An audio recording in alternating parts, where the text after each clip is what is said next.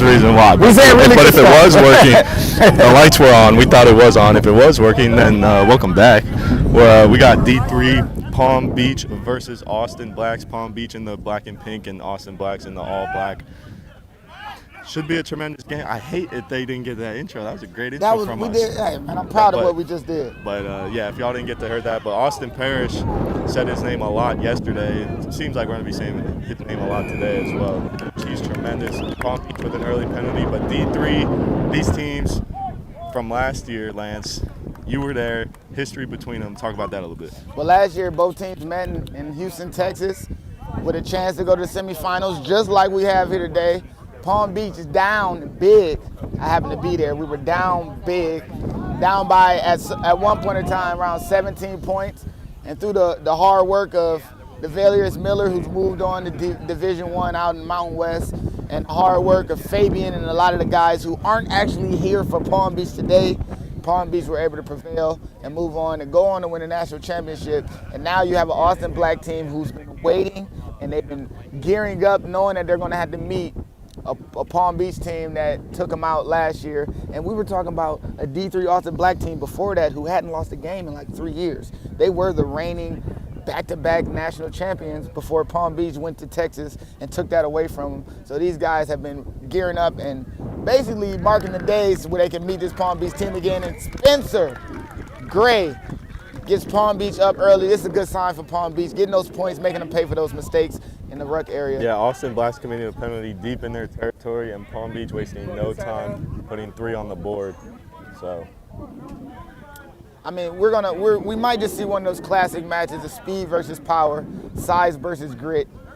And this Palm Beach team, player for player, might not match up. Right but next to us, a Goliath on this field. But like we said earlier, Palm Beach with the speed, Austin Blacks with the size and power.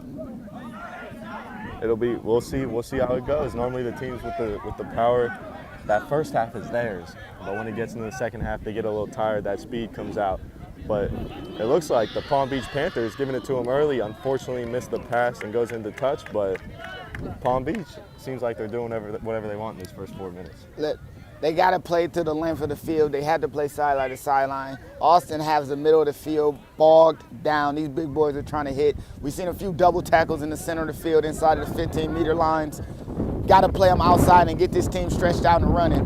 Good dummy by the 9. Ludo Donald spent time playing MLR with the Austin Herd. Now finds himself playing a bit of recreational love of the game rugby.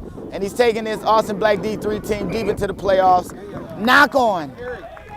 And it seems like Austin had a set piece play, or not a set piece play, but a play register that they work on out of the back, had an opportunity, had the numbers, created a 2-on-1, but just couldn't get the handle on the ball. Unfortunately, it's a knock on, but they looked like they were going to be around the corner. Austin Blacks had a chance right there.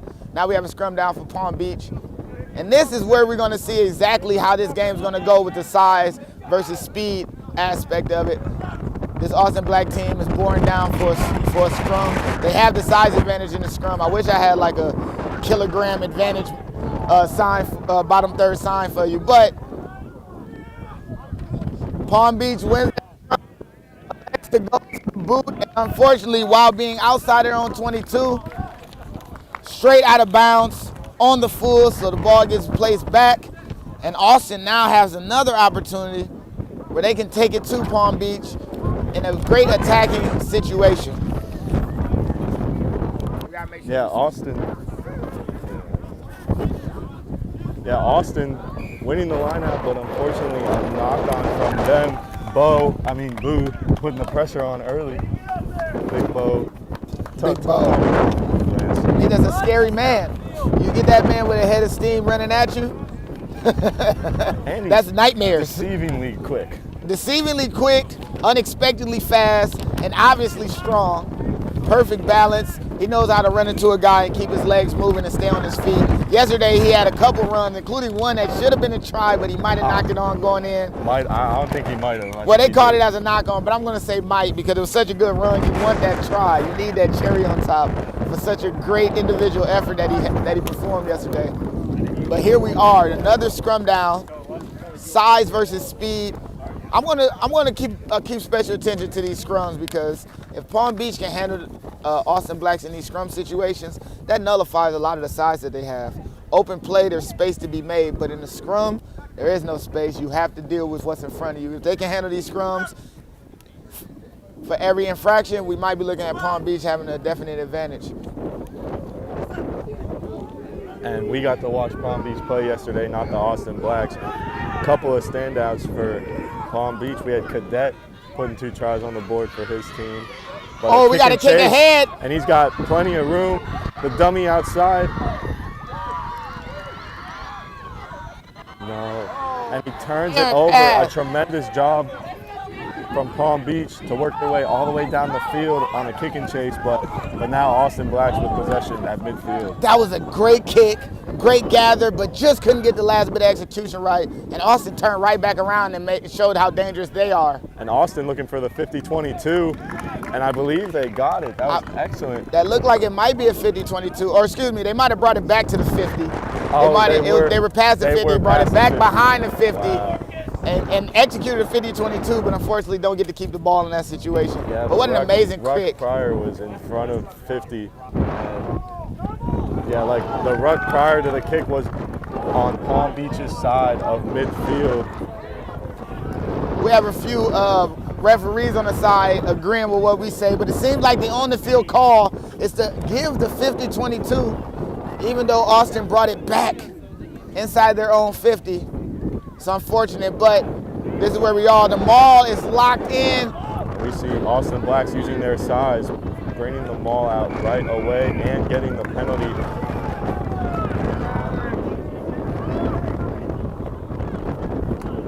Austin Blacks player goes into score there. They want to advance, but they're going to give him a 5-meter penalty. Yeah, it looked like Palm Beach let up after the whistle, and then he went to turn it in for a try. A lot of the guys on Austin Black's sideline are yelling for the try. You know they want that 5 points, regardless of how it happens. They want those 5 points. They're going to go with the scrum that they pushed Palm Beach back on their scrum and almost got the turnover, so they're going to like to go for the scrum here. They turned that last scrum, even though Palm Beach was able to retain it and go to that kick chase option. But let's see how they turn the scrum in this situation, if they can, and what they can do with it. They're going to go 8-man pick to the weak side and stop short by Palm Beach, but only a meter out. It looks like it are the Blacks.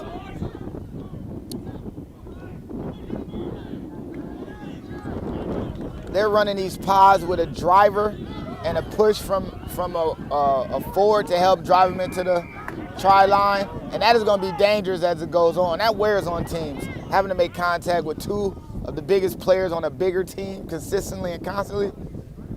It's a great strategy employed by the Blacks. And we have another penalty against Palm Beach close to their try line. You got to think that's 2 in a row now. You got to think the next one will be a penalty try. Penalty try or a card, either one will be deadly in this situation. You want to be able to stop this team right here, cold, bend but don't break.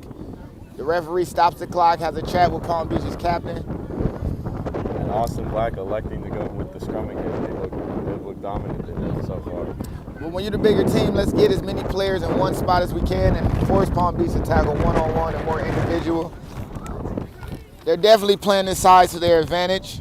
But after that conversation the referee had with Brett, let's see if Palm Beach can calm down, play within the rules, and still get the ball back or stop this try.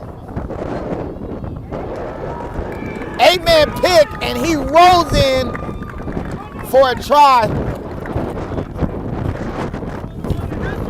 Number 8, Dennis Walker, excellent job there off the back of the scrum, taking it himself, running through the 9 of Palm Beach, and knocking down for the first try of the game. Excellent job by the Austin Blacks, responding right away to Palm Beach's penalty. They're going to keep going with that 8-man pick option. They're going to keep using that size. They want that guy running with the ball. After the kick chase option that Palm Beach had in the turnover, he was the one with the ball that ran the extra 20 meters to get Austin on the front foot. He looked like he's a load to bring down. Multiple guys having to corral him. And now you get him in one-on-one situations with flankers and 8-mans going off the back of scrums. He might be dangerous the entire game, Nick. And Austin converts the penalty, making it 7 to 3 the penalty, I'm sorry, the conversion, making it 7-3. And Austin, like I said, Dennis Walker, hard physical runner. Not only is he big, but he's a hard physical runner as well, and those are always hard to take down. And annoying to deal with. Who want to tackle this big guy for 80 minutes at a time like this? That's no fun. I'm sure he was dangerous in the Red River. It looks like a knock on by Palm Beach. Austin didn't catch it on the full, elected to use his foot to corral the ball. Palm Beach player moving too fast, had an opportunity to get the ball back for Palm Beach, but unfortunately bobbled it a little bit. Scrum down to come.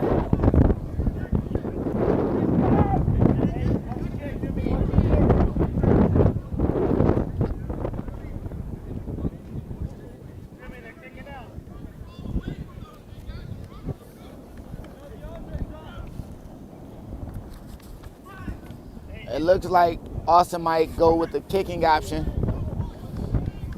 But a team like this, they're smart enough, sophisticated enough to do a center crash up to establish themselves. And that penalty right there could be one of the last penalties that this referee allows. That was almost to the level of egregious. Yeah, that was egregious. It looked like from here, but the 9 just slapping the ball out of the air. But Austin Blacks going for the kick and not finding touch. It is very windy here today. Probably 20 miles an hour in the direction. Playing the man without the ball. The ball tapped in the air, having the opportunity to catch it, but he laid him out before he even could get back to touching the ball. Penalty. And I mean, he got a clean shot against Palm Beach's scrum half. Absolutely free shot to the ribs. I know Kyle is going to be feeling that one. He took quite a hit, not being attentive and able to protect himself.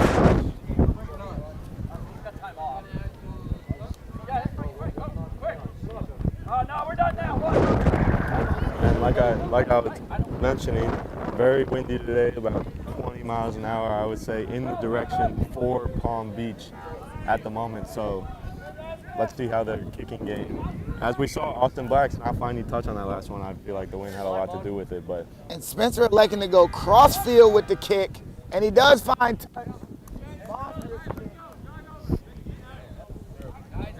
he did. He was on the other side of the center field, but elected to come. I guess he's more comfortable going to this side. He wanted to have a conversation with the bench while he was over here, kicking it towards the bench. Number 2 for Palm Beach with the line-out throw. He was part of the national championship team. Juan was. They go Palm front Beach goes pod, short. right back to him, but that might not have been straight. That might not have been straight. It looked like it could have been a little bit to the Palm Beach side on that throw. AR in the main cert, constant communication. I think that was a good call. It happened right in front of us. Yeah. It looked like it was right in that area. Literally right in front of us. Now, Austin Blacks, they get the option. I feel like they're going to choose scrum every time this game. Yeah. If option is available. Especially with this 8-man, you want to get him involved early, give Palm Beach something to think about at every scrum. And this size difference is obvious. The size difference is obvious. Maybe outside of one player for Palm Beach, who happens to be one of their props from last year's championship game. Haywood, but we call him Juice.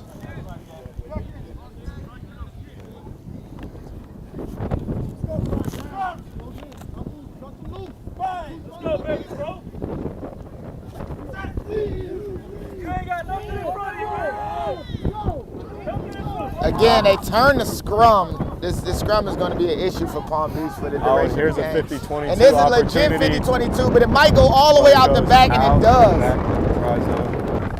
Unfortunate for Austin Black, just didn't angle the kick far enough.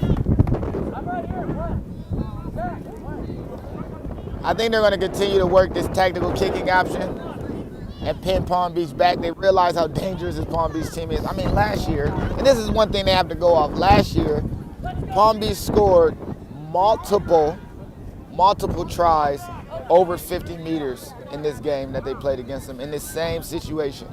Multiple 50-meter tries. Austin played great defense the entire game, but one break turned into 5 points multiple times, and they're trying to keep that from happening again. They want to keep Palm Beach pinned back as much as possible. If they're going to score, it has to be these long, magical breaks instead of their own mistakes.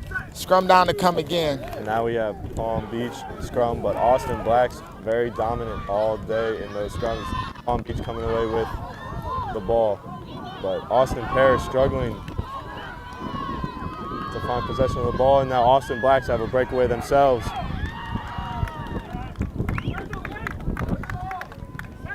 And Palm Beach goes quick on the line out after Austin was tackled out of bounds. This game is physical. They're playing at a speed. I don't know if they can keep this up the entire game, but it's definitely fun to watch. But Penalty, we see Bo running advantage. someone over and dragging two more with him. Penalty advantage given to Palm Beach, and they elect to kick it. Yep. Referee is electing to give the penalty for offsides. Also, correction earlier, the prop from Palm Beach isn't Haywood. It's actually number 16, Matthew Reeves Juice. He's probably the only player on the Palm Beach team in the front row.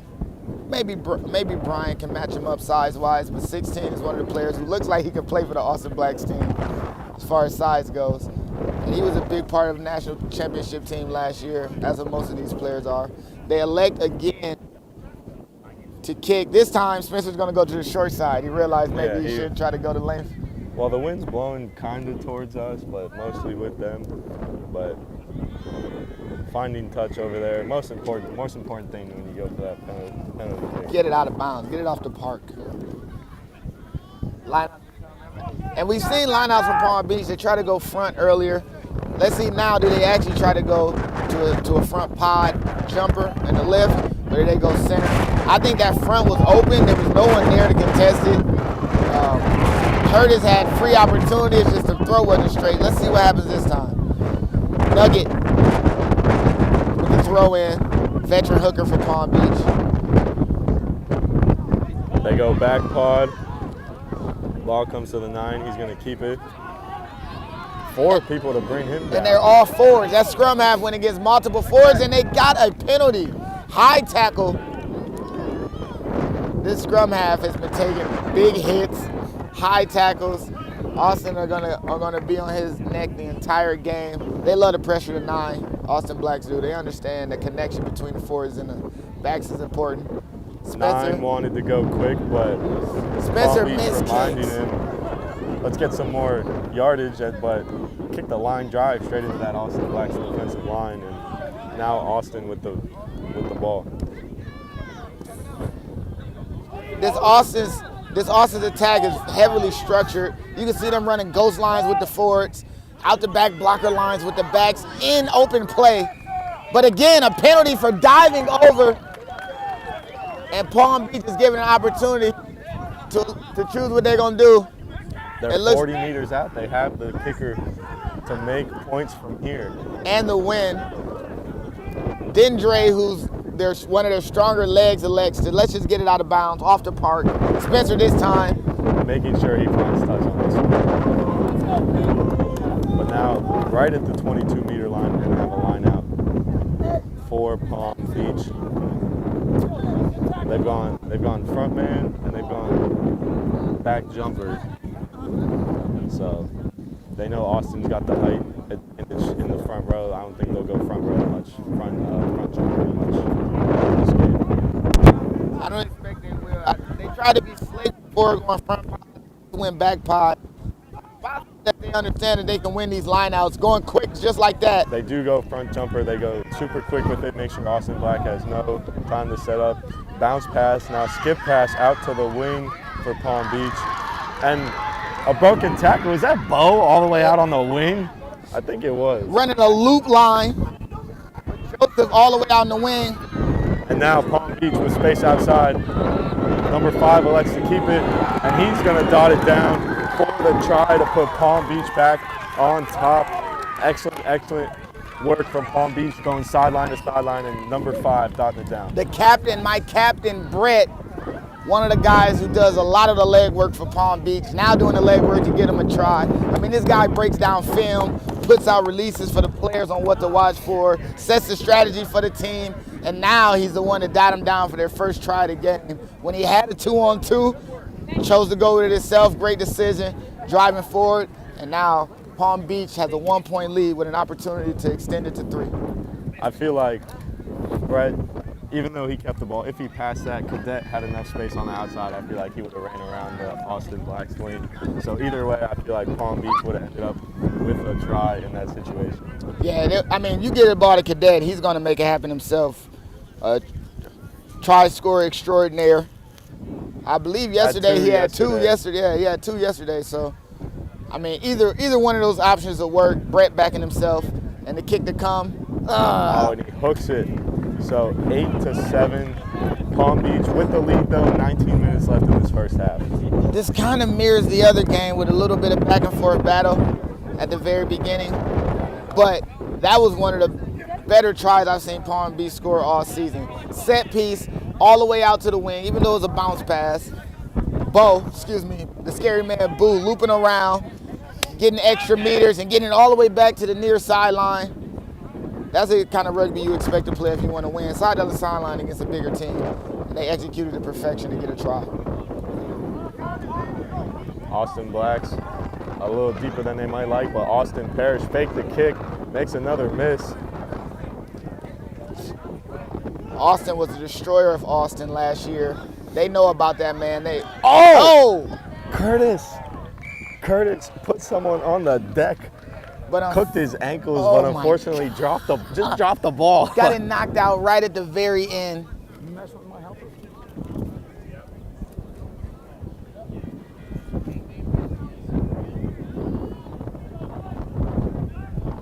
Hey, let's go, boys! But Curtis making someone touch earth and not. Great opportunity, cooked somebody up, but unfortunately couldn't keep the hand on the ball. Ball got poked out. That's a highlight reel play. You got to cut it right when you cook the guy, and then not when the ball falls out. A quick cut. Quick cut. You got to make a quick cut Productions. Shout out to Quick Cut Productions as well. Yesterday, fighting through the rain and the fire and the storm and the stormers, figured out a way to keep everything going for the fans. But if you're just joining us, Lance, Great American Rugby is with me, Nick, No Flop Sports. Great day of rugby out here. We got the 3 super regional finals. At the moment, we have the D3 men's Austin Blacks versus Palm Beach Panthers. Palm Beach is up 8-7 at the moment, but Austin Blacks inside the 22. One knock-on changes everything after that kickoff, and Austin are such a well-oiled machine. How this offense is ran, they have everything set up in a way that they can go either left or right. They're bouncing it back now. Look like they're going to go out the back. Guess not. Big hit up. They got forwards there. They never over-resource a ruck. This Austin team does an exceptional job of keeping ball. But we see Austin going with their big forwards, trying to power Palm Beach, and it's working. They're moving closer and closer to that try line. It's taking several phases, but they're getting the job done. I think this is a great strategy to employ. You got to be confrontational with a team that you got a size advantage on. There's no point going left and right excessively when you can go right into the heart of the defense in between phases, and they're really gaining meters. I mean, they just ate up 16 meters in 4 phases against a team that's game. That's perfect, especially if you can force a penalty or any kind of issue right in front of the sticks. And unfortunately, we have a player down, so we're going to take a break here. They're going to get water on the field for the teams, but 15.5 minutes left, 8-7, very close, very contested game. What do you think of this matchup so far? Well, the score being 8-7 signifies that both teams really won. I mean, back and forth action, they're playing fast. Both teams have their own unique way of playing the game. Both teams are executing their own unique way of playing the game. I would like to see what Austin has more or less on the back line. Seems like their wingers aren't really involved in the game as much. The ball gets to the centers, sort of dies there, but their forwards are leading the day. So, you know, you probably lean on those backline guys more in the second half after the forwards have softened up that defense for a half. But I don't know. Palm Beach can play with that speed. They got the kick game going. They got this sideline to sideline attack. They don't necessarily have to hit you in the middle of the field to bring you in because so many players are getting stretched to the edge of the field on these set pieces and just regular open play that there's space everywhere. And Palm Beach, I feel like the ball's not getting out for Austin all the way to the wings. Palm Beach is putting heavy pressure on their back line, flying up every time that ball comes out, giving Austin no time to pass that ball after it gets to the centers.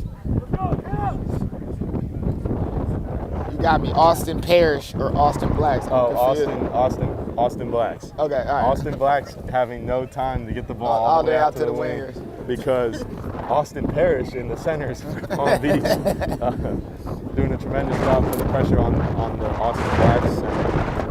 And Austin is one of the players who spent time in the ARP playing for the Atlanta Academy team. He's one of those guys stepping up, trying to play bigger rugby throughout the USA, but his home club when he's back in Florida, Palm Beach Panthers, and they seem to be having good success over this season. They're undefeated through this season, including last season, undefeated.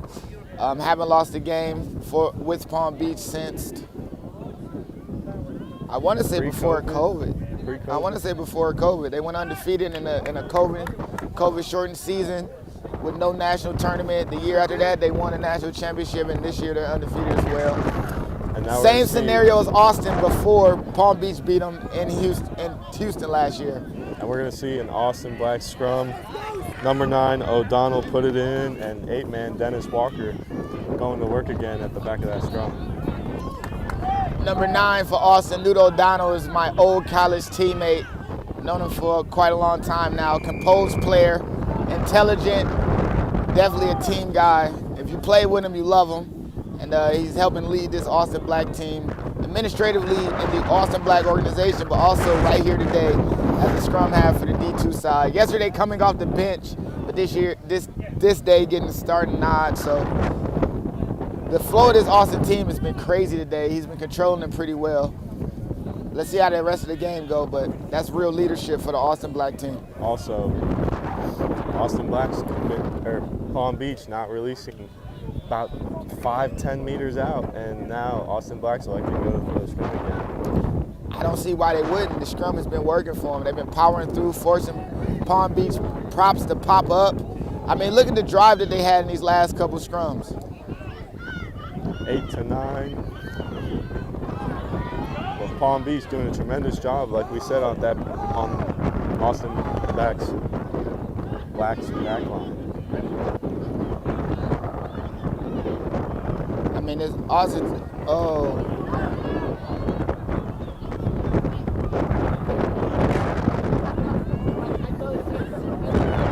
Oh! Great opportunity. No one in front of them, but a knock on when the ball finally gets to the edge. And only 5. They go quick. What? They went quick. No. They had an offsides and they went quick. Oh. I didn't see the ball, sir. Clear as day. Clear as day, he dropped it. Clearly a knock, but the leg drive, putting them inches away from the try line. Newt again resourcing it to these forwards. They might drive over on this next one. Big hit in the center of the field. Austin Parrish taking out an Austin Black player. And one inside step. Number 15, Jack Merriman. Putting it down for Austin Blacks, giving them that 12-8 lead with the kick to come. But the Blacks just imposing their will on the try line, not giving up. They had several penalties. They could have taken the penalty kick, but no, we're going to go with the scrum. We're bigger than you, and we're going to end up putting it down for a try. When you're that close to the try line, there's no point in taking 3 points if you can drive over for 5. They did it before. This is their second try in the same kind of manner. Once they get you inside the 22, they play chaotic, forward-running rugby, and they're giving Palm Beach fits right now. Taking the lead of 12-8 at present time with a kick to come. But Austin noticing that when the ball get out to the wing, it seems to be some kind of error, knock, some kind of issue. So they like, you know what? Let's just keep it in the center of the field. Let's just keep it with our forwards. And they're playing a very physical, front-stepping, confrontational way of playing rugby, especially when they're inside the opposing 22 going in to score. Palm Beach committing way too many penalties there on their try line, on the doorstep. Like 4 penalties. The Austin Blacks end up putting it in. Conversion is good, 8-14. We see the Austin Blacks in the lead. And it looks like the prop.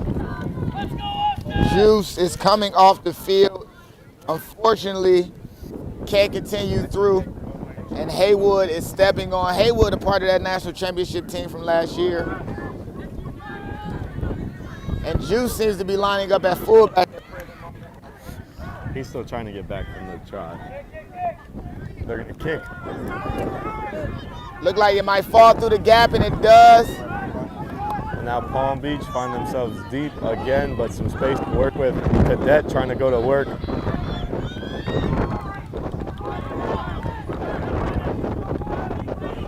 Palm Beach doing a great job resourcing that ruck. But unfortunately, playing a de facto 14 on 15, if they can't get their full team there. Cadet with his hands on the ball again, hard charging run, and they almost push him out of bounds, and yes, they get him out of bounds. And now the sub is going on. Haywood, he is also one of those Palm Beach guys that's been around for years, so deeply entrenched in the community with Palm Beach. Going in for Juice. Juice stepping out. Second game in 2 days. Line out throw stolen by Palm Beach. And Palm Beach giving life again after going into touch.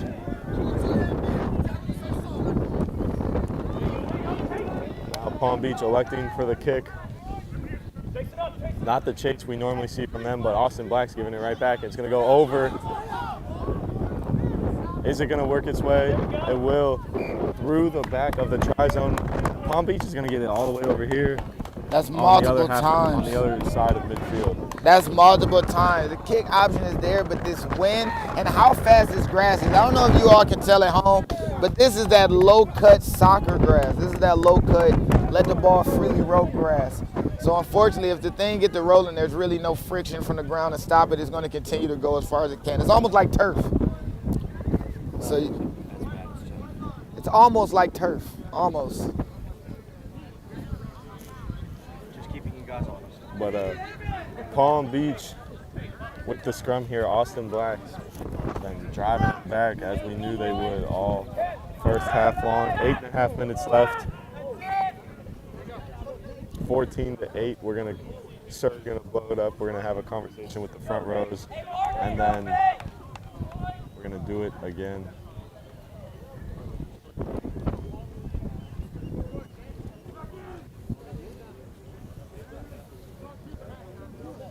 It's been quite a unique set of circumstances for these teams to find themselves back in the same situation a year later. It's almost as if the Gulf Coast is going to go through Palm Beach or Austin Black. Austin, with incredible history, a multi-layered team with Division I, Division II, and what we're seeing out here today, Division III. A lot of these guys coming from a long line of rugby experience to find themselves on the field for this Austin team. And they're playing against a Palm Beach team, hometown team, who fought for their respect last year. Coming away with the scrum, not working it wide.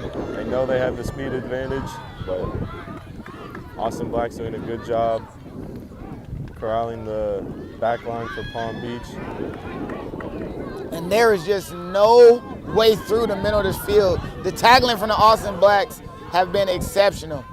Physically have been imposing their will. Little chip kick over the top from the And Austin gathers it! Parrish picks it up. And it's There's going to put it down. There was a mistake in the fullback, couldn't corral the bounce, and Austin Parrish scores a try against the Austin Blacks on another kick chase. The kick chase option has been open all day. Scrum half a legs to go for it. Kicked it with his right, was facing the opposite direction, outside of his foot, over the front line. Austin Parrish, perfectly timed up with the kick, got the bounce his way, and ended up going in for the try. Kyle with the right-footed banana kick.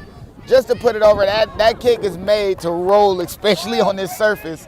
It is made to go, and it took an awkward bounce. Fullback couldn't gather it, and one mistake later, Palm Beach has found a way to bring it back. Scores 14-13. Austin is up with a kick to come by Dendry, who is their golden toe.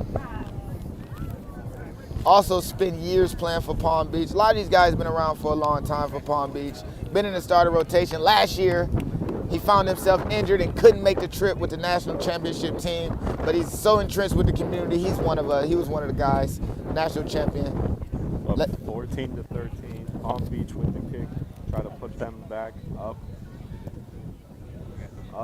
and flags do not go up. So unfortunately for Palm Beach, still down one, but closing that gap. This team is so physical that the kick option is going to have to be there the entire game. You can't run these forward pods that they're used to getting really good gain line meters on, because this double tackling from this Austin team has been thumping. We done seen bodies hit the floor, people getting juked and cooked up, but Austin is definitely bringing a physicality to this game, and especially in the center of the field. It is a no-fly zone there.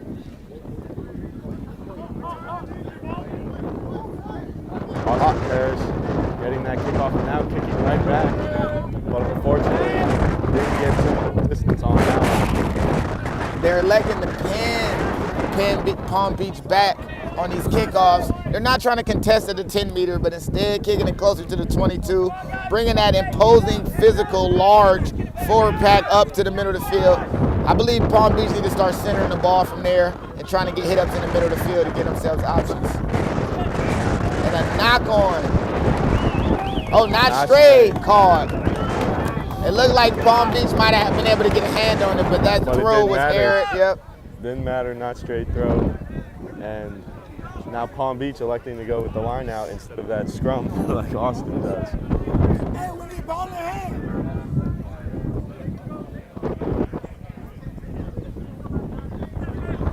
Palm Beach setting up. And a big shout out to all the guys on Palm Beach bench supporting the squad. Austin Blacks are locked into the game as well.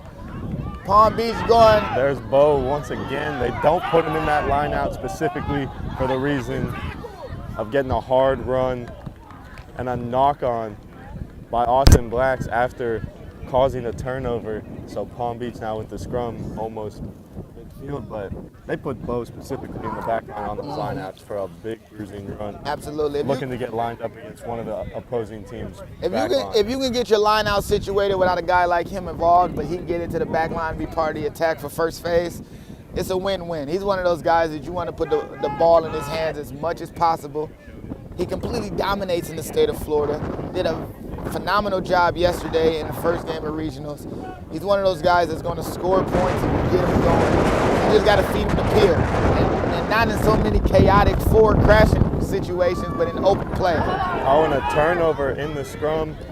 Oh, big run by 8-man Dennis Walker. A ball was out and stolen right back by Palm Beach.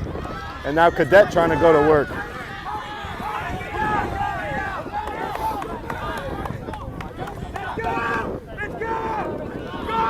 And here's Brian Todman, big bruising run. Brian Todman spending a lot of time with Now the a skip USA pass. South. Palm Beach lots of space on the outside, trying to stay out of touch. That's fine, it went backwards.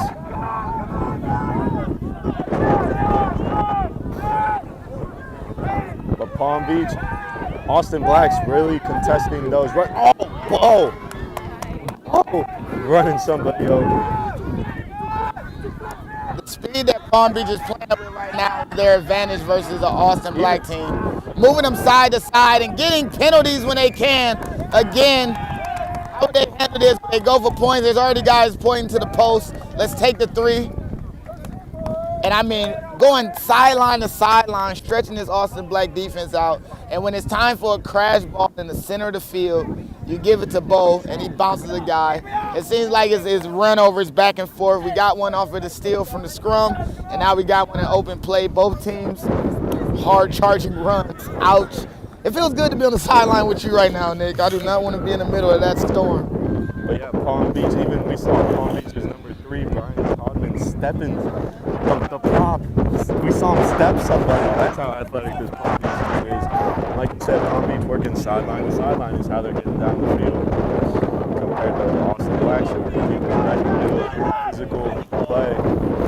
And now Palm Beach with the chance to take the lead with only 2 minutes left in this first half. Kick about 15 meters out right in front of the post.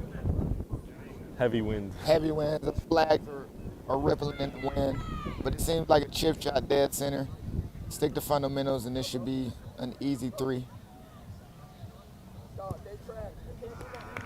Kick is up and good. It's good to see Palm Beach's kicker make one. He was excellent yesterday. Unfortunately, missed his first 2 conversions today, but finally puts one through the post, and that's great for a kicker's mentality. Absolutely. The confidence is building. Why not take a little chip shot, get some success, build on it. And now Palm Beach find themselves back in the lead as they were early in this one. But a minute and a half left in this first half. Palm Beach probably looking to keep possession here. You know, see if they can put some more points on the board, and if not, I feel like they go into halftime with the 2-point lead, happy at how they've been playing. We got Marcus now. Again, another forward cooking people for Palm Beach. Their forward package is so agile. Bo again, inside step.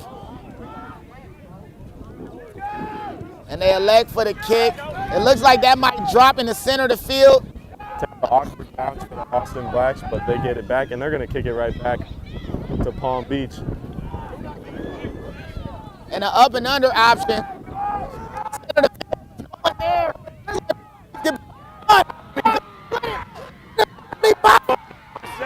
But no one's there in support. But Palm Beach with possession right near the try line, and he puts it down. Prop, first man there on the ruck, a prop. The kick chase option is working wonders for Palm Beach. Seems like Austin wanted to play the kick back and forth, but unfortunately didn't have the right people in the back. They allowed the ball to bounce again, and every time the ball bounces, it seems to take a Palm Beach bounce. Palm Beach with the break. Dundre gathering and falling down, popping the ball up to a hard charging flanker. Number 7, Sam. And Sam Giovanni decides that he wants to bring it as close as possible, trying to reach, couldn't make it.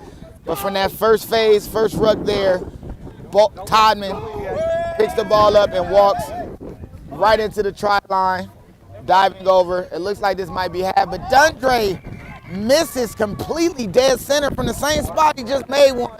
And now Palm Beach only holds a 7-point lead, 21-14 going into half. That kick was only possible. Austin Black's fullback recovered the first kick, ran up, kicked, had the chase, and no one. Second kick, and Palm Beach able to play with it. But an exciting game here. D3 men to go to the national semifinals. Palm Beach up 21-14 at half over the Austin Blacks. We're going to come back for second half action. We'll see about that.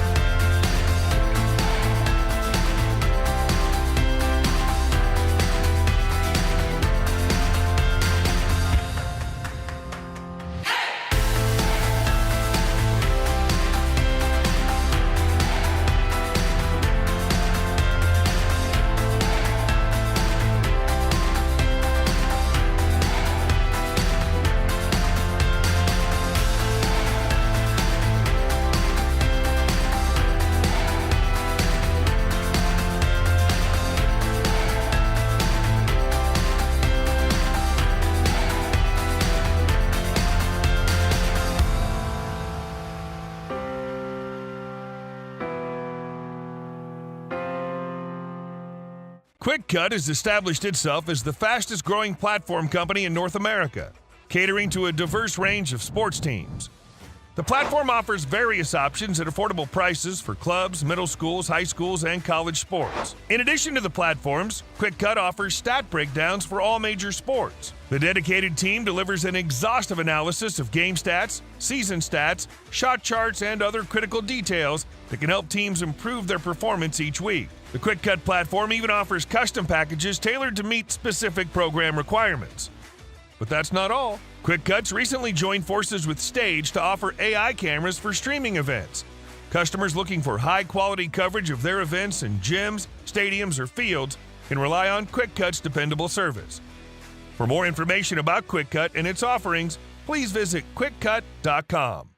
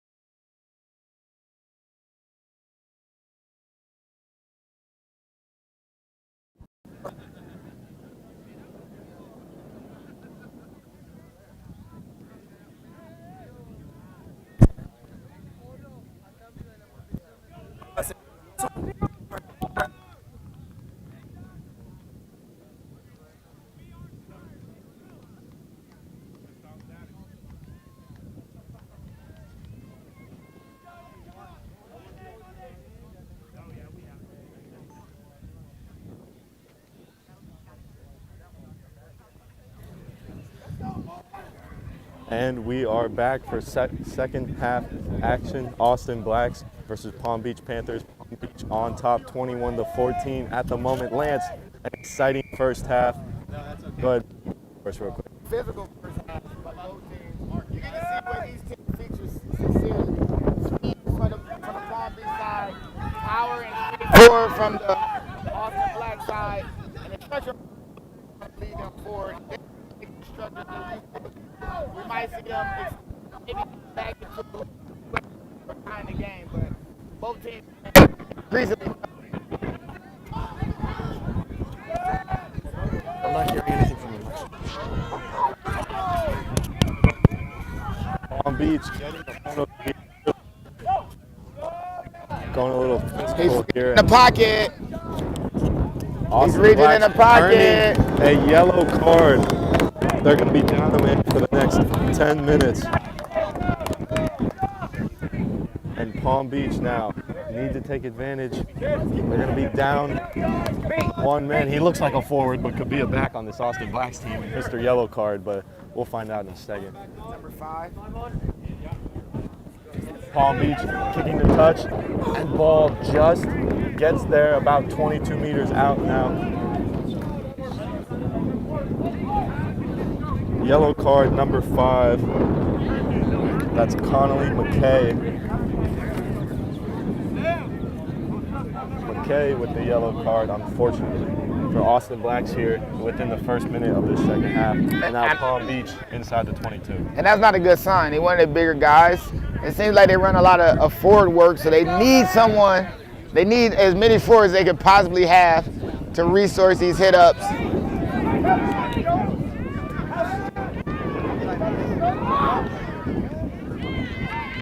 And a knock on in the middle of the field.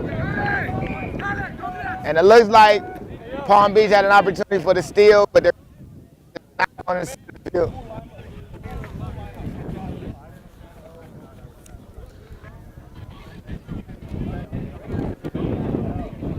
And now is the Austin Blacks scrum going to be as dominant, missing one of their players, one of their second row?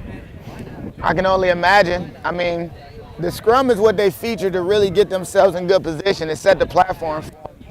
It got them steals, it got them the ball back. Now, without one of the guys that's the engine room, so to speak, can they keep up that same kind of scrum advantage that they've had for the entire game? The question really is going to be answered over these next 8 minutes. But this yellow card is really going to hurt.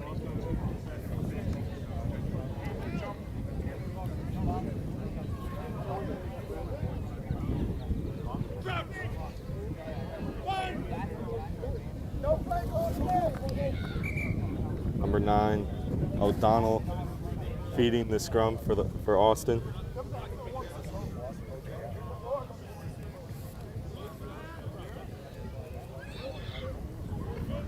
Referee blows it up.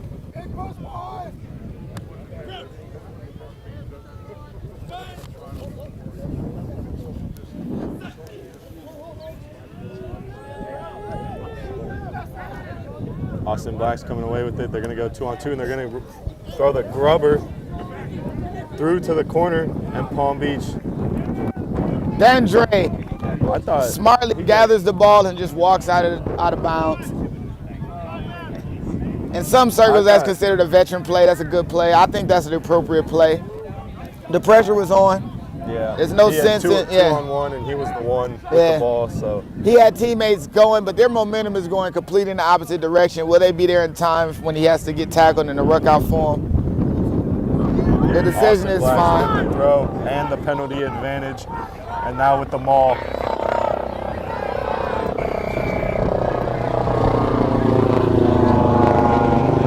Ref bringing it back to penalty. That seems to be on the jumper. He was obstructed to bring the ball down safely. Referee's first job is safety. And it looks like they might go to the line out option again. And maul seems to be working, but with a man down.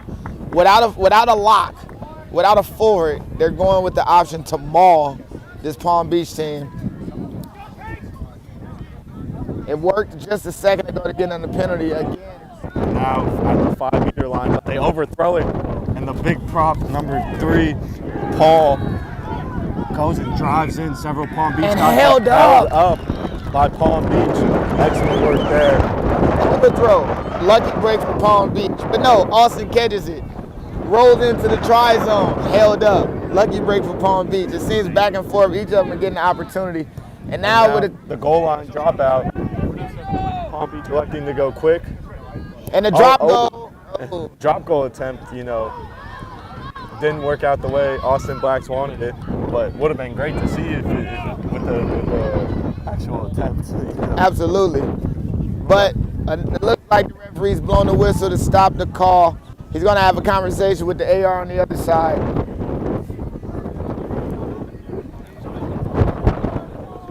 We have a knock-on by Palm Beach. So we're going to have an Austin Blacks scrum about 25 meters out. But the drop goal attempt, we don't see that too often at the club level. It's a great choice. I mean, on the dropouts, that's something you see on the professional levels. You see it in Super Rugby. You see it in the Premiership. If a team's going to drop it out, you're going to catch it right around the 10-meter line. It's only 40 meters away. Most guys with competent legs can make that happen easily, so it's a great decision. But the execution is 99% of it, of course. That drop is, a little windy out here. The drop didn't look too good for.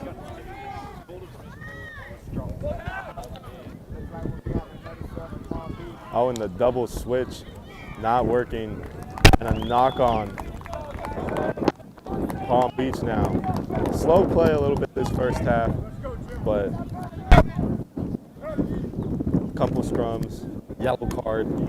Nugget, after a great first half shift from Palm Beach, is being substituted by James Integer and Nugget, both spent time on last year's national championship team. And with 30 minutes left, can this sub have an impact on the game? They're subbing in a new forward while Austin is down a forward. I like the decision. Let's get some fresh bodies in here and maybe we can take advantage of this man advantage we have. And Austin's still controlling the scrum even though they're a man down. But 8-man pick for Bo. Penalty. They tackle.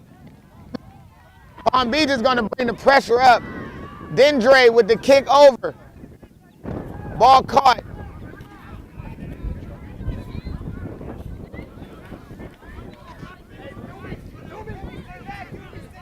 Austin Blacks going back to their bread and butter, those pods, those short pods.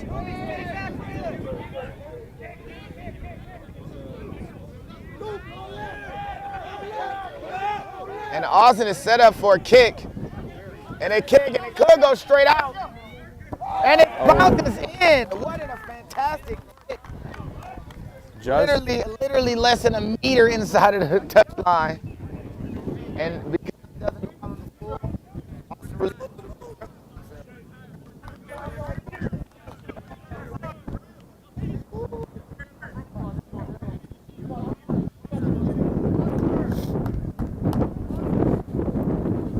number 20 just back into the game for Palm Beach. Let's see how his line-out throw is working for him.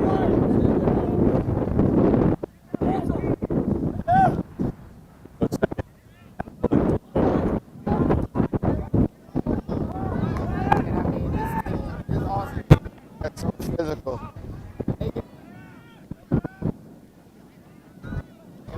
Again, all the way out in the fullback spot. The offload, but went into touch, also looked like it drifted a little forward. And I believe that the power play might be over or close to being done. He was getting off the bench for a stretch. I thought he was getting back in the game. I was about to say, here come trouble. He's fresh. Fresh already off of halftime, but now He got a double halftime. He got so that's why he has to stretch. He didn't really do much since. And Palm Beach. And a free kick given.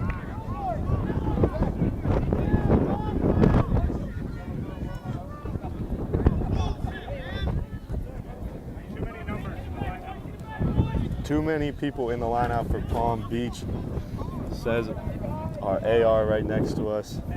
So that is why the free kick was given. But now, Austin Black selecting for another scrum.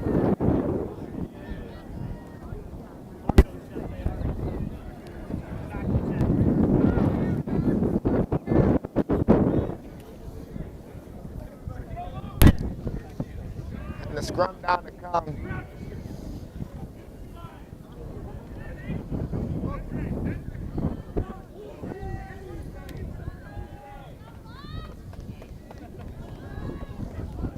Now Austin. Oh, and a line break. Number 10. And he gives the 13. And now it's the ref and AR having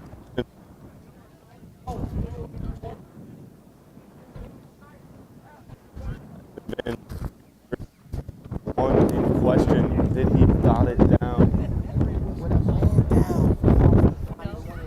And they're still pushing Palm Beach back in those scrums, man down. What a try. The line break from the fly half, getting all the way through. And from there, it was just too many numbers, too many players on the line. That was a very, very good team try. And well worked. They looked like the 10 was setting up for what they've been running, those kind of double switches and switches. And he dummied it, and he showed that that's where he might go with it. Took the line, running a hard line. And from then on, with Palm Beach on the back foot, it is trouble. Palm Beach gives up a try with a man up. Less than 30 minutes to go in this game.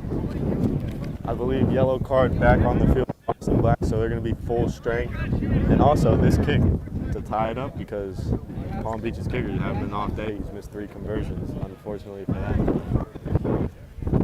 Way it goes sometimes. Number 13, the try scorer, trying to do it again. Van Mueller.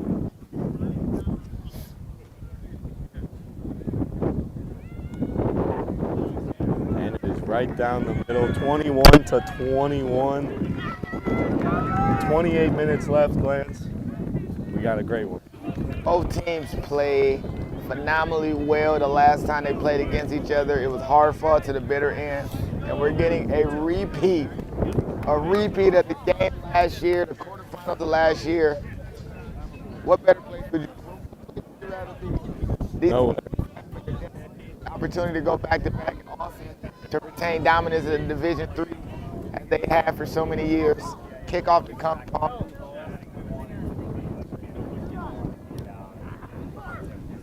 High and deep kick for Palm Beach, and no one there for Austin. But they seem content just trying to let it go into the try zone and dot it down, but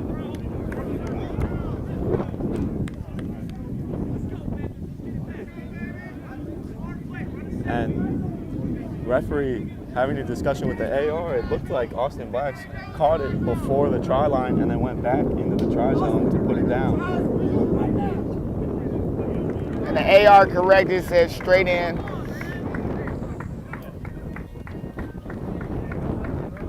So we're gonna have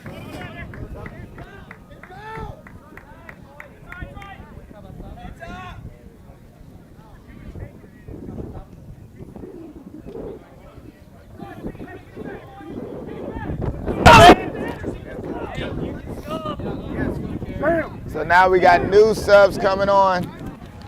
After a large shift of work, Sam is stepping off. Get replaced by Eric. Also another veteran. They're going to move some things around. Sam being a flanker and a hooker coming, and a prop coming in. Or excuse me, a lock coming in to replace him. They're going to do some moving around. That's scrum.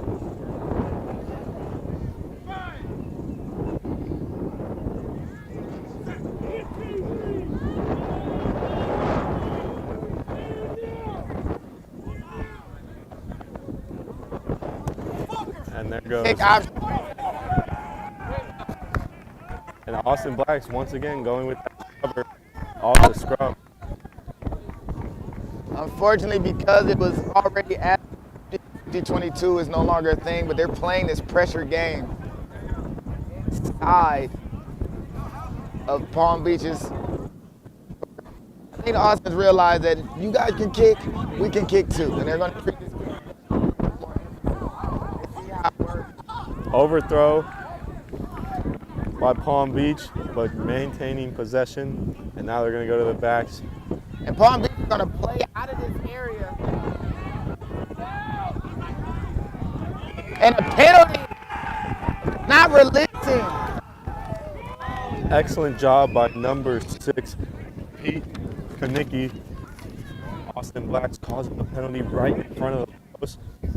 And Austin opting for the kick to try and take the lead here, 25 minutes left. What a great decision to get the kick. That sequence of play, the over kick from the kickoff, going to try and get the man back to even it up. The kick opportunity, particularly keep it inside the green zone when you attack. Get steal back by putting pressure on. Palm Beach making a mistake. Now they could find themselves with a 7-point lead dwindling down to now a 3-point deficit. Here's a play. This Austin team is playing a lot more composed than Palm Beach the first part of this half. If this kick goes in, this could be one of those moments that change the tide. Getting back to full strength is so important. To do so by getting points. Kick is up and good. Number 13, once again, Van Mueller having himself a day. Had the grubber that put Palm Beach deep in their territory. Makes the penalty kick to put his team back up. Back and forth here today, Lance. Very early. 1 of 3 games here today. D3 men, then D2 women, then D2 men. Should be a great day of rugby in Orlando, Florida. Super regional Sunday.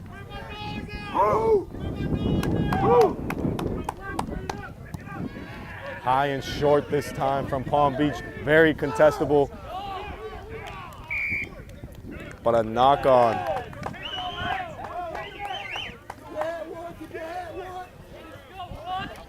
A knock on. Way to go, Jared! From the Austin Blacks. Palm Beach, some life, 30 meters out. It's another opportunity for Palm Beach. You find yourself down now. What do? Do you still play the way that you play? Do you still play your style? You have enough time to continue to play your way and get points. How would they get past this Austin Black defensive wall that has been laying out thunderous tackles? Free kick given.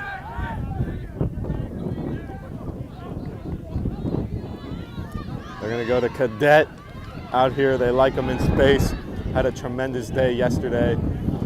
Austin Parrish cleaning out the ruck, and now they're going to go wide to Bo, who found his way out on the wing, but into touch.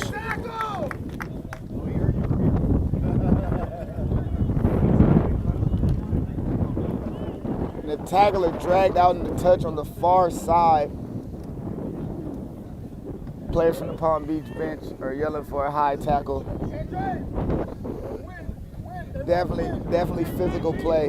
We know that Austin in this situation would choose to kick it, but stolen by Palm steals. Beach.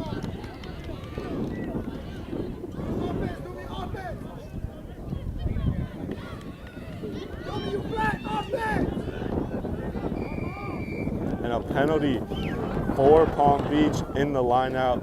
Austin having problems with that one. Stolen and a penalty conceded.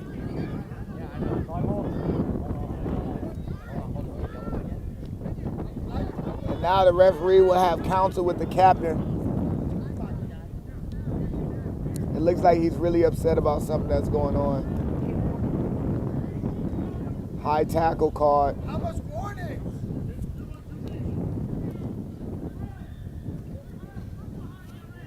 And he's telling the Austin Black players to lower their tackle height.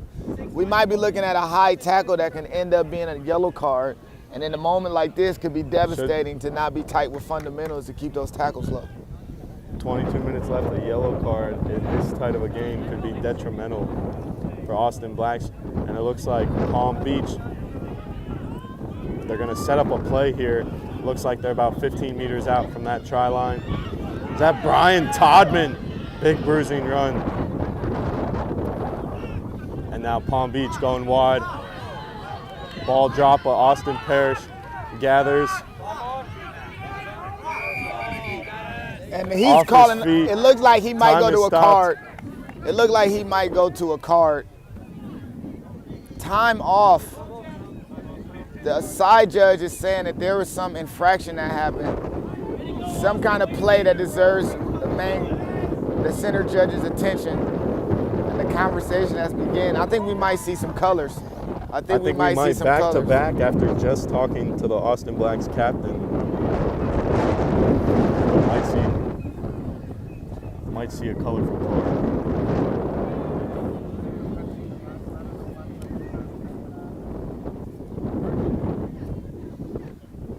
And he's reaching in his pocket to, and it's a red. It's a red on Palm Beach. Brian giving a red card.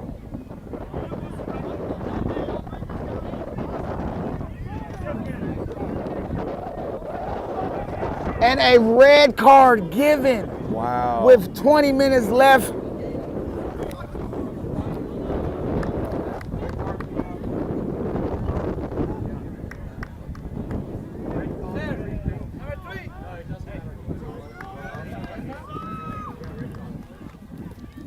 Wow. What we thought was going to be a Palm Beach penalty 10 meters out turns into the AR seeing something the ref didn't, and a red card given to Brian Todman of Palm Beach with 21 and a half minutes left in this game. And Palm Beach stealing another line out. But wow. Wow. Everything I said about the Austin Blacks losing a lock for 10 minutes is triple amplified for Palm Beach losing a prop.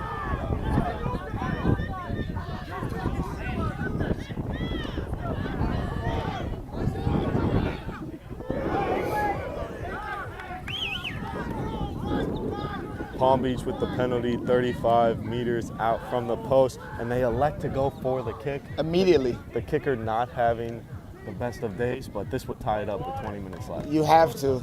In the current circumstances, you need to take every bit of points that you can get.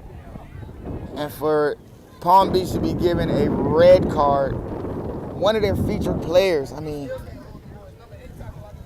oh my goodness. This changed the entire complexity of this game. So these 3 points mean everything to Palm Beach. To tie it up at this current moment will do wonders for their confidence, but a man down, it changes everything.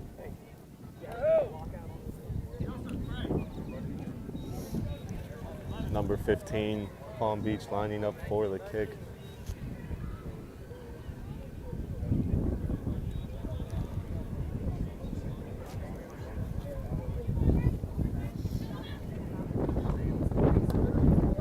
kick is And it up. looks like he played might the have turned wing, it in, and he did. and it is good. Dondre ties the game.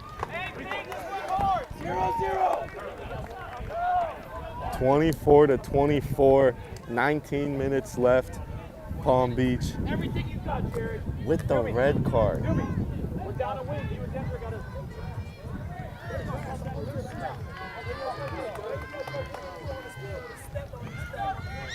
Palm Beach now taking out their wing because they have to replace the prop that got the red card. Wow. I want to know what happened with the red card. I don't know either. It must have been some kind of Must have. altercation after the tackle because he ran with the ball. He must have elbowed. We're being told by the referees that it was a punch thrown.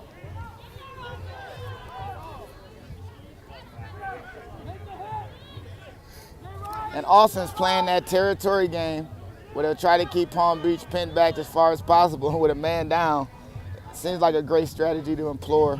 And now Palm Beach electing for the box kick straight to number 15 for the Blacks. Now to number 11 on the outside, who's got some space, Michael Taylor.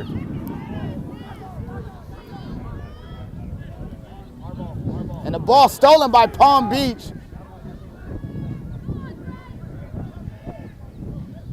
Marcus going short side with a great clear out from Curtis. And Palm Beach again electing to kick. Lost it in the sun, did number 9. And now the chase is on. The kick straight into touch around midfield. But straight out it went. And Austin making a vital mistake, finding themselves now pushed back again. You got to catch those on the full. You can't play a pressure game, tactic game where you're pinning the team deep and then allow themselves to get a little bit of pressure relief by letting the ball bounce. Unfortunately, Austin didn't have the opportunity to catch on the full with the sun and the wind. Number 9 O'Donnell lost it in the sun. We saw him put his hand up, couldn't see the ball, taking a couple extra bounces and unfortunately kicking it straight to the touch. Palm Beach now. Compounding mistakes. Palm Beach now 30 meters out. Overthrow, but gathered by Marcus. And Marcus staying strong, allowing his support to come. Now to Austin, out to Poe, but unfortunately a little out in front and knocked on. Austin Blacks with the advantage. But another knock, so we're gonna have a double knock. We're gonna come back. First knock by Palm Beach. So back and forth.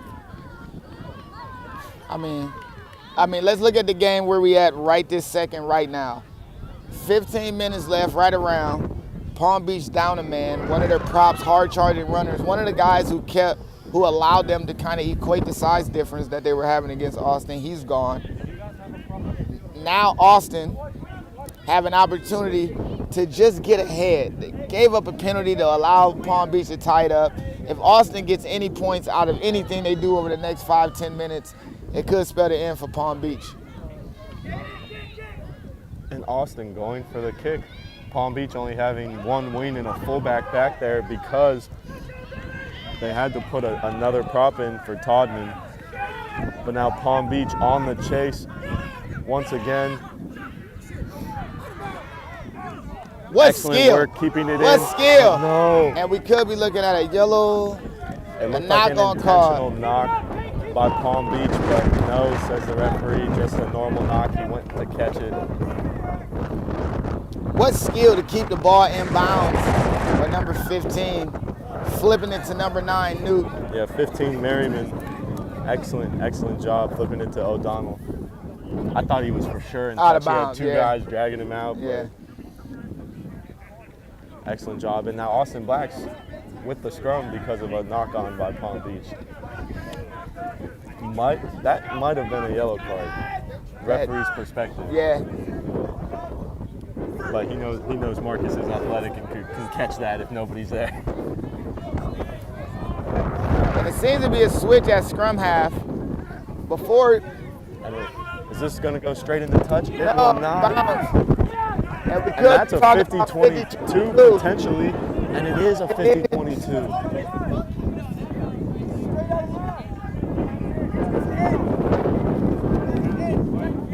It bounced in play, 50-22 executed.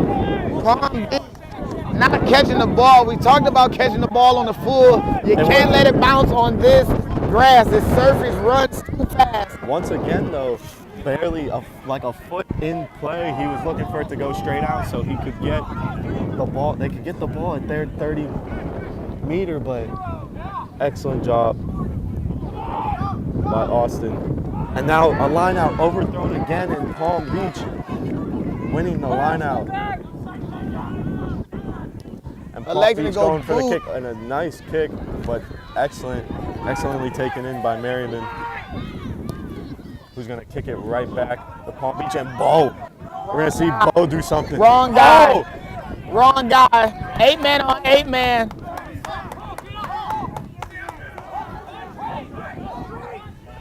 Now Marcus with it. Palm Beach kick once again from number 10. They're playing back and forth. Palm Beach, their kick chase is getting slower every time they do it. But knocked on, thrown forward, says the referee. And Palm Beach winning the kick battle, winning that ping pong match they were doing, kicking it back and forth. Now with the scrum at 40 meters, 12 and a half minutes left in this game. Each team is making the proper mistake at the proper time to give the other team an opportunity to make this game theirs. Kick game, tactical back and forth. All the Austin Blacks have to do is just retain possession and use this man advantage, but they can't seem to get right when it comes to this tactical kicking back and forth. Palm Beach, one man down, short in the back line for this scrum. How do they attack here? Do they go back to the kick?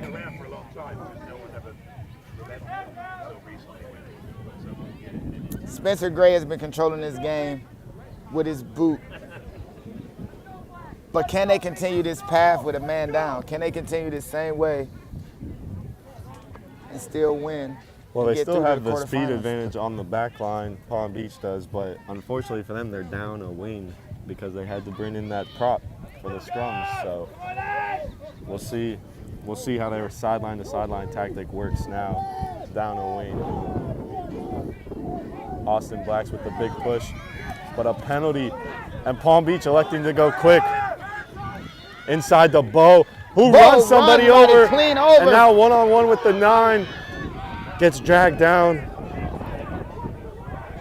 about 5-10 meters out. Palm Beach's 9 working hard for the ball, but it spills out. And now a kick through it. No one back here for Palm Beach, and it's gonna find touch.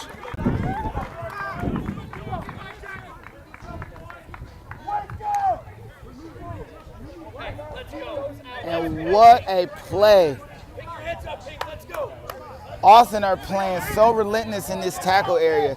In a ruck area, they're delivering bodies. They know they got a man advantage. They are pumping people into these rucks, and they somehow got the ball to pop out. Newt with the smart kick, bouncing and getting the territory relief that they need. And now Palm Beach are back on their own end again and have to climb the ladder, climb the mountain to get to the other side. To hopefully go up while being a man down. Second jumper, Palm Beach's lineouts all day have been great, but no contesting the maul, and now they do.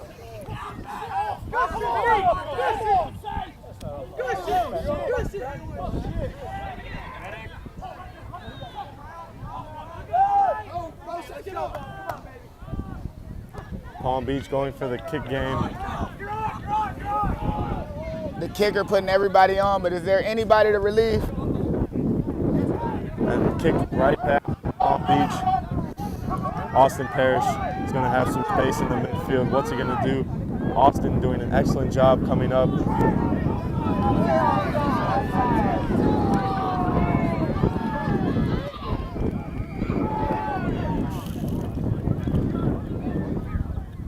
Offsides number 15 from Palm Beach, did not let his kicker pass him before making the tackle. We're going to see a penalty around midfield for Austin, but number 10 for Palm Beach. Looks like coming out of the game, he's been vital to their offensive productivity all day. He's nursing that right boot, and that same boot has kept Palm Beach territorially in check. Now, the question is, how do they play this territory game that's worked so well for them in the last 10 minutes? Guys, you've got him off. See him on the picture. Come on. Give an eye on him. Put the 9 down with his shoulders. Come on. Let him go. That's not rugby, man. Austin Black's electing to go for the scrum right at midfield, center midfield.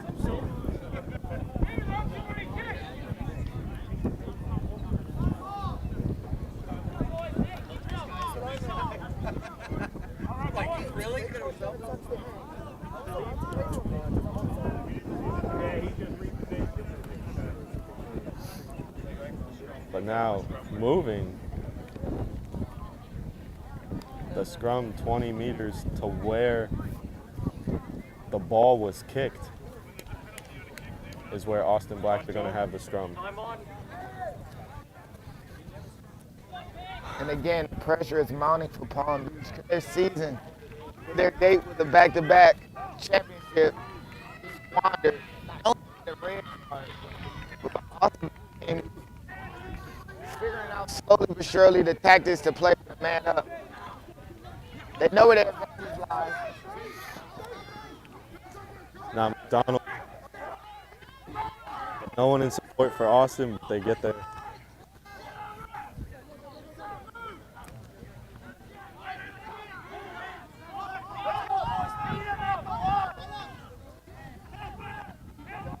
Was out, and Austin Blacks with the lane.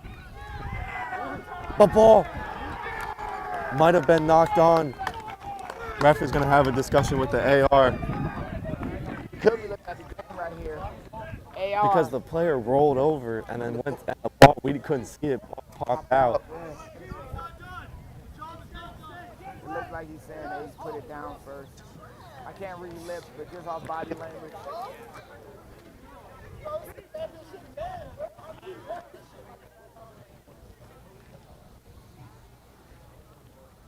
And a try. No try. No try. Ball was knocked on. Going to put it down.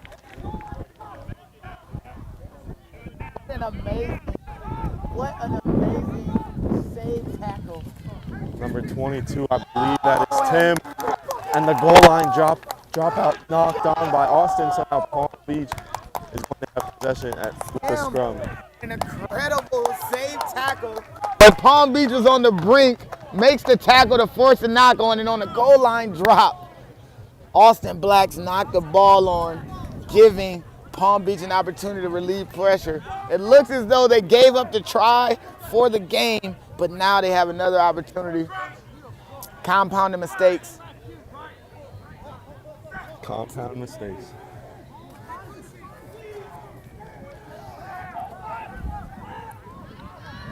Palm Beach electing for the kick. Austin giving it right back, but that one looks like it's going to go straight into touch, and it does. Compounding mistakes, Austin again. Again. Let's go! Let's go! And now a line out. A line out in Austin Black territory for the Panthers. Can they use this opportunity to let their speed do the talking? Close game in the quarterfinals. This is what you asked for. Second jumper lift, great throw. And now Palm Beach Bo once again.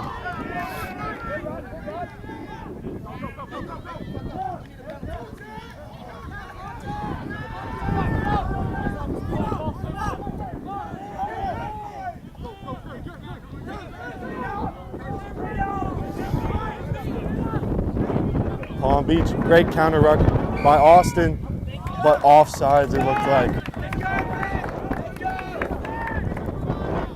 5 minutes left. You got to go out of bounds. You got to go out of bounds. Dundre, whose boot has been on as well. Looks like he's going for the touchline. And that is inside the 5-meter line. Might be the kick of the weekend, putting Palm Beach at the doorstep with a man down. That might be the kick of the weekend we've seen so far. Tremendous, tremendous.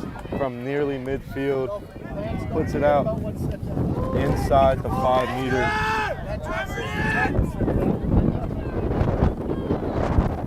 And again, Palm Beach, mistakes, compound mistakes by the Austin Blacks. And here we are, Palm Beach on the doorstep, potentially for a chance to go through to the next semifinals. Line up to come. Knock on. And they were able to get it downfield. And it looks like it was not straight. Not thrown straight by Palm Beach on the doorstep. And unfortunately for them, Austin Black gets the option, and they're going to go with scrum every time. Every single time. Every single time. With the man advantage, you want as many people in one spot as possible to maximize the space around you. We're going to need the flankers and the scrum half to not be involved with the scrum at all as much as possible and be ready to disattach and play defense.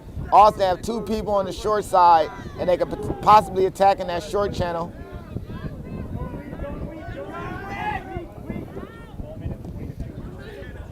Excellent kick.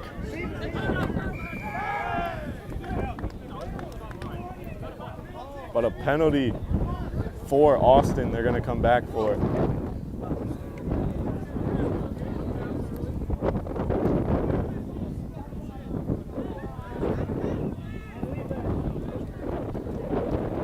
Got a little bit of chirping going on. Austin Blacks players.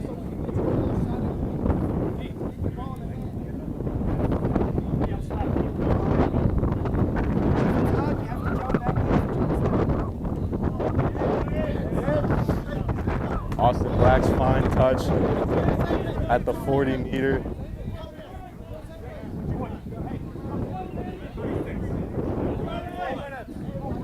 Four minutes left, according to the head referee. And stolen once again by Palm Beach.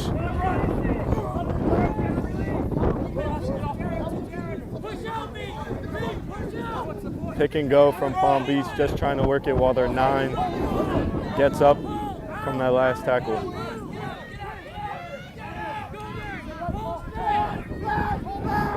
And stolen by Austin Blacks.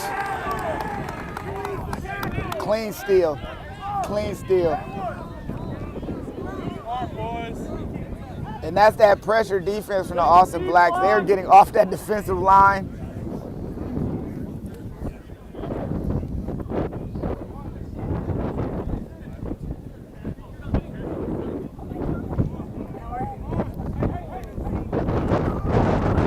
Austin Blacks thought about the scrum, but now going to kick the touch.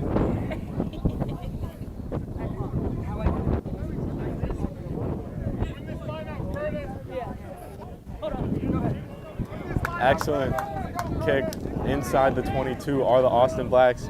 2:50 left on the clock.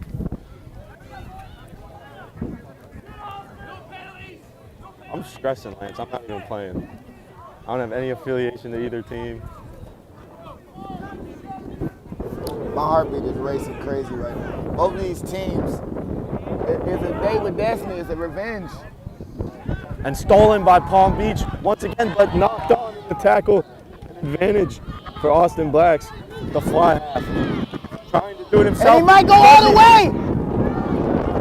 And Austin scores a miraculous try with 2 minutes left after Palm Beach stole a line out, giving back to Austin at the brink.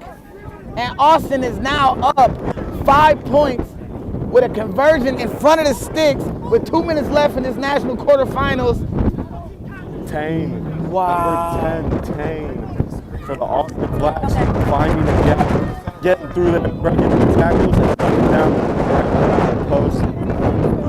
Like you said, 2 minutes left. This kick's going to take a minute. By the time they get back to the restart, not much time for Palm Beach. They're going to have to work some. And they haven't scored since they've been a man down. So how do they score a converted try to take this game into overtime potentially if he makes this conversion? He's been money all day, so I don't expect him to miss dead center sticks. But converted try while being down a man, Palm Beach are in real trouble here, and their season could be over in a minute and a half if they don't find a way to get the ball back and also get into the try zone. Kick is up and good. 31-24. Austin Blacks take the lead. 1 minute to go. And Palm Beach has to have a great restart here.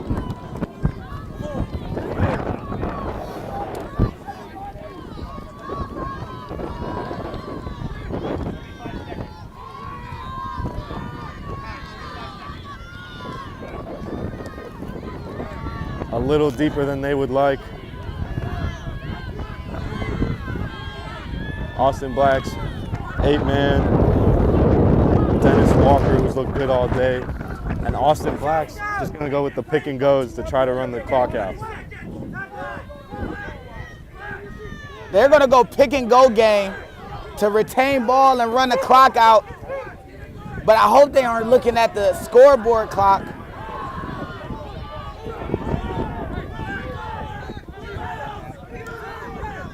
I hope they aren't looking at the scoreboard clock because it might be a bit different than the referee's time. And a penalty given to the Austin Blacks. The scoreboard says 0, but that doesn't mean it's the referee's clock.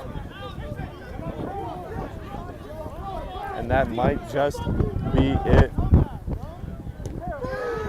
Austin Blacks, And Super Austin Regional Blacks champions.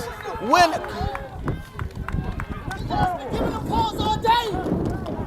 And that is game. The Austin Blacks have found a way to win. 31-24, Austin Blacks beat the national champions from last year, Palm Beach. Palm Beach with the red card. Hey, if you go look back at how many penalties we had compared to Palm Beach with the red card. 20 minutes left in the game, unfortunately. Give up a try late. And Austin, in almost a parallel universe, last year, a Florida team going to Texas to win and go on to the national semifinals. This year, a Texas team coming to Florida and getting it done at the brink, scoring a try with less than a minute and a half to go to take the quarterfinals. The Austin Black D3 move on to the national semifinals. What a great game. Congratulations to the Austin Blacks. This was only game 1 of 3 today. We got 2 more Florida teams to come next. We got the women's D2 Super Regional Finals, Tampa versus Knoxville. Should be a great one at noon Eastern. I'm Nick with No Flop Sports. With me is Lance from Great American Rugby. Quick Cut Production. We'll see you at noon for this game 2 of today.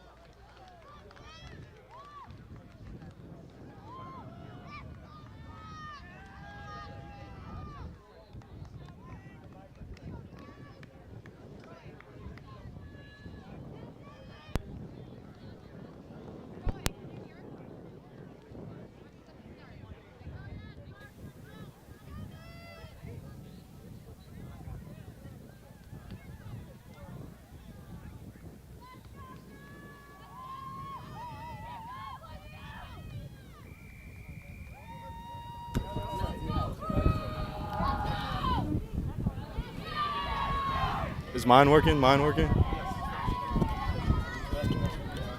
Sorry about that. Again, with the mic's just not hitting for that pre-game show. But right now, Tampa early getting a penalty. Let's see if Tampa, like I said, Tampa Bay Crew versus Knoxville Women's D2 Super Regional Final. Tampa unable to find touch, and Knoxville kicking it right back. Is Tampa's game today going to be what we have seen them do all season? The kick, deep, heavy pressure, and then end up getting a turnover penalty and then putting it in for some points. Yesterday a little bit tougher at a great opponent, but Tampa once again getting a penalty for not rolling away. Can they find touch on this one and get their offense set up? This one made sure to find touch. Excellent work. Tampa Crew here early, directly in front of me. We got Jesse with the line out throw.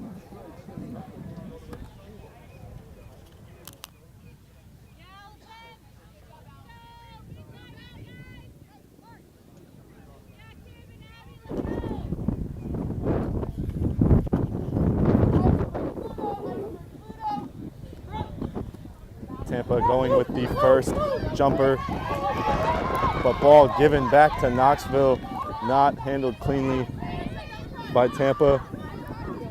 We're gonna see a great game today. Tampa Crew very dominant in the state of Florida, getting by yesterday, 2-score game in the semis, and now in the Super Regional Finals. We'll see what both of these teams are made of. Knoxville with some space on the outside, number 14 taking it herself, had a 3-on-1. And now Knoxville on Tampa's side of the field. We've seen a little back and forth between the 40s here early. Who's going to be the first to break that? Ball comes out of the ruck, but Knoxville keeping possession. Tampa, heavy defensive pressure. And almost the turnover for Tampa. Number 5 for Knoxville. A couple big runs early. And forward pass. Forward pass by Knoxville. We're going to see our first scrum of this game.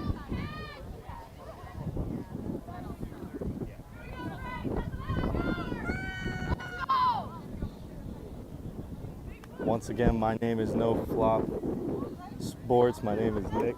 I'm going with Lance of Great American Rugby at No Booth. We're watching a cut production. Right now we have Tampa Bay Crew versus Knoxville. Super Regional Finals. Lance, what do you think of this matchup today? I'm expecting a barnstorming match. Both teams handling business in their regions. So I expect nothing less but a highly competitive match. But Knoxville having an easier route to get here. Who knows what that does to their confidence. But they were able to rest some of their players, their starters yesterday. They had that big win over Charleston. And right now, kick out the back, very windy here. The wind changed from the first game. Now it's going the opposite direction. Yeah. It did flip just a little bit. So we see a kick out of touch from Knoxville here early. Haley Foreman put a little bit too much leg on that one.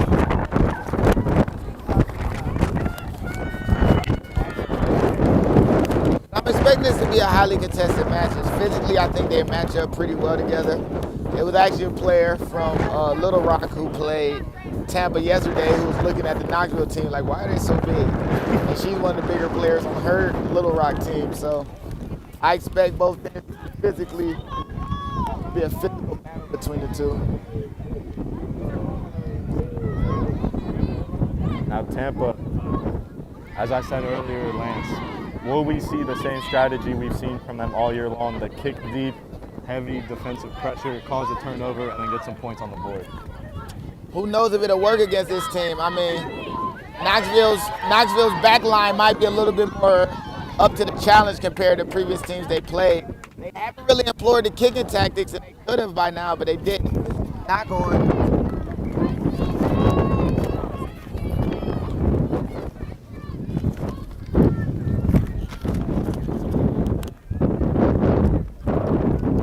As we set up for a scrum, a knock on the far side of the field.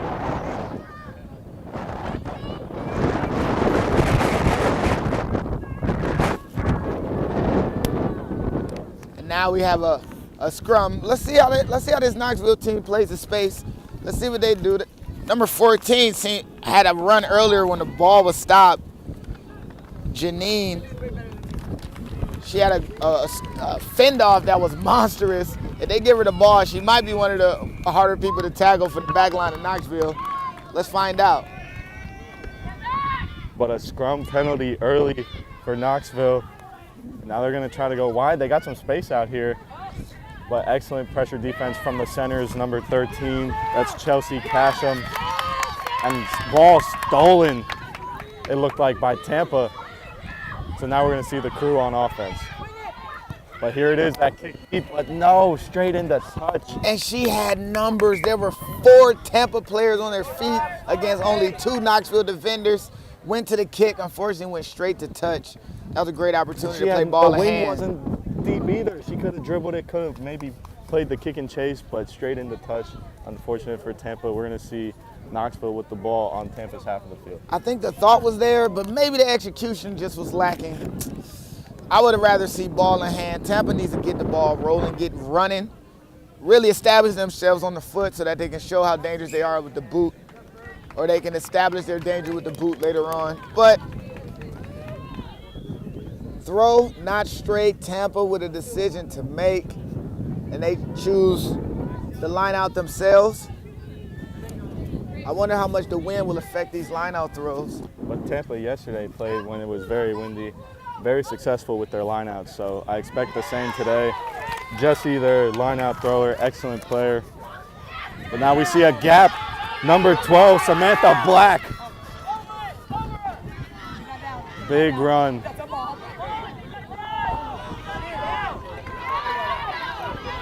And that might be a maul, and if it is, See what the referee says.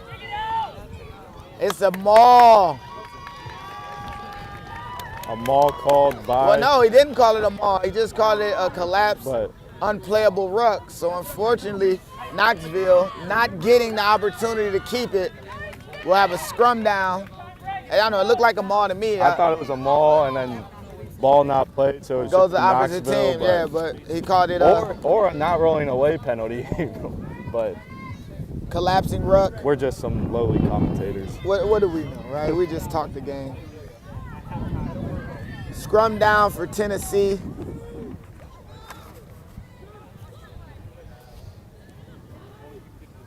Scrum Tampa. Oh, excuse me. I said Tennessee is Knoxville. Scrum to Tampa. Oh, and it looks like Knoxville might have taken it back, but Tampa reclaims they're going to go 8-man pick, but ref's going to blow it up, collapse scrum.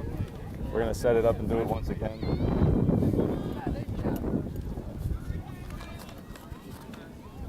We put into the scrum.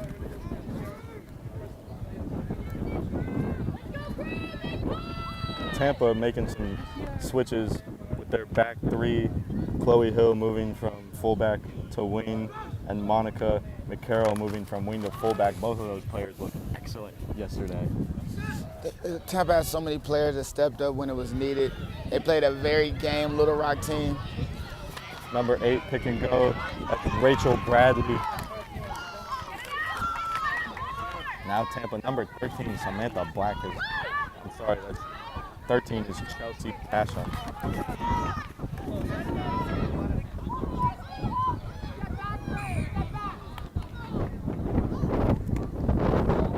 Offsides penalty called. We're going to see Tampa.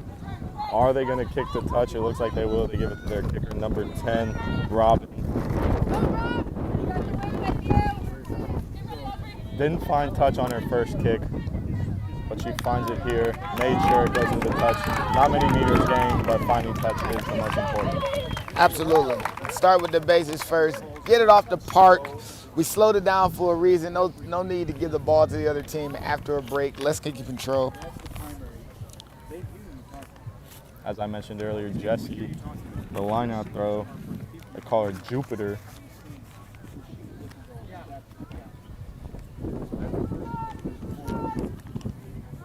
They go first to Tonya, and now out to the back line for Tampa. And Knoxville not having a real opportunity with ball in hand, playing very, very stout defense though. They're flying all over. But can they somehow get the ball back and potentially spring an offense to match the tenacity of this defense they're bringing? Yeah, Counter ruck is on Tampa going backwards from and that line. stolen. Knoxville with the counter ruck on the far side to take the ball away. Now they got some offense. Can they keep ball in hand though? And Knoxville goes with the kick. It's going to come out here to our sideline, but dribbles into touch, very windy. Would have had an opportunity. Tampa's back three, not deep enough, goes over their head, but rolls into touch for Knoxville. Daytonville had an opportunity. 14 had an opportunity. That ball lifts up just a little bit, doesn't make that crucial roll. We might be seeing the ball still in play with someone running to the try zone right now. You can see here early Knoxville number 14, the speedster, it looks like. Looks like, yeah. Plan to be getting her the ball early and often.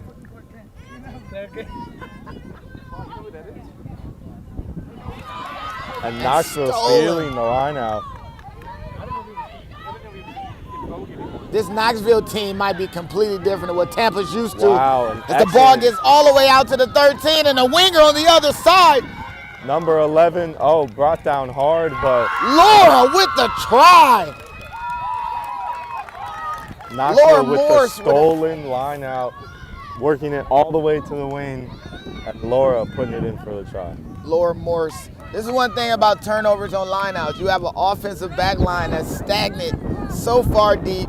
You have this defensive line that's flat, and when a turnover happens, that switch needs to be so immediate, and it's harder for the offense to run up and basically get that defensive line integrity, and that's what basically happened.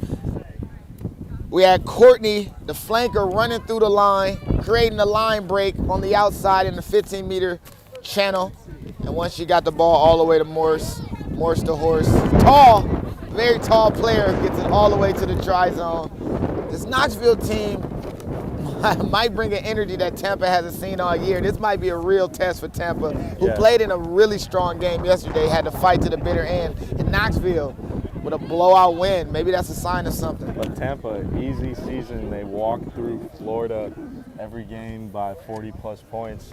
And then, like we said yesterday, only a 12-point victory, scoring a try late to make it a 2-point game. But today, Knoxville, easily the toughest opponent they have seen all season. Kick no good. Knoxville up 5-0. Still 27 minutes left in this first half. But Lance, early we see this Knoxville team being able to spread it wide, sideline to sideline, and that's something Tampa hasn't seen much all season. Not at all. And defensively, that shows that maybe the tactic of kicking the ball and playing this defensive line that they usually play might not be the path to victory for them. They might have to play a bit more straightforward ball in hand rugby. Off her face, that's not a knock on. But on the ground, it was a knock. And then falling on it, she did a hard job of hitting it down with her face and, controlling the ball, but then couldn't jump on it. No knock on the Falcon, taking the egg to the beam.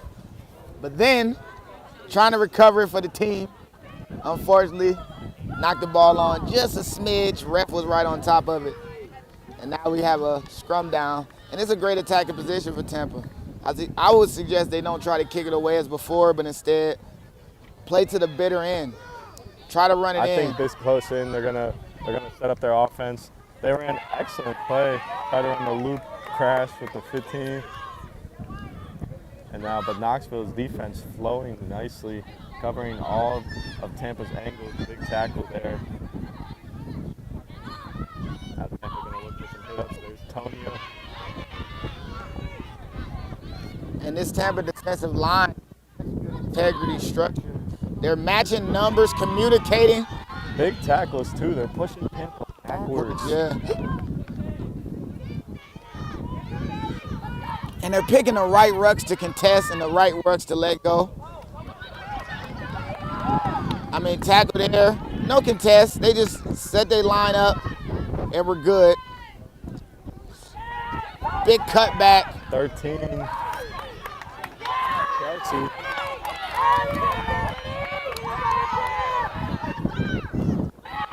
Clear out. Not gaining any meters. They need to do something here. Everybody's flying around. The communication's at top peak. Number 6. Chelsea. But Tampa stepping up to the challenge. At basic, they're being physical. At the most basic level, they're being physical at the rucks on these clear outs. Knoxville are starting not to pry their hands in the same way as they did earlier in this game. Several phases now have gone by for Tampa. Not many meters gained, but maybe that'll change. I believe that was number 3, Juanita. Lost the shoe in the process. Switch inside with the wing. No one in support there for Tampa. Now they're there. This is some of the most hard-fought meters we've seen on the weekend. I mean, we're at least on our 9th phase, and they've only gained maybe 8 or 9 meters. This is a hard-fought bit of rugby. And now the kick over the top, but the wing, number 14, who we said could be an impact player for Knoxville, able to corral that kick because there was no one back there behind her. If it was kicked a little deeper, it would have been in trouble.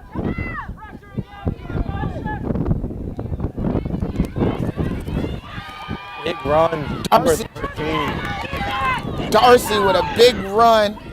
Also the vice captain of the Knoxville team.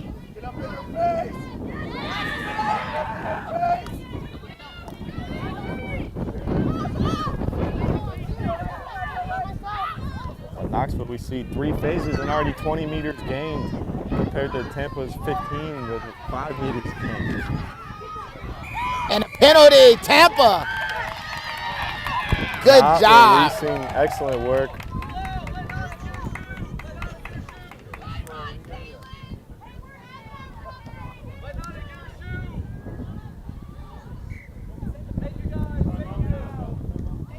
And a Tampa player losing the boot, being retrieved. A little bit of sportsmanship. There you go. Hold that, please. And now we have to take an equipment time. But early, we see Tampa putting in the hard work, not much reward yet. We see Knoxville causing a turnover, 5 points on the board. It seems like Tampa's going to have to work harder than they have all season long to come away with this victory. Good. I mean, listen, as we get further into this national tournament, every meter is earned, every phase is crucial. And what better moment than having to fight this hard in the quarterfinals to make it to the semis where it gets even more ruthless, even more cutthroat. The stakes are higher with every minute that passes in this game. And hopefully one of these teams can step up to the challenge and show they're ready to win the national championship this year. This is where Tampa lost last year, Super Regional final, so they're looking to make it farther than they have in a while to the national semifinal. But a penalty for an elbow.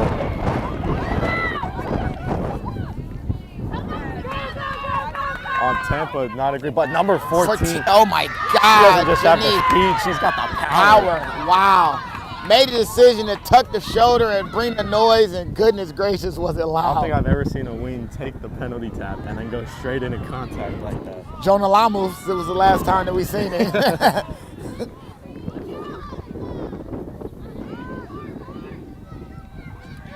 Same thing, elbow called earlier, and in the spirit of fairness, the referee calls it again for the forearm to the neck. Hand hit. Hand, yeah. But it's like hand elbow, real quick. Hand elbow.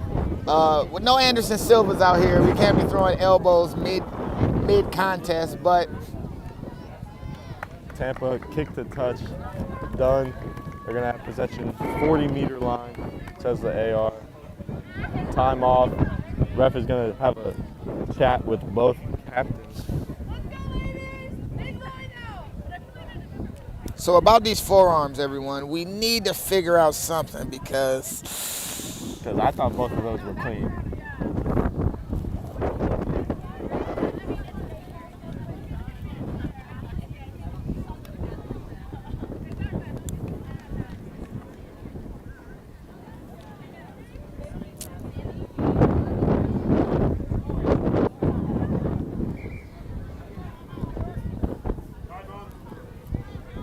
time back on, line out to come for Tampa.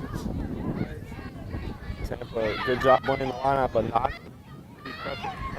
9 for Tampa. Oh my gosh, dragging forward Kai Donegan. And now Tampa with a little momentum going forward. Excellent job, number 15, Monica, but brought down by her opposing number.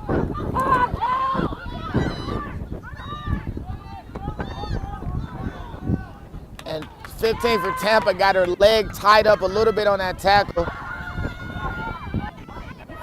And diving over call. Over the ruck. Knoxville had clear path to ball, but diving over the ruck, unfortunately, missed the call. Courtney unable to keep her feet, and unfortunately give the penalty in a beautiful situation for Tampa.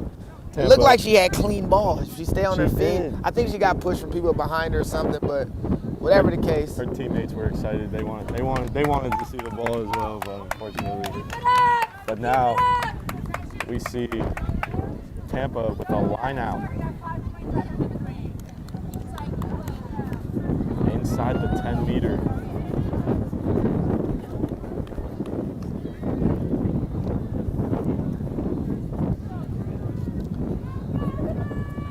Seems like the ball girl is quite excited, showing her rugby skills. Ball to come for Tampa. It looks like they got it in great control.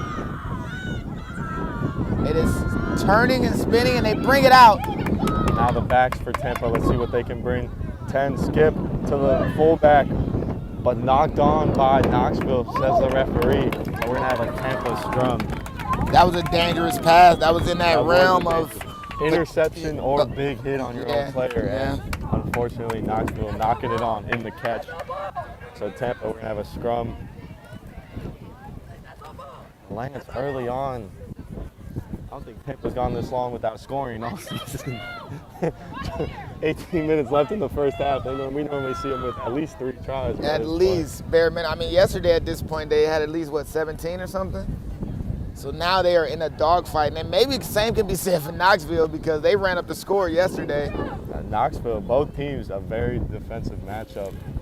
Like, it's one of those, we're either getting 2 tries in the game or it's going to be 50 to 40. Like, no. Yeah.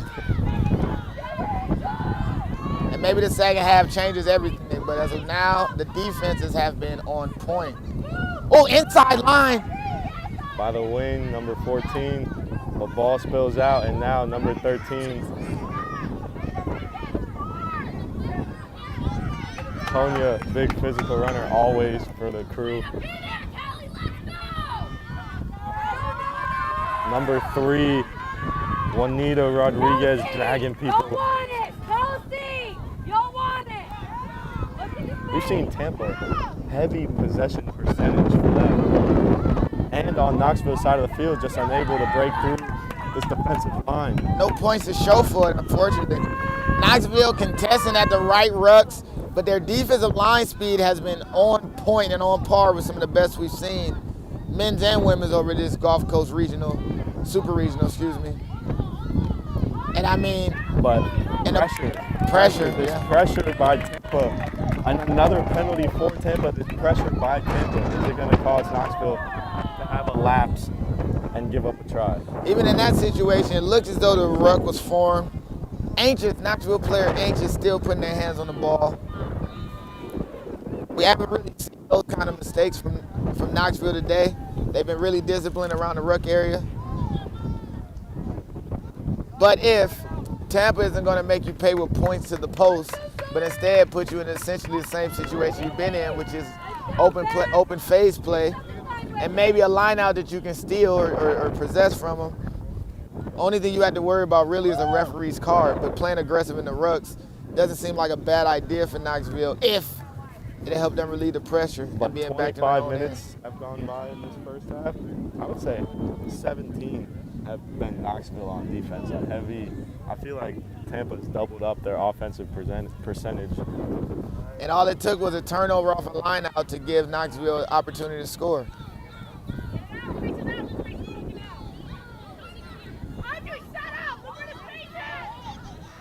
And a knock-on advantage called. Number 14 for Knoxville. No. Would have been a steal. But we're coming back for A knock-on. Tackle. Because number 14 for Knoxville again causing problems. Physically imposing. I mean, at some point or another during this game, she's definitely going to make an impact. She already has a little bit, but her team, unfortunately, not having possession too much. She hasn't been able to show what she's made of on offense yet, except a couple runs. But Ducheval.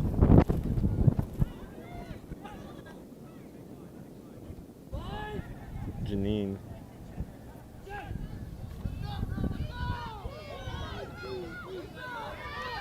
Tampa coming short side with their fullback to the wing, but no one there. Wing looking for the offload. And a clean steal Stolen again. by Janine. And a hard run. But Tampa coming weak side and Knoxville ready for it. Now Knoxville.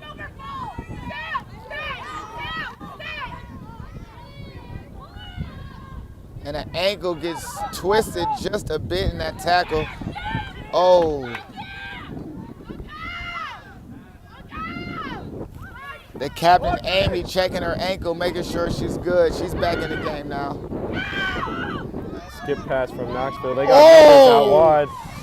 But What had a to cut it move. back in, heavy pressure.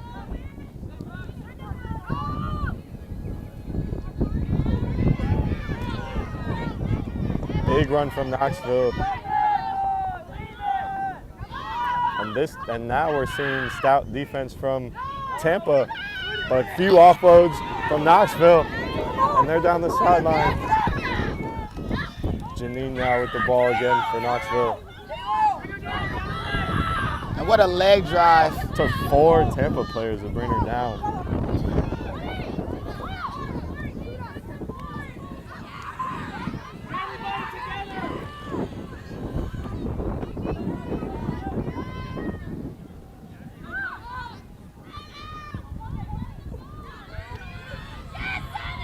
There's a physicality component that Knoxville is playing with as they bounce back in the other direction.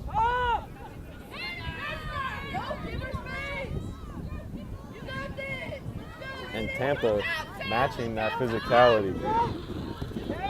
The kick over the top from Knoxville, but it finds touch. Almost a 50-22 actually, just a few meters short. Very close. I don't think she was looking for it, just looking for a kick over top. Tampa's wing was playing up. But almost an accidental 50-22 from Knoxville. I've never seen those. I mean, the intentional ones are hard enough, but to do one on accident.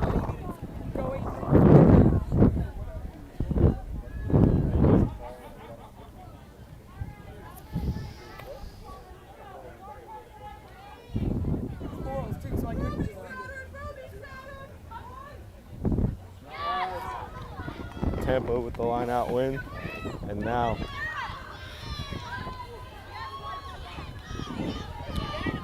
And I believe Tampa's not employing that strategy. Oh, what a steal by Knoxville. The little scrum half, hands on the ball. G. Durkins. and a penalty. 5-0, 11 minutes left. But we see Knoxville setting up a penalty play here with their big forwards.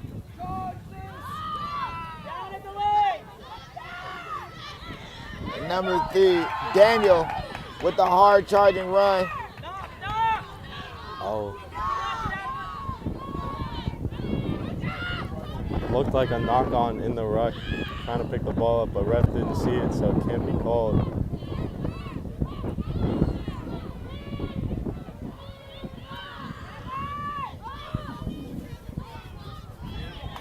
The ball lost. Knock-on by Knoxville. Tampa now. Will we see them with the kick over top, heavy pressure defense, now that they're deep on their own side? I would see that they have to play this kicking game that they've implored the entire season. But do you give it to this back three from Knoxville? The discussion really comes down to most teams that they play, Tampa, doesn't go against a full complemented back line equipped with fullback and wingers that are as dangerous. Usually the wingers are the players who have the least amount of experience and new to the game. These wingers and fullback don't seem to be that case. You might be kicking it to the most dangerous group on the field and find yourself in real trouble. Can you bottle up the back three of Knoxville if you want to play this kicking game? Get us out of here! And they're calling for the kick. Kick that gives their own player offsides. Oh, high tackle called, but could have been an offsides call without a penalty already in store. Tampa has an opportunity to clear it away. Now, instead of playing the kicking game, keep handing it off.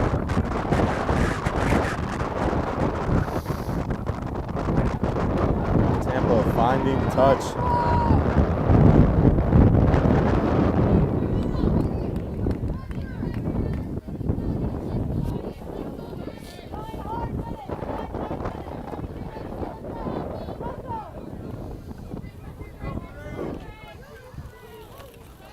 Tampa, a slow grind. They have not been able to go sideline to sideline yet and use their speed because Tampa's back three.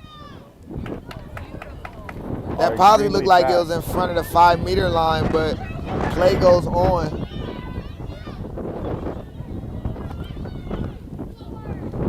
Getting around, and they go for the kick in that situation. Not a bad situation to go for the kick. But again, this back the danger. Three, Janine with the kickback herself, not gathered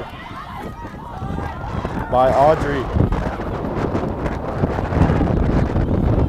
Oh, but a knock on. The pass dropped. Wing to fullback. Monica couldn't handle the pass. And now Knoxville finds themselves inside the 22 with the scrum. Big scrum through. Big push. Big push.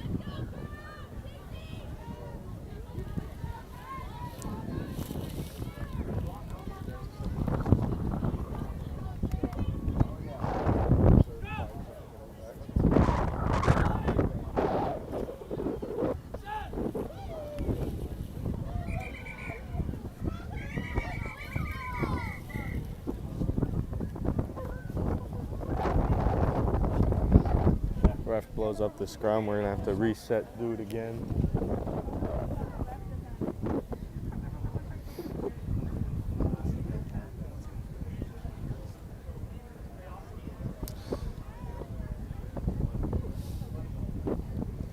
So this whole time we've been thinking, this 14 for Knoxville is phenomenal. It's just, we already kind of figured out early, USA Eagle.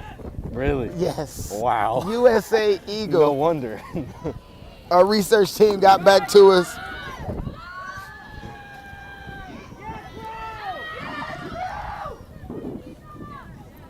And the ball stolen.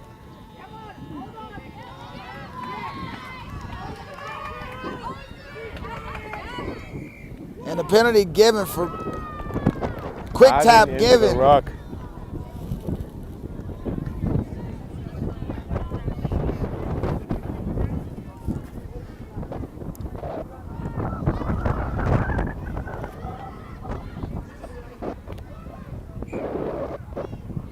Actually just back from playing overseas in the Premiership.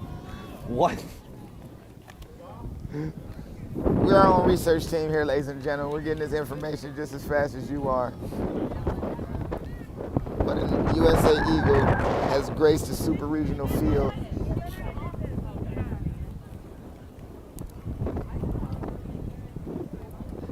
And Knoxville electing to go for points after that penalty.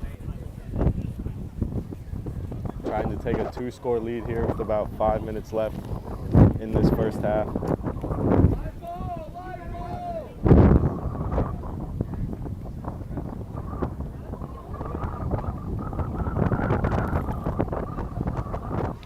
Kick is up and good.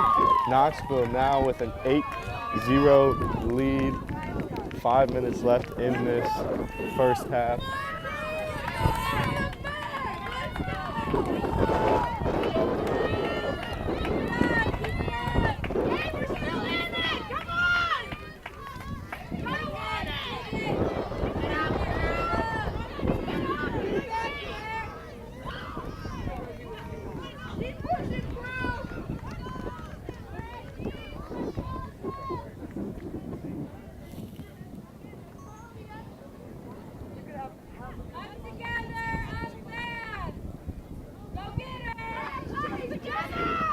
High kickoff for Tampa. Knoxville's going to have some space, and they work it out here to the wing.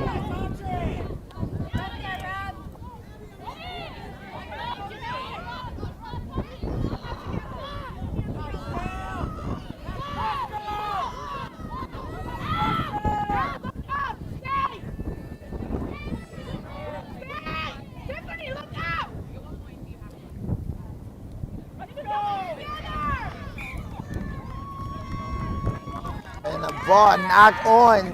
Tampa, great opportunity. This is what their kick and chase style of play gives them, and now they're right on the doorstep of being able to do exactly what they need to. But what do they bring out from the training ground in this scrum? Less than 4 minutes left in the half. Right before half, they want to cut into this lead.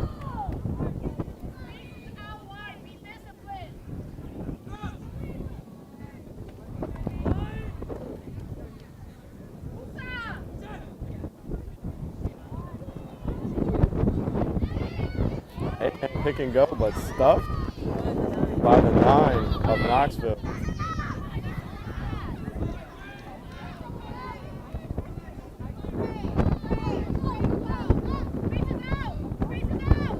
Oh, nice cut, nice step by Samantha Black, but no one in support, and now they get there.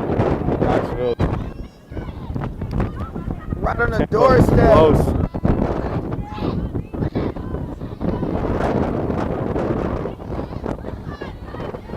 Tonya asking for the ball, inching Tampa closer. And the ball is stolen, turned over. Wow.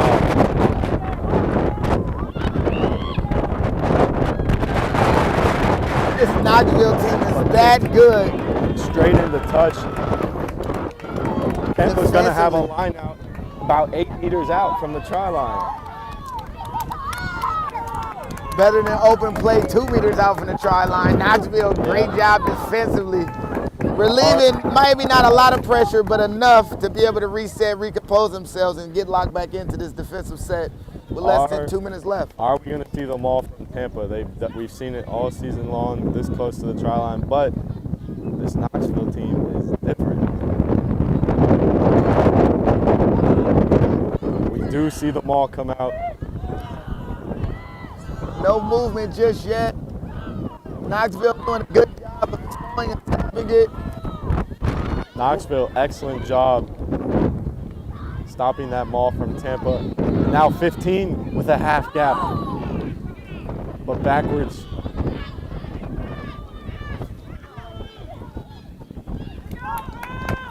Now Tampa with a pick and go.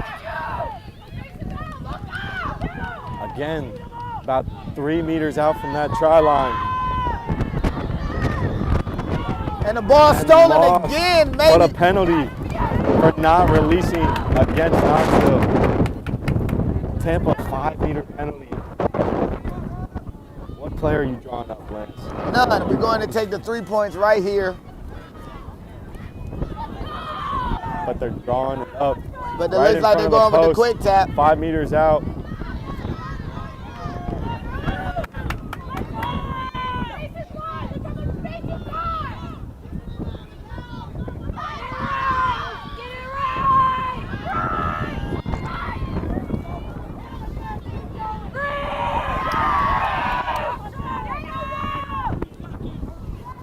Tampa wanting to work it wide, but that Knoxville defense is suffocating.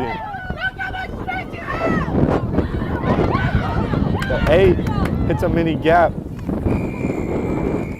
Rachel, but a penalty once again for Tampa. Offsides was Knoxville.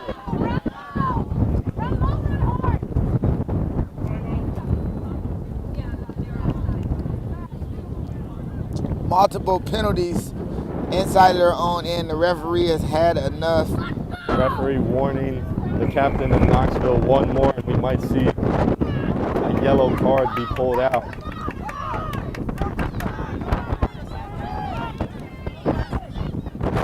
Tampa wide, got some numbers, and no, she didn't get it in. Another penalty for Tampa, and now referee calls time and stopped. He's reaching into his pocket, and a yellow card given to Knoxville. To their fly half. Haley Foreman. What impact would this have for set pieces? At But the end of the half, they'll Tampa- start the second half with a chance. Tampa had a 3-on-1 on the outside and didn't give it wide. They could have had a walk-in try.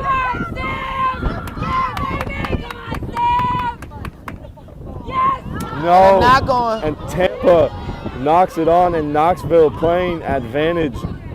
No time left on our clock for this first half.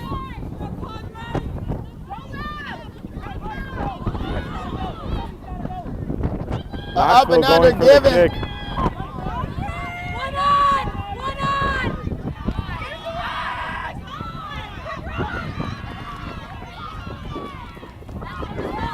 Tampa securing a ruck and a penalty long arm given. Advantage for Tampa coming in from the side, did Janine. Knock on, but we're gonna come back for the penalty advantage. From the side of the ruck.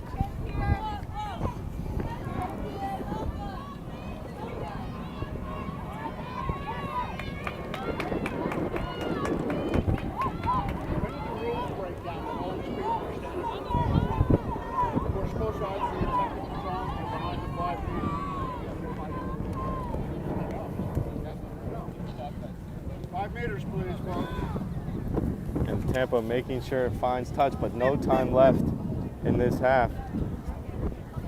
Tampa is going to have to work it more than half of the field to get some points on the board.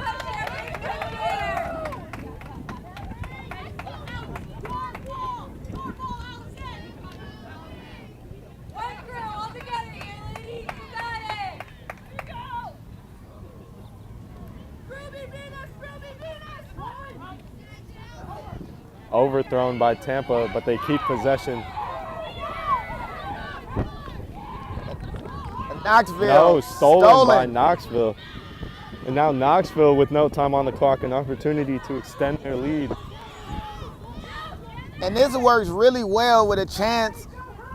A kick over the top, but it looks like it went too far and touched down by Tampa in the try zone, and that is going to end our first half. Very defensive battle, 8-0. Knoxville is in the lead. Once again, my name is Nick from No Flop Sports. I got Lance from Great American Rugby with me. It's a quick cut production. Please join us for the second half of this game. It's a great one, Knoxville versus Tampa Bay.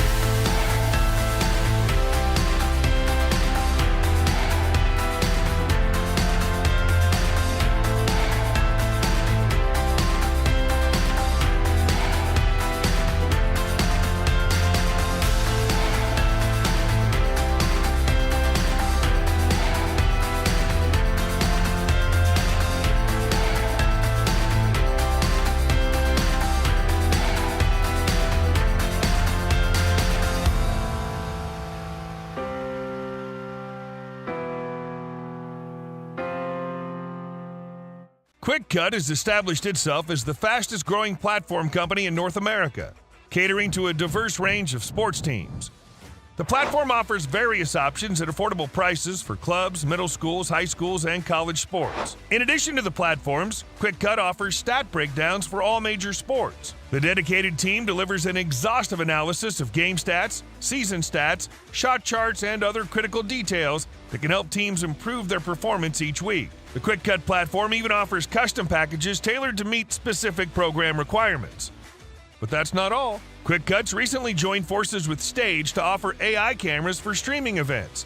Customers looking for high-quality coverage of their events in gyms, stadiums, or fields can rely on Quick Cut's dependable service.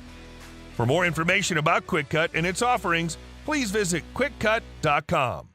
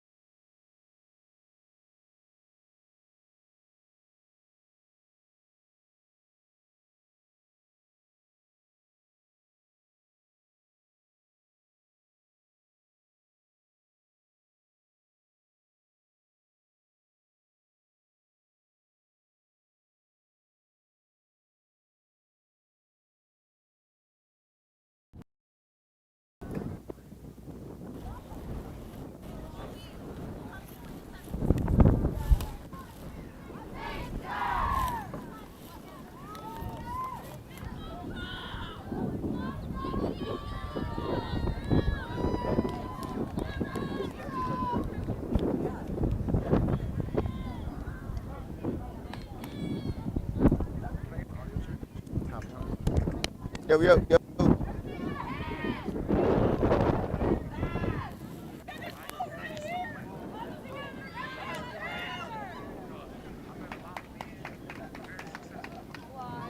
Let's go, Chloe Hill! Fuck out!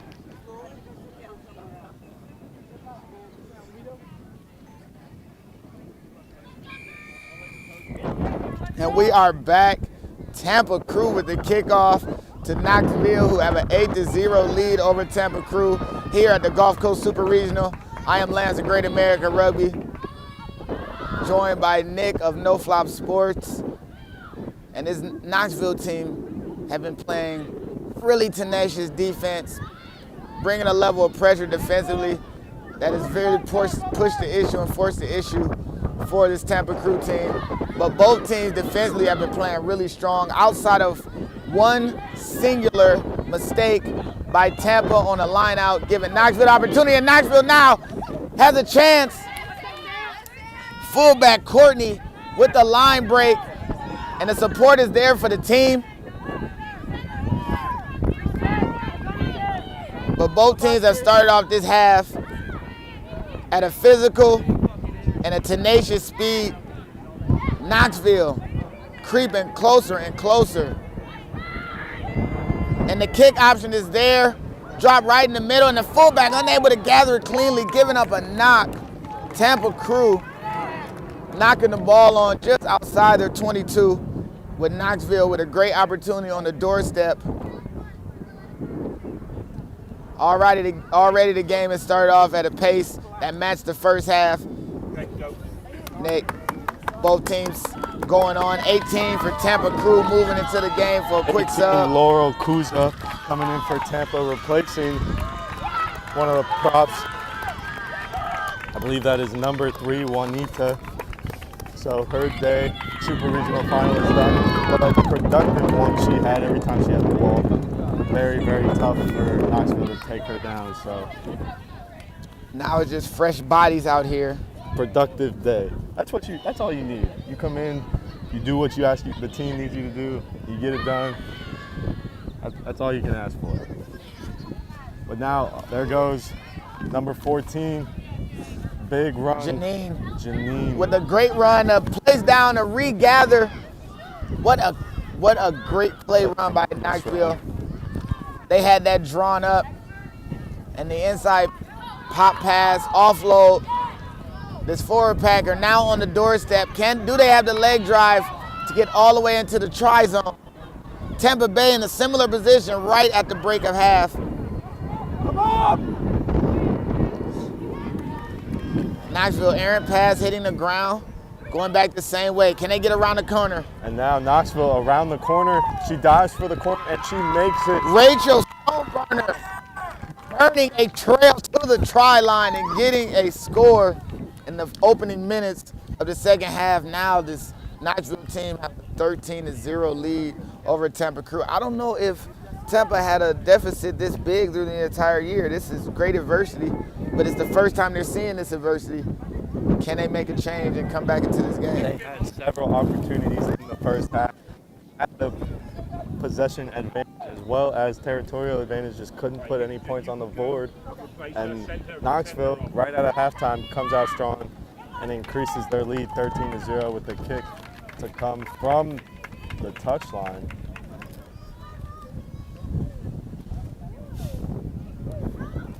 But Tampa need to change something fast. Immediately, absolutely. It seems like Tampa's trying to play more up the middle than we have seen them play all year. And this Knoxville team just not having it. Knoxville, a big, powerful team. And Tampa needs to do what works best. Go to your wings, go to your fullback. What a kick! Excellent kick, just pushed right a little bit. So the score will remain 13-0, but Tampa need to utilize their fullbacks and wings like they have been all season. They haven't been getting the ball out to them as much as normal, so they need to make that change. Well, listening to the coach talk to his Tampa team, he understands the speed that Knoxville has on the edge, and he understands the strategy that Knoxville employs, protecting the middle as best as they can and allowing their speed to push from the inside out on any breaks around the edge.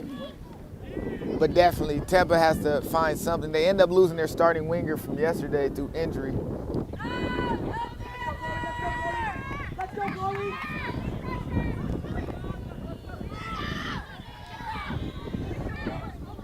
And Knoxville driven into touch after the restart. Sorry, I got scared.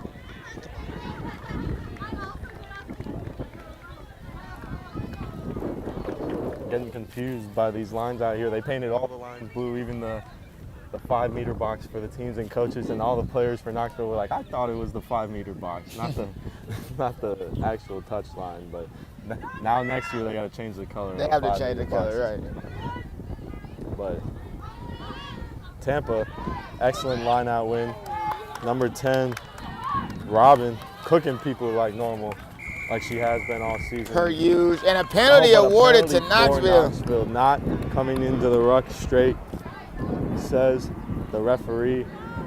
And Robin a little shaken up on the play. She played 80. They played 80 minutes yesterday as well, Lance, in a very tough physical match for Tampa. For Tampa. Knoxville had a walkthrough yesterday. They had their Friday helmets only. You know, we coming for a walkthrough before the game Saturday. You're not about to call that yesterday's game a captain's run. Before the, wow.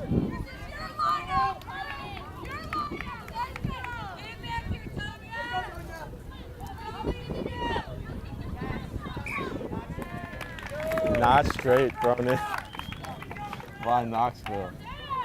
Tampa now with an opportunity, scrum or line out.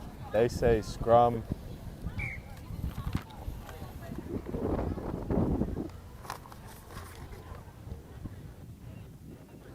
Captain Tiffany Wysocki for the Crew, making that decision, number 7.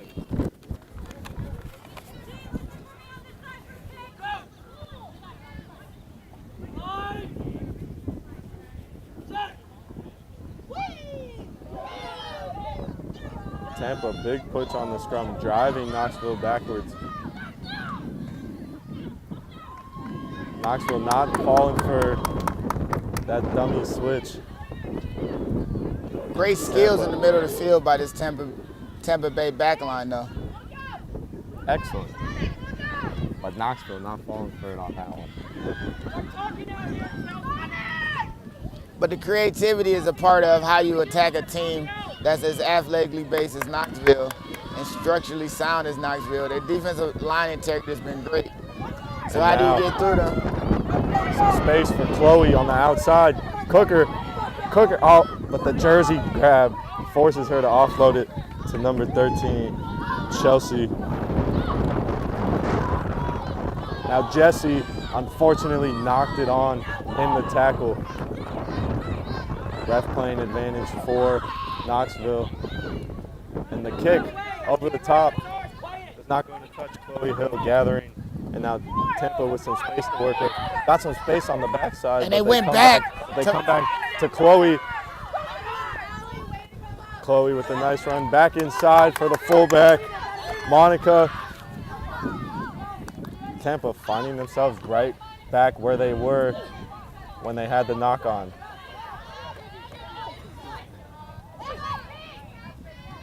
And now going wide, number 17, Camila Brennan. Offside there. 7 offside.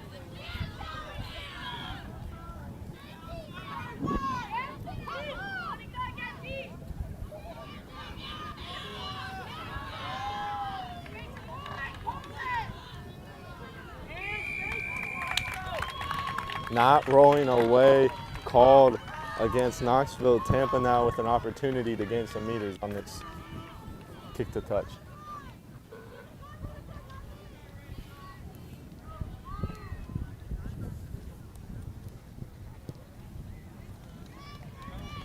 Lance, 31 minutes left. Tampa not out of it by any means. 2 converted tries is all it's going to take. But now the yellow card comes back into the game. So how does that change the complexity?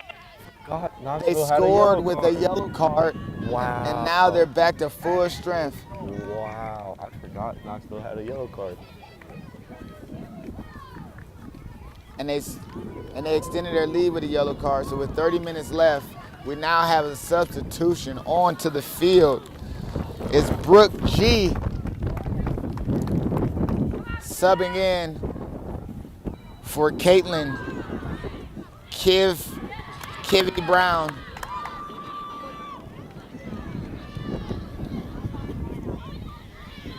And again, Tampa turning over that line-out throw to Knoxville.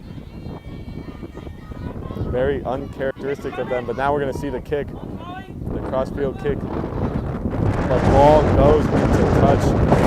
Well-placed kick.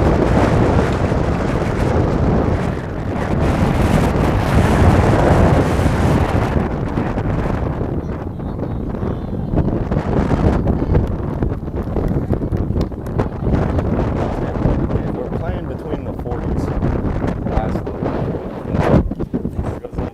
Hold on. Tampa with another line-out opportunity on Knoxville's side of the field, just barely, right in front of our camera.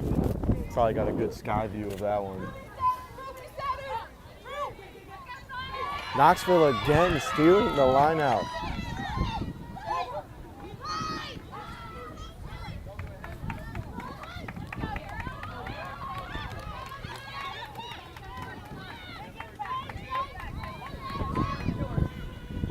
Knoxville with numbers.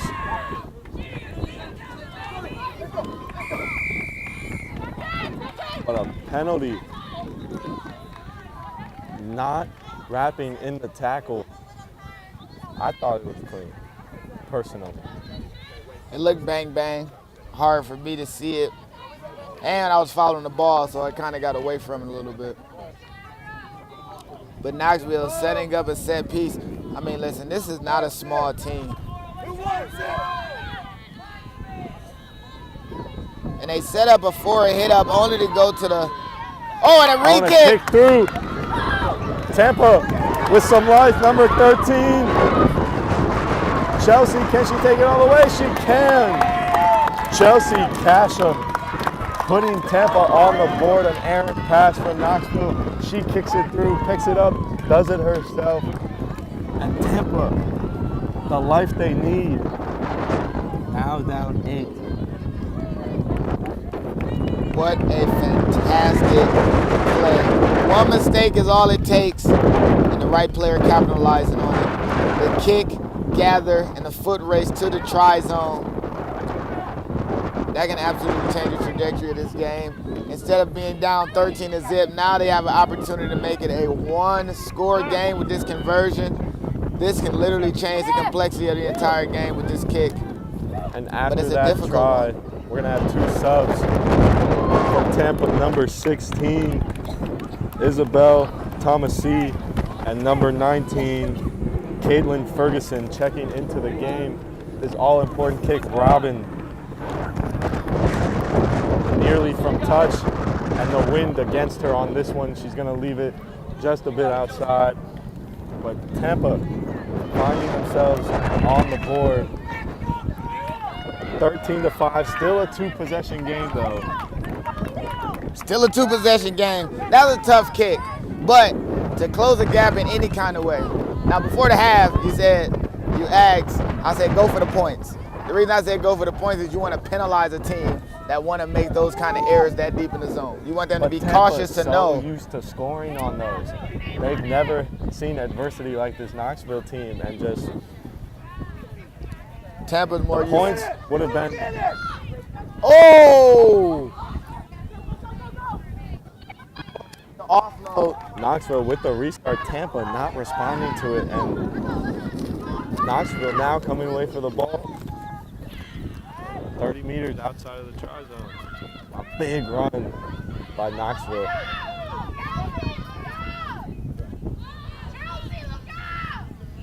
The dummy, the step, the stiff arm. Still on her feet. Kristen Colston. Colston, with the push off. And Two of on them. the edge. Janine could possibly score with the gather.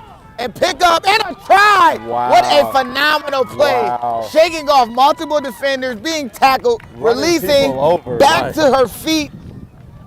And just like that, Knoxville, after giving up a try, extends Answered their right lead. back. Oh my goodness, what a run. Janine. Big guy with the orange shirt and a hat. I mean, what do you expect, right? Wow. She isn't that far removed from Wow. representing our country. Now she's representing Knoxville, and what a run that was. Woo. Wow. She ran 2 people over, fended off another, put it down, picked it up herself, and went into the try zone for the score. Wow. Wow. Wow, Lance. Wow, If I didn't say it wow, already. wow.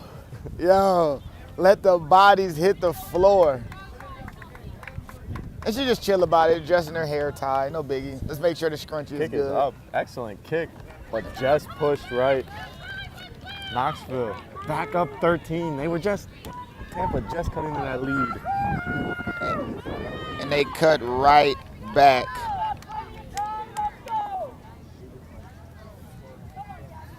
If you are just joining us, this is the Women's Division II Super Regional Final, Tampa Bay Crew versus Knoxville. This is our second of 3 games today. My name is Nick of No Flop Sports. With me is Lance, Great American Rugby. It's a quick cut production you are watching. And Knoxville finds themselves a 13-point lead, 24 minutes left in this game.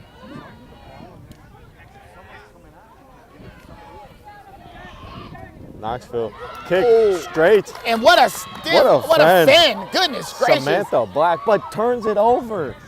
Knoxville takes it right back.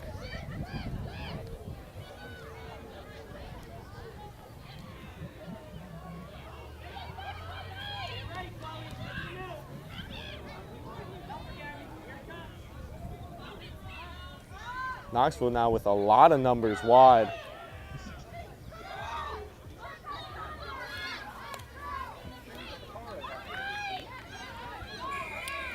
Penalty for Tampa. Not releasing Tampa. Again, on Knoxville's side of the field like they have been all game, but only 5 points to show for it. Only 5 points to show. Again, do you take these points? No. Got to put it in No, the this is touch. a little, especially with the wind I mean, that's in their face. Yeah. You know, 30 plus meters out, near touch. They're gonna give it to big Oh my 18, gosh. Laurel Kuza. Oh. She was doing the same thing yesterday, running people over. I think she's been doing that same thing her whole life. And lost the ball in contact. Tries to offload. The offload not necessary. Just go down, keep possession, but offloads and it goes forward. That's okay, crew! 10-second memory, take it off, get it back here! Go up on the left side. Go up on that left, on the left.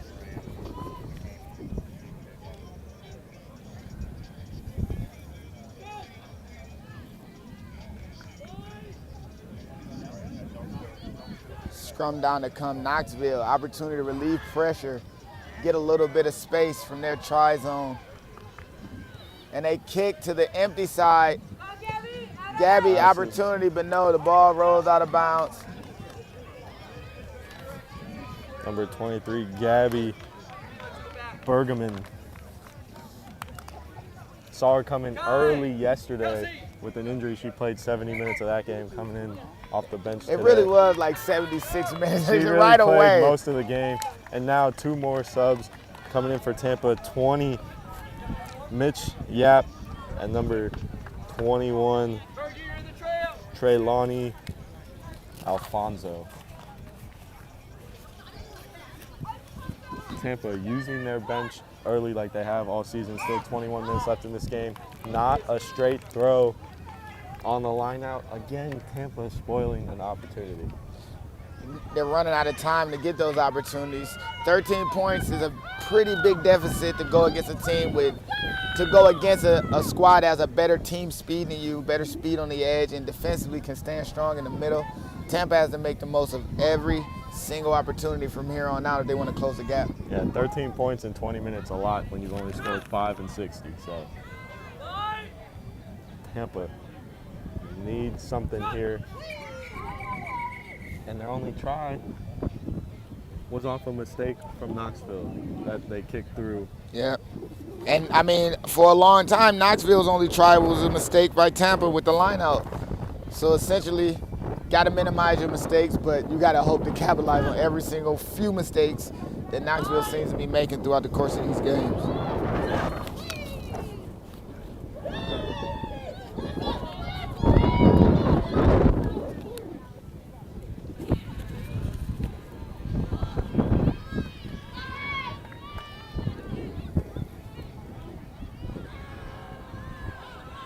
Oh, and a ball almost stolen. She had 2 hands on it, but dropped it.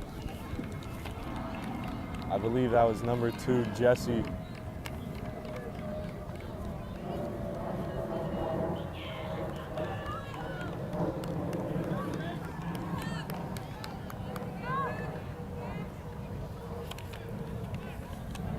For everyone joining us, we are in the middle of the Gulf Coast Super Regional quarterfinal game between Knoxville from Tennessee, Tampa Bay Cream, of course, from Tampa Bay. Both of these teams seem to be exemplary in their regions, seem to take care of business in their own conferences, and now they meet. With Knoxville holding an 18-5 lead with just under 20 minutes to go, both teams stressing to try to get over the line and add to these totals. 15 with an excellent run for Knoxville, cutting back, making 2 people miss. Kristen, one of the players that started to break earlier in the first half, making exceptional work. And now there goes Janine again through the line.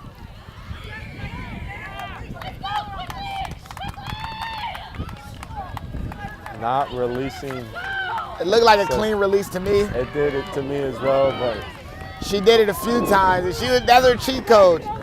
Get tackled, no one around, she literally just gets right back up and goes to it. She was still trying to stand up as she was releasing, so maybe that's what the ref saw, but we don't have the whistle, so. We don't. We just have the microphones. And the ball kicked out of bounds. Tampa again inside of the 50-yard line. Knoxville territory all game long. This Knoxville defense is tenacious.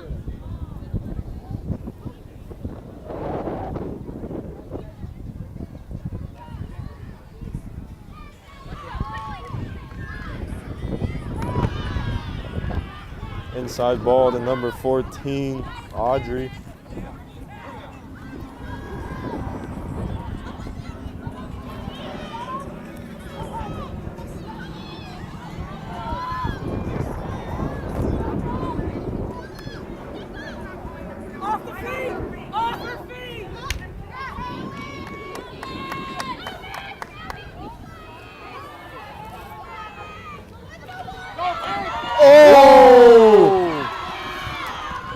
Laurel once again. Important run over the top of one of Knoxville's bigger players. My goodness, this is getting physical. Front foot, let's go!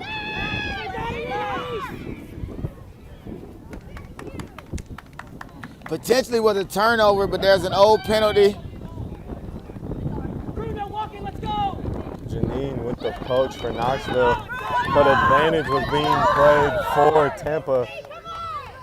And the sideline from Tampa is asking for urgency. Please, no more walking. We got a quick tap and go on everything.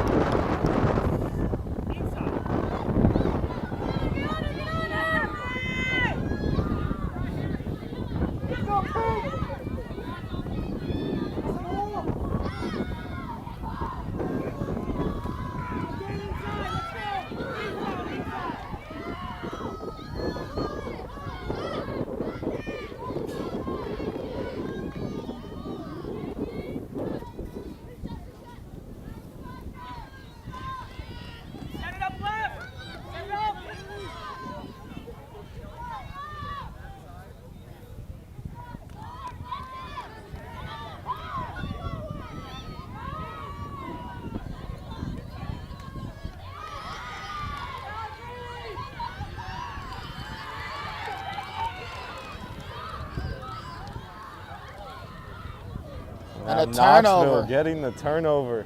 Tampa running through the phases like they have been, but not gaining much ground in Knoxville with the turnover. Knoxville had some space outside, but there goes number 2. Allie Durthick. And she was moving with some speed. There goes the fullback.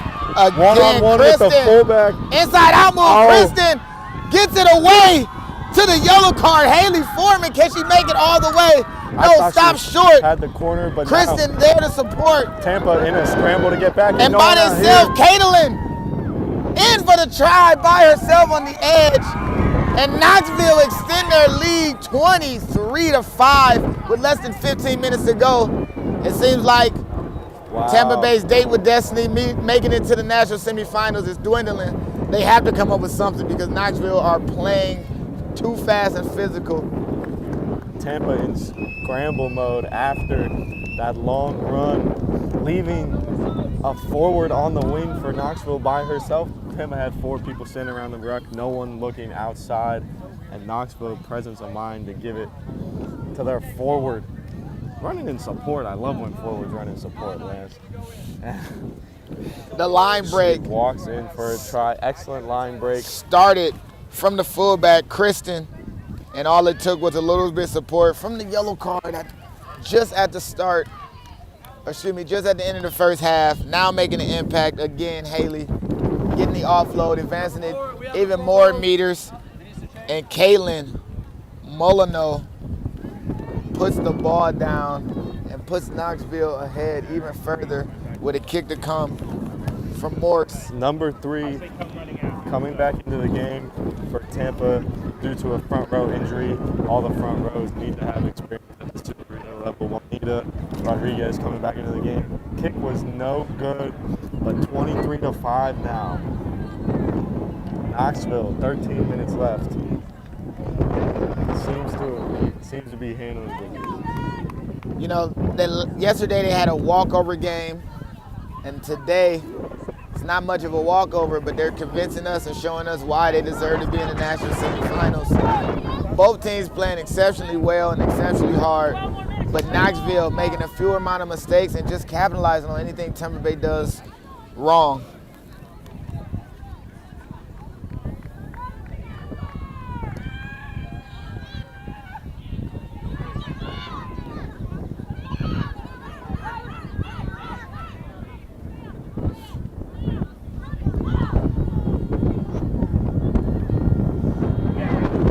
Knock on by Knoxville. We're going to see a scrum for Tampa, but Tampa need to score before this 10-minute mark.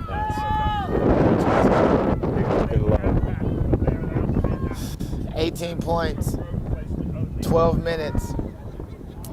We've seen it before. Have we? Not this weekend.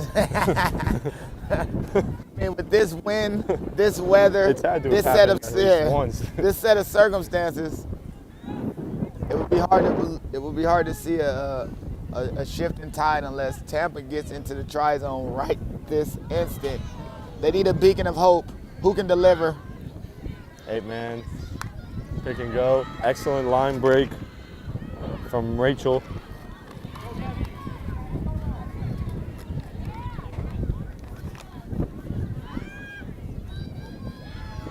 Back to Juanita, just checked back into the game.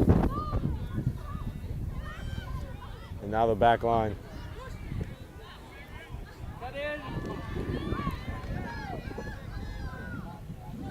We've seen this before where phase play after phase play for Tampa Bay, but finally they're yielding better results inside of the 22. They're inching closer slowly but surely. They've got 3-on-1 on this short side if they look this way. And a long arm penalty. Hands in the ruck. Rachel with the charge. Big hit. But Tampa right on the doorstep. Big hit Just a couple again. meters out. There's Juanita.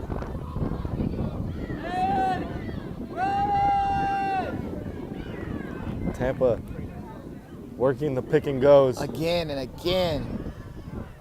And a try, Tampa, with 10 minutes to go. have cut the lead 23-10. I said before that 10-minute mark, They needed it right then, and they got it, so here we are. they need 2 more, but Absolutely. But scoring and kicking this conversion, 11-point deficit is a lot different than the 18-point deficit with this time. unfortunately we didn't see the number who scored, so I can't tell you their name, but Tampa making it 23-10. And they are not out of this fight. Their sideline is rejuvenated.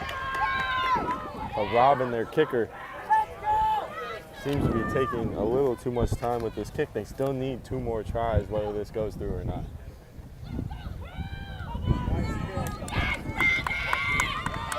Robin making the conversion, 23-12, 9 minutes left.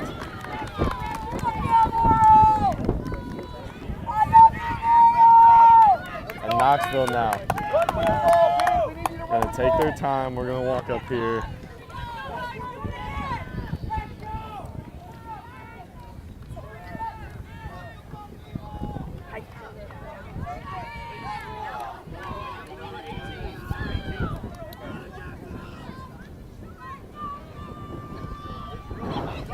Short kick again, and touched by Tampa, but goes into touch. Unfortunately,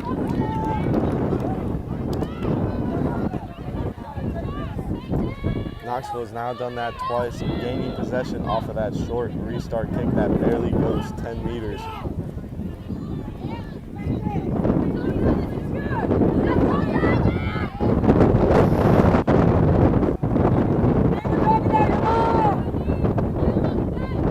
Stolen by Tampa. Tampa now need to go over 70 meters.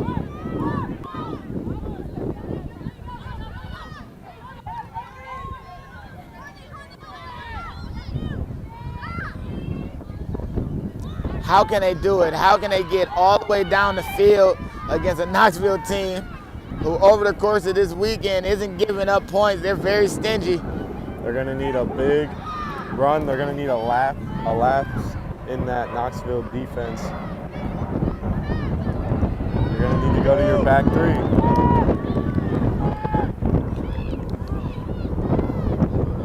Go to Juanita. The urgency is there. And they go to the kick inside their own 22. Not mad at that decision. They want to push it away, but possession of the ball is key at a time like this. Not sure about the kick personally, but won't second guess. They get themselves some room. Get it out of your side, you get a little room, but you just gave possession straight back to Knoxville. The 9 is inserted into the line out.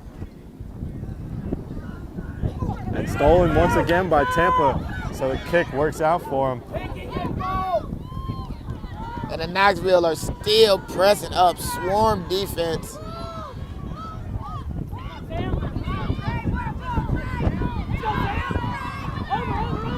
Good run by Sam.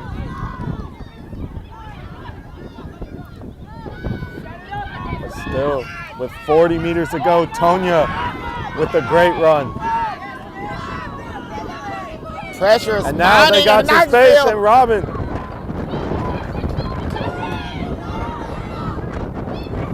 A pick and go by Juanita. I mean, 11 points down, and this game is heating up. This Knoxville team is playing stingy defense, but Tampa. Penalty event, and Tonya fends off 2 people.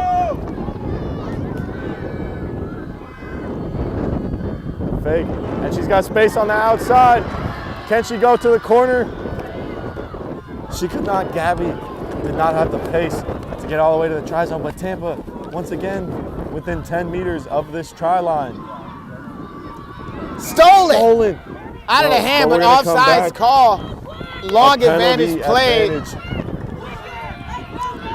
I have no qualms against that advantage played. It was only from the phase prior, but the ref stopping the time, having a discussion. with the Knoxville captain. Unfortunately, Unfortunately, penalty you points, can't- yeah. Won't do The anything penalty for points you. won't do anything for you in this situation. It has to be a try, my guy, and here they go. And they Bubbling give it to forward. 18, Laurel. Now to 16, they're trying to work. They're trying to work the short pods, the pick and goes. But a penalty not releasing for Tampa. Tampa need to play quick. And a yellow card, it looks like, coming out for Knoxville. The referee just had a discussion with their player. So now Knoxville down a player for the rest of this match.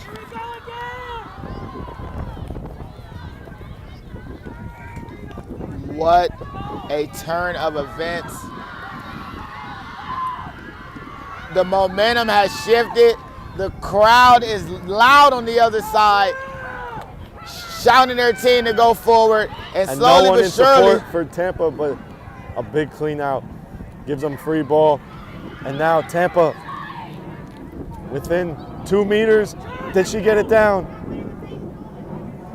Knoxville take the ball away and brought back into the try zone. So we'll have a 5-meter scrum, placing the ball down in the try zone. That yellow card is Caitlin Daniel, starting prop. So now we have the first scrum without Knoxville having their usual front row.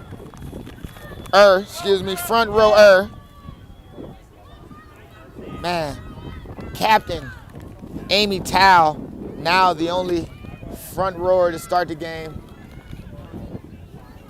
So much can be said about the fight in this Tampa Bay team. It's absolutely ridiculous how they fought from the brink, and now with an opportunity to score right here, can find themselves competing at the very end of the game to win it. Great Unfortunately for them, tackle. Knoxville Gee. with heavy pressure, and they turn it over. And Knoxville's got some space. Janine with the kick through, and Tampa works so hard to get that ball deep.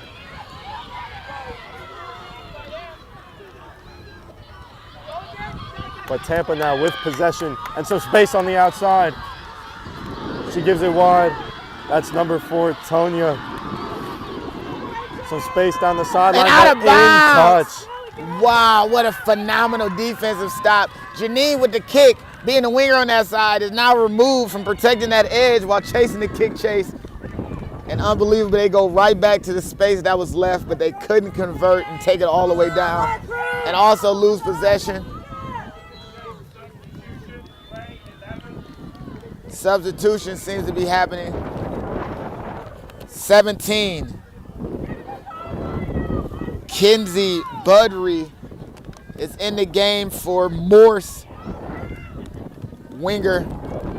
She was doing the kicking for this Knoxville team. And now they bring in a defensive stopper who stands out. She has to be at least 6'4". At least. But Do not run to this girl.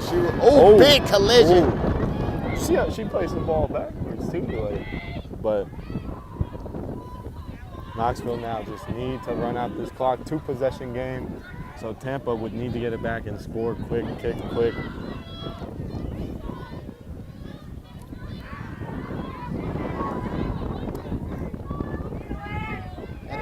And the newest player brought onto the field, Kinsey Budry, first touch of the game. And Knoxville seems to be content with just playing ball in hand on their own end. No need to force anything. The kick seems like an appropriate step, but big hit. Forearm tackle. And it better be There's the ball. an errant pass. And And a missed kick, seen as a knock. Tampa's gonna have possession, but setting up the scrum. Is getting the there scrum enough done. time? They have to score ASAP Rock or this is over. ASAP Knoxville. They have to score right now to have a shot at the end of the game. 1:30 left. And the ref not allowing Knoxville. You know how teams, when they're up and there's a scrum, they just Waste of time. wander over. Lethargically find their place. No. Referee said, no, we're getting set right here. Chants of encouragement from the Tampa Bay sideline. But now a pick and go weak side. Number 8, Rachel, been doing it all game, and now the backs. And now the backs to Samantha. Offloads To are Robin. there. They're keeping And now- the ball in play. and now they got 2 on 1 space is on on the the outside. Oh, but Chloe unfortunately could not get the offload off. And Knoxville, With less than 45 seconds, could Wow. find themselves winning this game for good. Looks like they're in a kicking situation. Will Knoxville kick it? No, they play with ball in hand. Triple tackle in the middle of the field.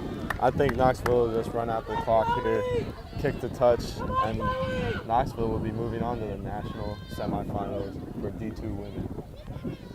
What an incredible effort from this Tampa Bay team. But they have the space outside. What would they do with it?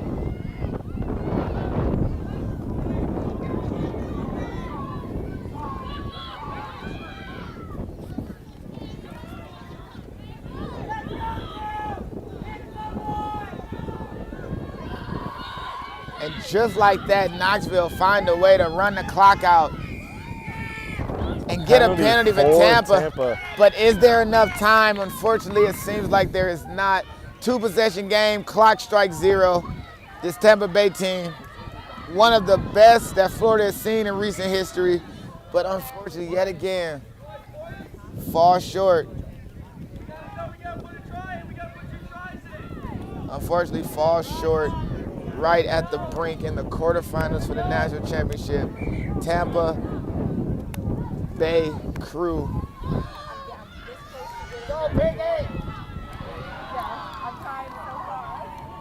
And a clean steal from clean Knoxville. Coach, and just gonna kick Kick it it out out. of bounds. And Knoxville are your women's Division II Super Regional champions, moving on to the national semifinals. Knoxville coming away with the win, 23-12 over Tampa Bay Crew. Unfortunate for Tampa, they had a tremendous season, but coming short in the Super Regional finals. My name is Nick, No Flop Sports. Lance, Great American Rugby, Quick Cut Production. We got one more game for you coming up. It's the men's D2 Super Regional Finals. Miami Tridents versus NOLA. Will be a tremendous game, but congratulations to Knoxville, headed to the national semifinals, and we'll catch you back at the start of the men's D2 game at 2 p.m. Eastern.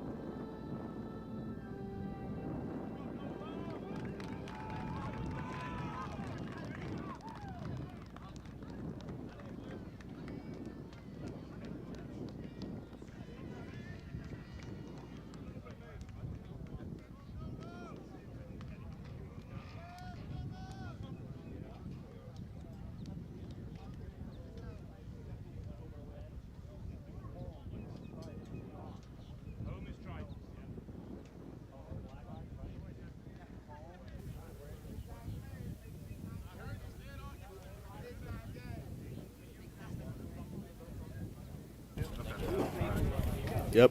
Just time on it.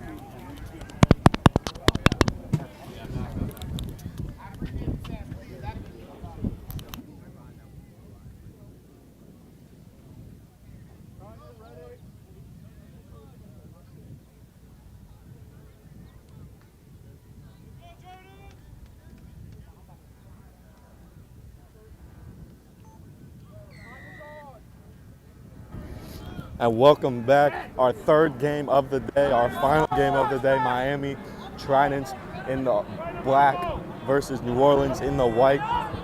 Men's D2 finals, super regional finals. Winner of this game going to the national semifinals. My name is Nick, No Flop Sports. With me in the booth is Lance, Great American Rugby. It is a quick cut production. New Orleans going to start us off with a kick to the Tridents. Tridents with the ball around midfield. And we got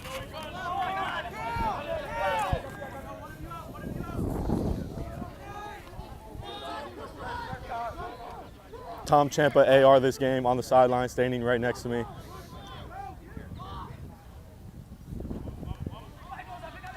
Tridents down the sideline, big fend.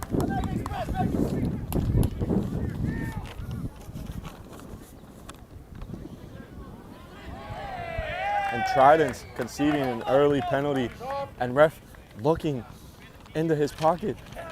Possible early card.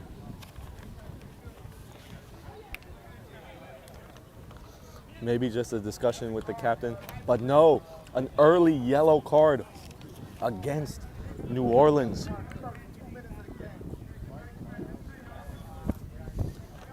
And Miami Trident looking to take advantage of this yellow card. We see number 13 from New Orleans, Greg hurting his team in the first minute of this game. And now Miami Trident's looking for some points about 38 meters out from the post.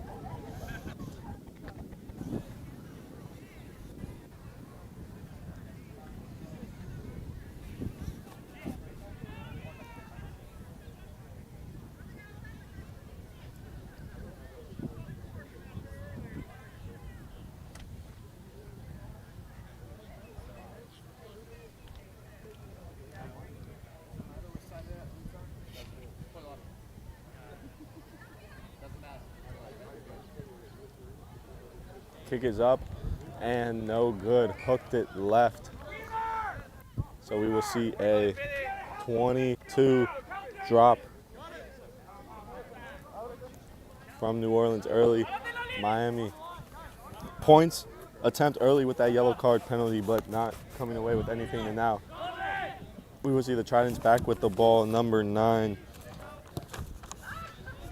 Morrow kicking it and falling just short of the try line, so New Orleans going to have to play it and a kick back to Miami.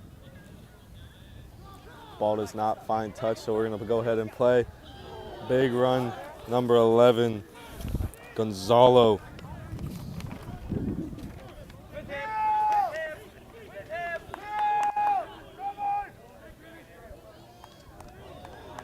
But it's all Miami here in these first 3 minutes.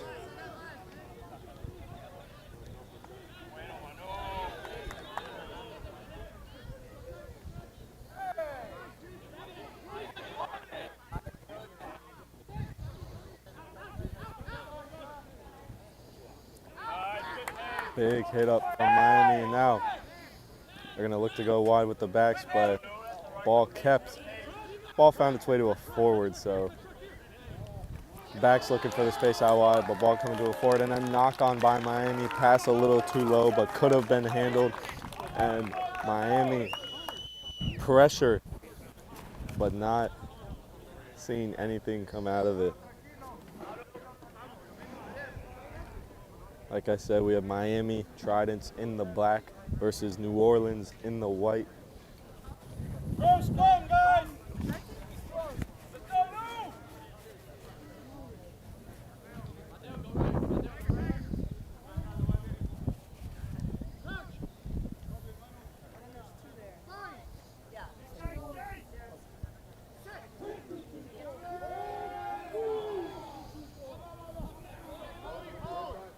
First scrum of the match, we see New Orleans coming away with it. Oh, what a step. What a step. 3, 4 people. Oh my gosh, number 10 for New Orleans, Cameron Troxler.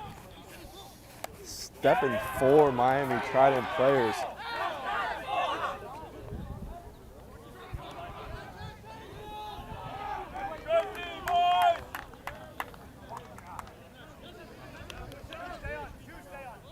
And now New Orleans looking for the kick.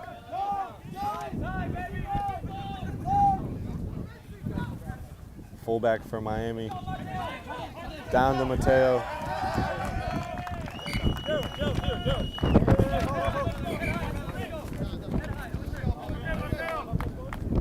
Fullback Matthew gives it to Mateo, but Mateo looking for that step inside. Took a step into touch. And now New Orleans still on their side of the 50 by only a foot, but still inside. And we might see a 50-22 here early from New Orleans. The wind is semi with them. So line out 1 by Miami and passed out the back.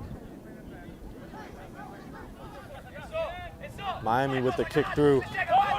The chase is on. And now New Orleans, number 11, Gerald Ross, heavy pressure, but New Orleans able to get back in support of their teammate.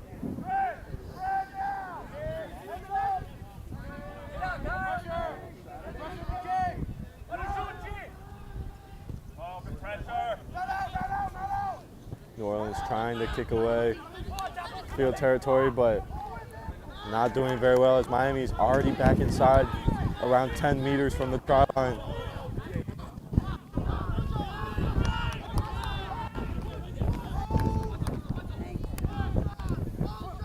Now Miami looking to go wide, but big tackle by New Orleans.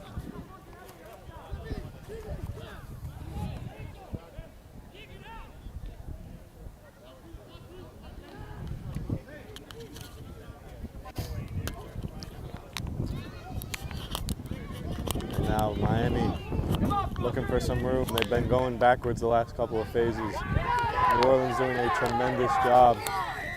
The ref gonna blow it up in a penalty for right in front of the post. We know Miami likes to go for points in these situations, and that's what we are going to see here. Miami missed the penalty kick earlier, right in front of the post, about 20 meters out for this one. Still time left on that yellow card for New Orleans. Happened in the first minute of the game, so got about 3-4 minutes left on that yellow card. And Lance, Miami Tridents, New Orleans, 2 very powerful teams. We've seen mostly Miami the first 8 minutes of this game. Kick is no good from Is straight that the in front of second the one? post. Yeah, he's missed 2 now. Unfortunately, number 10, the captain, Federico, 0 for 2 on his kicks, and he's normally a great goal kicker. Put him through the championship kicker. He wanted it. You know, their kickers win them games, so to see him miss early on is.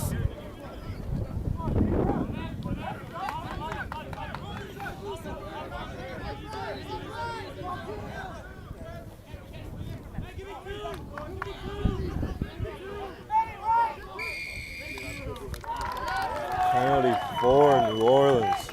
And New Orleans been so close with all of these poach attempts. Even the one with the kick right there could have been called either way.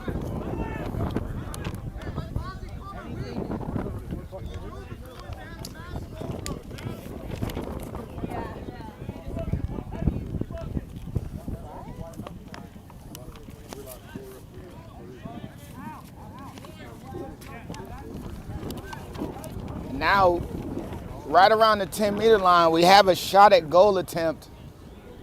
Nola and their scrum half, Alex Vez.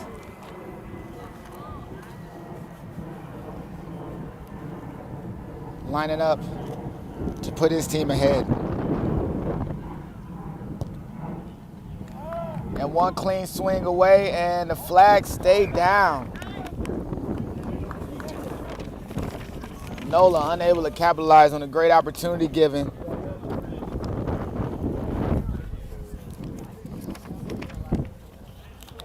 And now we have a 22-meter dropout, given back to the man who kicked it as he swings it to the center. They're trying the tactical kick game, unfortunately, right down the center, right to the, and he, with another boots he puts on it. This could potentially take a bad bounce, but no.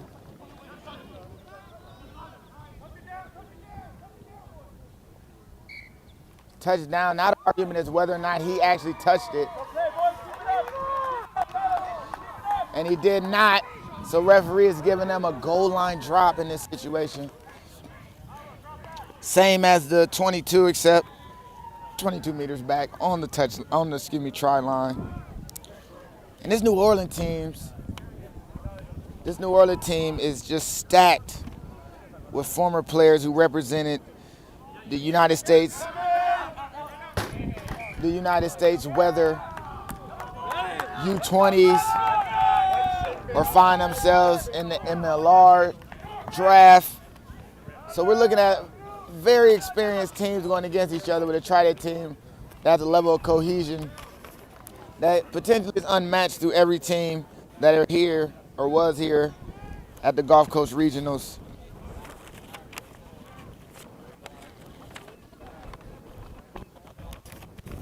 Also would like to thank Nola for supplying us with great fun facts on all the players. Great information, gentlemen. Scrum down. Miami Tridents put. We're about 29 minutes left in this half, and Miami Tridents at the 5-meter line with a scrum down attempt. This is a high-pressure situation. The yellow card has been re-entered into the game, and right here we're going to see potentially the first try or first points of the game with Nola back on their own end. These back lines look focused and ready, primed to take it. And the ball pops out. 9 keeps around the corner. Big hit on the try line. Tried to roll up, but unfortunately knocks it on. You beg the question, why attempt that reach over with so many players able to back you up, but unfortunately loses it. There's a referee conversation, and we could be looking at something different here. Okay.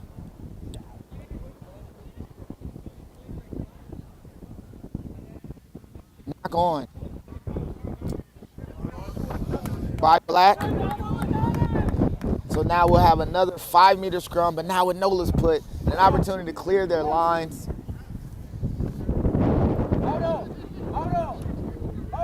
First, we'd like to thank Florida Rugby putting on a great event here. Last game of the Gulf Coast Super Regionals. I am Lance of Great American Rugby. I'm here with Nick of No Flop Sports.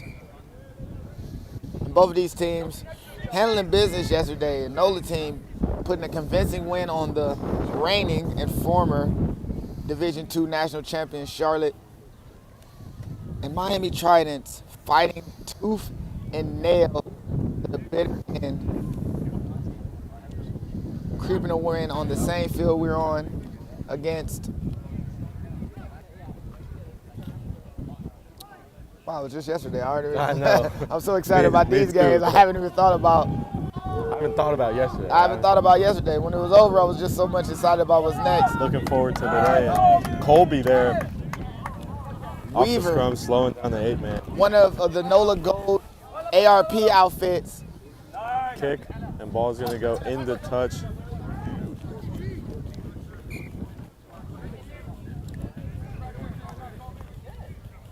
But great opportunity. NOLA Gold clearing their lines, back on their own end, continuing to fight. And now Miami Tridents number 2, Luis Lucas with the line out throw.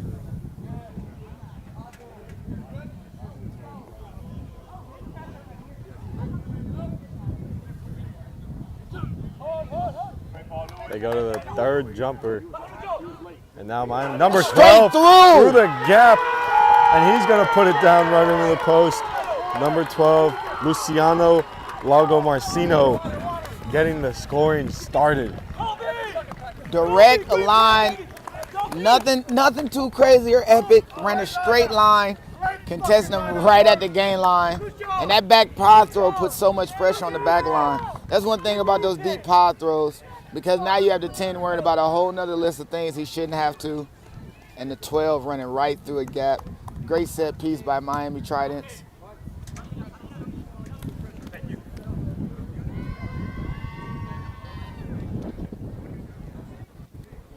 Miami Tridents with an opportunity to go up 7-zip in the opening 15 minutes of this. And now kick is good. After missing his first two, made this one right in front of the post. 7-0. Miami Tridents up over New Orleans. 25 minutes still left in this first half, so a lot of game ahead of us. It's a lot of rugby ahead of us.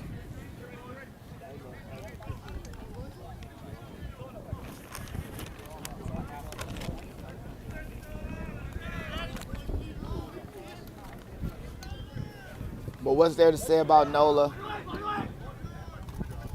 Excellent take by Miami, and they're off running again. The 8-man, Manuel, was looking for a step on the fullback. Unfortunately, didn't have it in his arsenal. Sniper, turf sniper.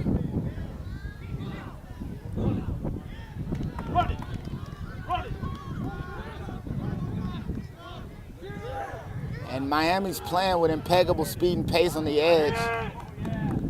And definitely a level of energy.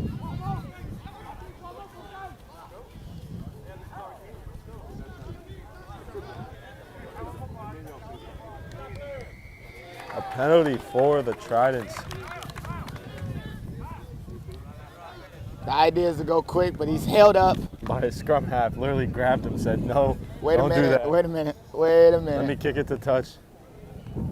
Oh, kick for post. This is where he attempted his first one, about the same area, came up, pushed it left. He wasn't short, but he pushed it left. And now he wants redemption. I mean, it's a great time. The risk reward is just, it's a perfect, right? It's in the first 20-something minutes of the game, in the first 20 minutes of the game. If he can get out of his funk as early as possible, and with the penalties that NOLA seems to be giving up every 2 or 3 minutes, why not ping him and take 3 points at a time and nickel and dime him until you have a lead that's large? A 15-point lead just off of kicks is a backbreaker to any forward pack on the opposing team. Knowing that any mistakes they make contesting football can end up giving up and giving the game away. Captain Federico Torres Garcia with the kick attempt. Kick is up and no good. 0 for 3 on his penalty kicks, but the Tridents still up 7-0. I don't mind him attempting every one of these penalties. If you trust this guy, get in his ear, hey, you about to make the next one for us. You're going to make the next one. And now you get the ball right back with the 22 drop, so.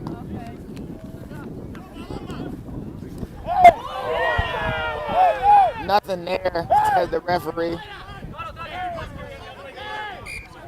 Nothing there, says the referee, on the up and under dink.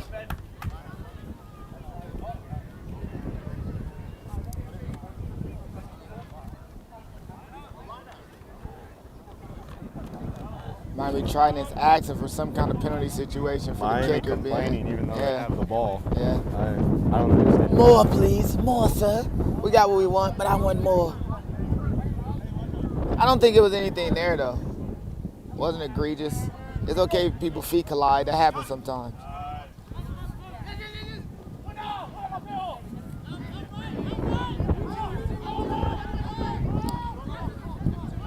Colby Pearl. Now Miami goes wide. Excellent job by Miami. Working it all the way. Now they're 8. And another The try by 8-man. Trident. Manuel dots it down. Give Miami Tridents 5 more points. Excellent work, excellent teamwork though for that try. Excellent teamwork. And this is one thing that I notice on you scoring early points, you can't get too high on these moments. You got to stay consistent, even tempered. There's players on the Mighty Tridents team on the field that are saying, hey, there's still another 60 minutes of game to go. Let's relax. Let's find our composure. But Miami Tridents playing clinical. They are playing so fast on that back line on the outside. They're giving New Orleans all the things they can handle. Coach, No looks. Who was your try scorer? Number. Thank you.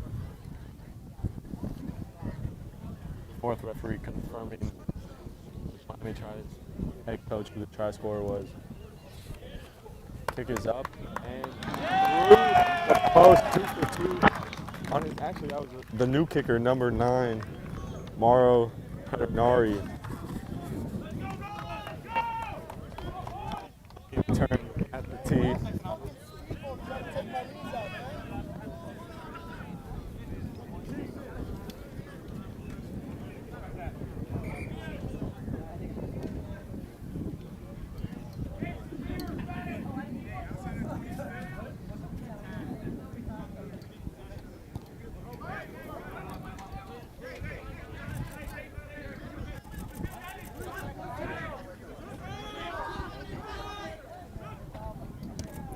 Miami with the kick. And the wind might take that all the way out of bounds. It does.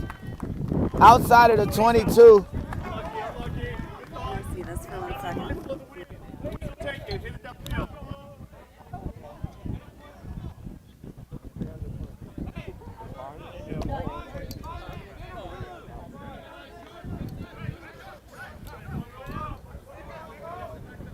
Miami kicks straight into touch, not in their own 22, so they give out the line. They give up the line out to New Orleans.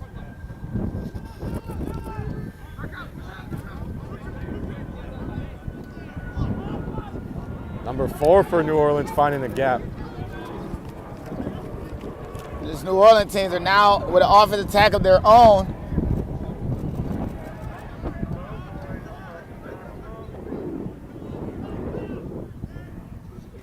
NOLA finding their own speed and their own approach.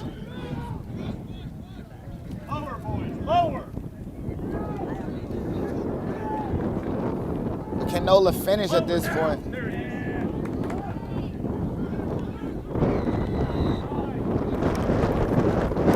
From the side, says the referee, penalty against Miami. We might see New Orleans attempt a penalty kick from here, but no, we're going to go to touch. We're going to play the line out. I mean, that's a good set of rugby for NOLA, finally getting the ball back. Between the first try and the second try, they had no ball at all. Gave up 2 consecutive tries, and now they find themselves on the Tridents end of the field with an attempt to go in for points. But this game, I believe, is going to be back and forth. The 14 points on the board right now will probably stand for a bit, but both of these teams are geared and ready to go and deserve to be here. And turnover. But Penalty no, for New Orleans. said jumper interference. NOLA giving a break after turning the ball over, and they go right back to the line out. They want mall. They want to go to the mall. They want to go shopping. I think they're setting up for the mall. I think they want to go to JCPenney's, to go to Macy's, get a nice shirt, sweater. But they're going to set up for the mall here, it looks like. Shopping. They're going shopping. They're going to the mall. And the mall is grinding. It is pushing through. And now, multiple players from the NOLA team. And a try given to NOLA off of the mall. The momentum seems to be teeter-totting. NOLA, after having no possession on Miami side of the field, the first half of this first half, put points on the board.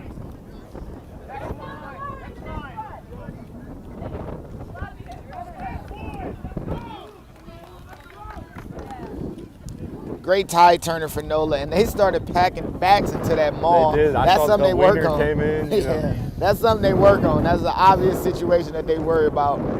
get the backs involved into those mauls. And they knew what they wanted. When they kicked it out of bounds, we all knew what was happening. Forward pack doing what they're supposed to.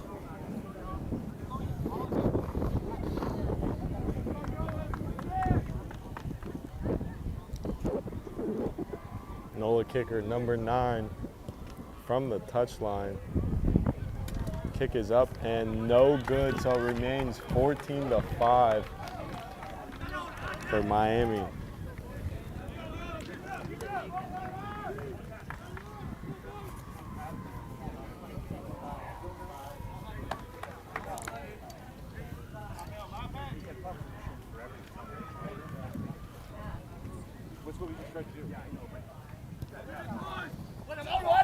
Restart, goes straight into touch. Just a little too far, wind carried it into touch. And the wind is pushing everything to the score side, the team bench side of the field. And we're gonna see a scrum at midfield rather than a re-kick. The ARs with some of the best grubbers in the business getting the game back restarted. Tom Champa, AR on our sideline. This is first half. We got Kai Martinovich on the other sideline. The who's who. The who's who of Florida Rugby Rugby referees. Yeah, shout out Cisco. Both Ciscos. Both Cisco's.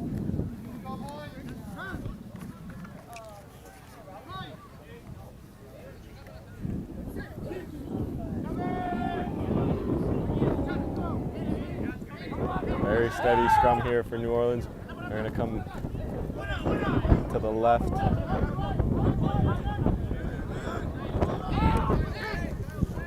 And NOLA seems to be putting together their own offense now. But the numbers are on the outside. Can they get it all the way out?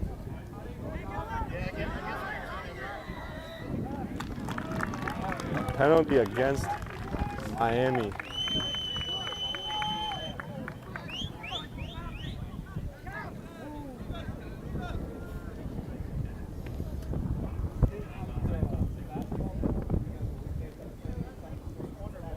Kick to touch, finds touch, most important thing. And now, because that maul works so well, where they go to it here in the middle of the field, put some pressure on that Trident defensive back line, and see if they can get it wide here. Number 11 stretching mid-game for NOLA. He's ready for the ball.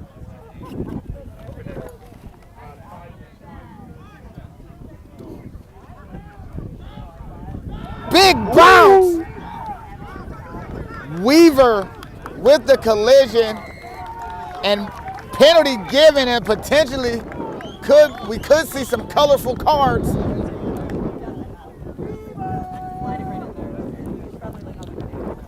As I said before,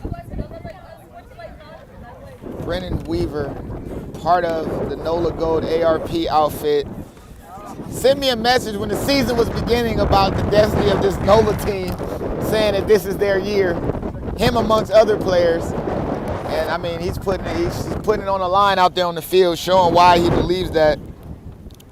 From Lockport, Louisiana, he's played for the NOLA Gold Academy, the Harpooners, Rhino Rugby Academy. He lives, breathes rugby, and giving his team a chance, an opportunity at a penalty. Center sticks down 5-14, could cut the deficit 8-14. One possession game.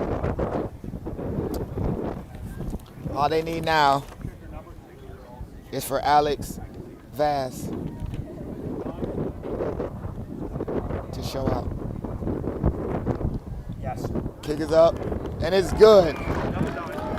8-14, NOLA is creeping back into this game slowly but surely. 14 unanswered points for the Miami Tridents, followed by 8 unanswered points from the NOLA Gold, and it all seems to be in the same edge of whoever has the ball. NOLA Gold's had the ball, not the majority, but all of this last 7-8 minute chunk, and before that it was all Miami. Ball possession is key, ball retention is king. High, but NOLA recovering it. And Nola with the skills to swing it all the way across the other side of the field. Big Big collision, hit. Gerald.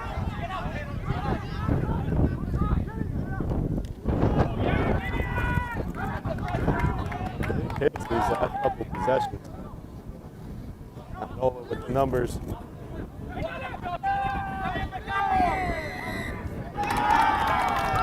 Penalty force, the indecision. Number 8 as well, getting the penalty for his team, and Miami right away electing to kick for points. Absolutely. Cameron Falcon, USA Cap Eagle, attorney at law, found himself with a subpoena of turnover. The ruling, the judgment, kick for points for Miami Tridents. Miami Tridents still without possession, but now in an opportunity.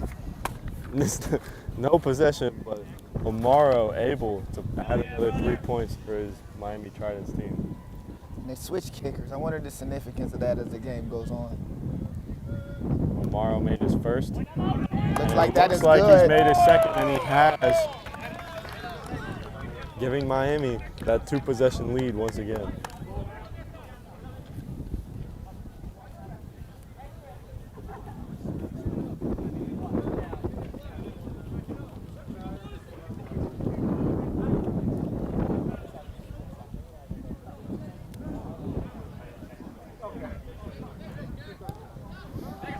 Nola, high and short, contestable kick, but gathered by Miami.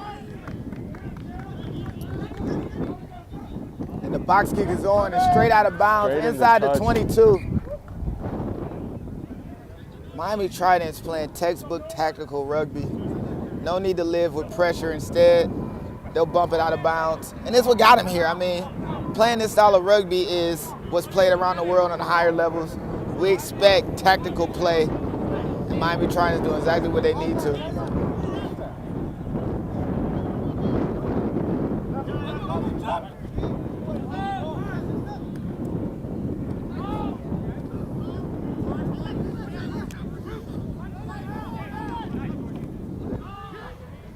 New Orleans now.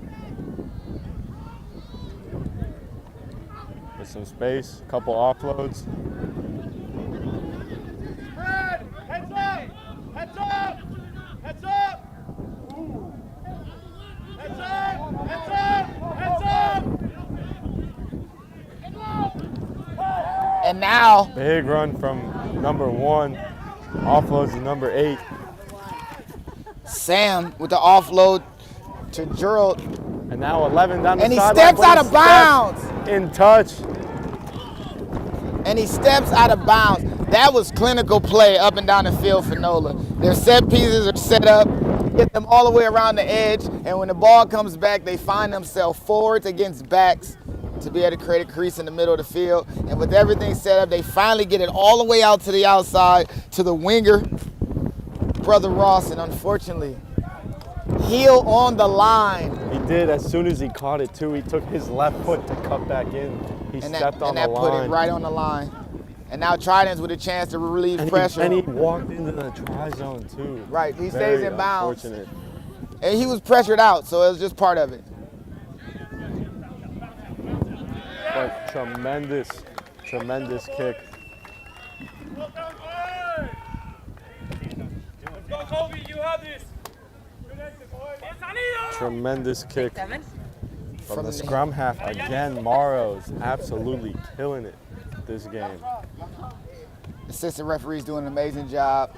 Fitness being tested in this kicking tactical game that we see. Line out to come. Nola could present the same issues they did just a second ago. But Miami will contest at the line out. Nola winning the line out.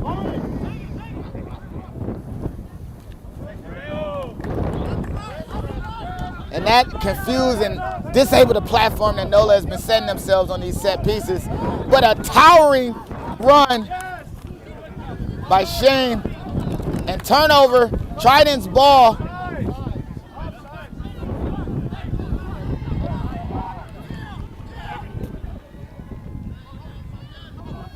Ball taken by Gerald. Nola's ball. Great steal in the tackle, and Nola opting for the box kick with no one back.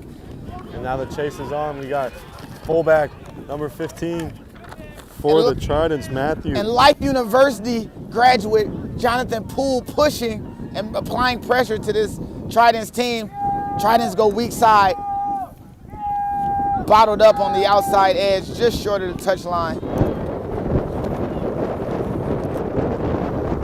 Now Miami.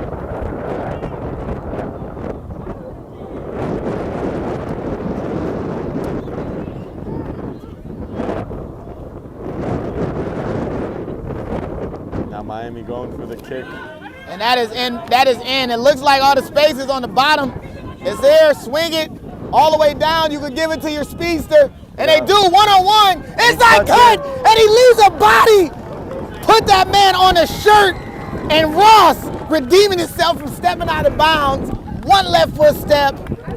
And now Nola 13 to Trident 17. What a step. Hey, that's why he was stretching earlier. He was mid-game. He's like, I haven't gotten it in a while. I need to, What a step. What a try. True redemption. And the team know exactly what's going on. I mean, the fly half, Cameron held the ball as long as he could to create the opportunity on the outside to give their speedster a one-on-one. Let the bodies hit the floor. Ankle bully. So many of the names you can get this man. Try for Nola. And the Tridents have a great opportunity here. Real adversity. They've been in these situations before. You can't count the Tridents out no matter what.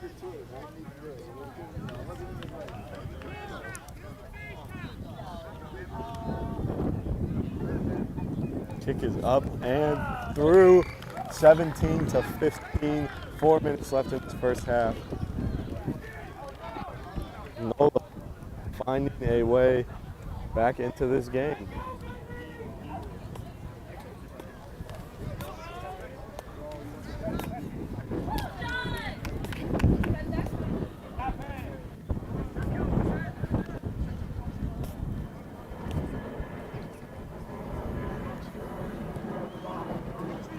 Deep kick from Miami on this one.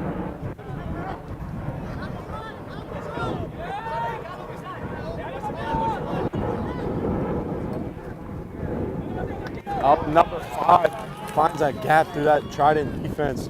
The show and go is there as Todd breaks the line. Offloads to the yellow card, number 13. Greg would receive the offload, and Now now 15. Nola is off and my running, goodness. leaving bodies on the floor again, and the fullback, Keenan Jenkins, I need heads up. with a clear. Wow. Did you get the license plate of that somebody truck? over. You get the license plate of that truck. Number 15 was the license plate, I believe. And the bodies hit the floor as Nola has got off and running just short of the half with a 20-17 lead. Back-to-back tries for New Orleans. Both coming in, winning fullback. Their back three putting in the work. First 11 with the speed to cut, to break through and put one in, and then 15 running somebody over. It all started back here. Line break. Number 5. Todd And then Dupree. to number 13, the yellow card. He got tackled, quick ruck, and came out to 15, who was running in support. And the head of steam he had, it just made it almost impossible for a team on the back foot to hold their form, And now hold their ground. a And now, 5-point lead, 22-17, 2 minutes left. what a turn of events. I mean, the start that Tridents had, getting almost overexcited, as I said earlier. Players on the field like, calm down, there's still 60 minutes left. And in 20 minutes from that point, less than 20 minutes, Nola found themselves going from down 14-0 to up 22-17. And the half is not over yet. Nola has no care to run this clock out. They seem like they're trying to get territory and essentially push for more points. Up and under from the center of the field.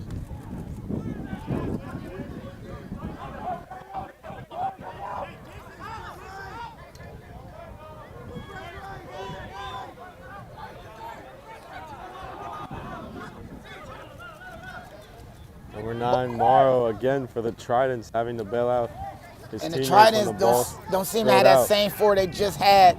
They got to find their collective structure because it was working for them. Their brand of rugby gets the job done. They just got to go back to doing what they do best. And a long arm penalty, Offsides. not rolling away card. He threw the ball into someone trying to get back on sides. Well, it looked like he did like the arm roll. I guess it is offsides. 40 seconds left And they're going to take in points. this half. They're going for points about 45 meters out. Number 9, Morrow, who wasn't the kicker at the start of the game. It was number 10, Federico. But after a couple misses, Morrow has taken control of the kicking duty. Now, confident, 45 meters out to bring his team within 2 points. Kick is up and no good. And that's That the pushed it half. left, and with that, half is over 22 to 17.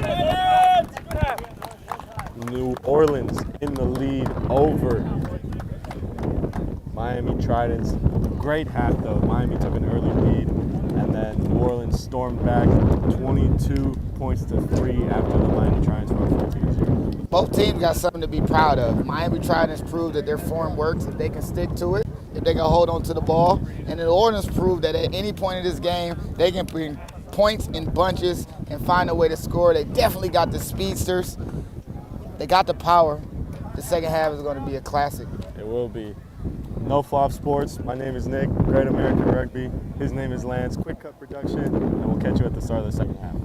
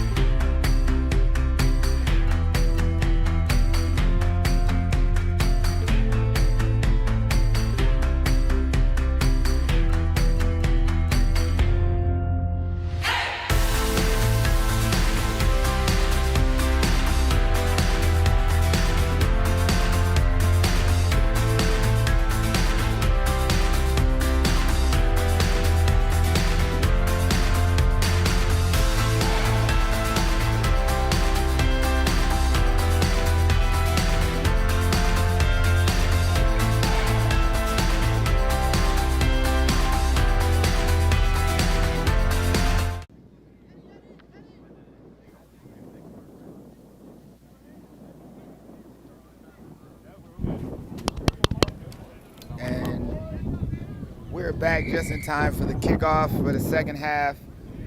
We are underway.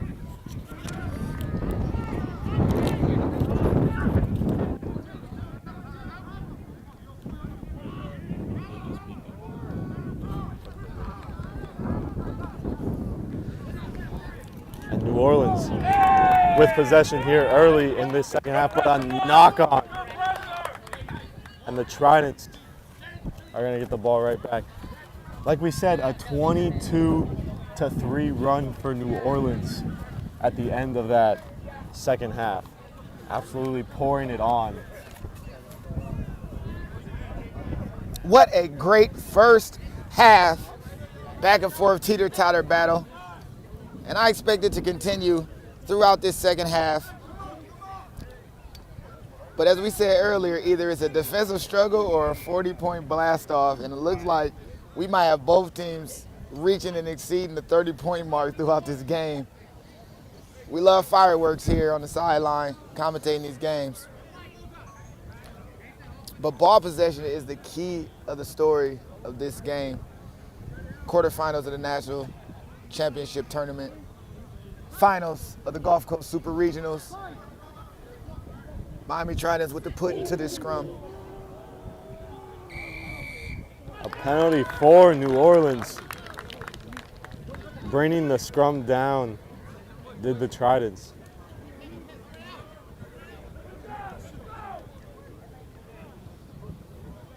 And a kick at points. New Orleans trying to add to their lead. Make it a 2-possession game.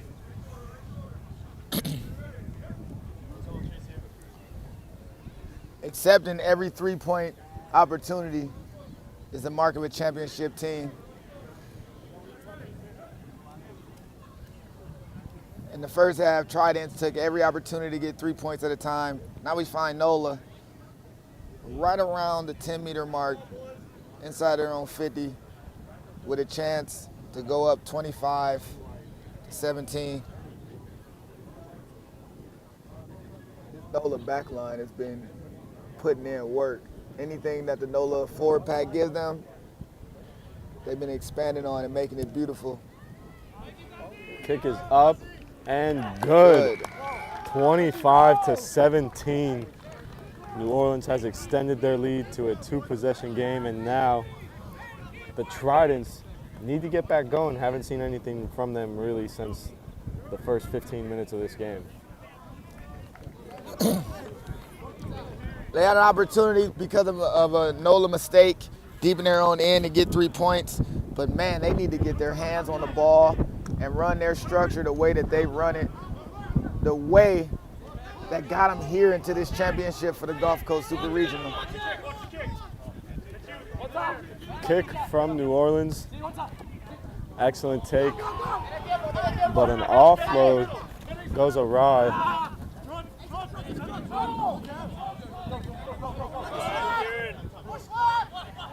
And now Miami going wide.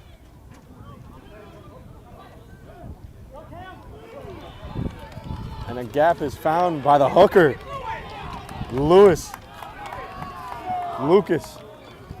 But ball thrown into touch.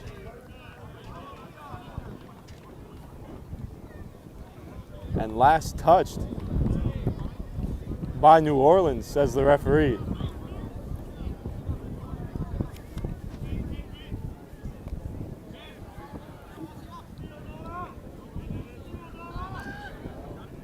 Again, Miami showing that on the fringes, on the outside of attack, they can cause controversy. They can advance the ball. And with this penalty here, they might just take these points, or at worst, Kick they're definitely going for these points. at goal from, again, 35 meters out. We saw him push it left earlier. But Miami getting the line out penalty.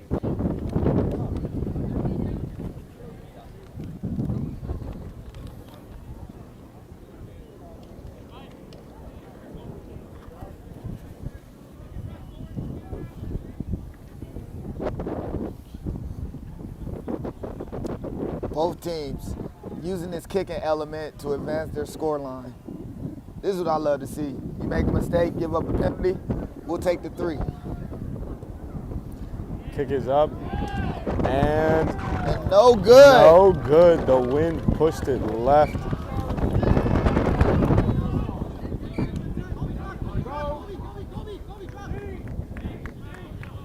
So we're going to have a 22 dropout. That is the Trident's 4th missed penalty kick of the game, Lance. You can't knock them attempting these kicks. But as someone who's not a kicker, I can't blame him for missing either. Hey, that's between you and God. It didn't go in. We'll trust you for the next one. Because I'm surely not kicking it.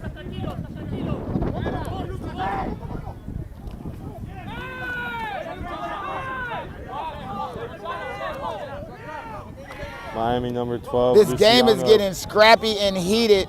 Both teams are laying down big impacts. Big hit. And a knock-on card in the tackle.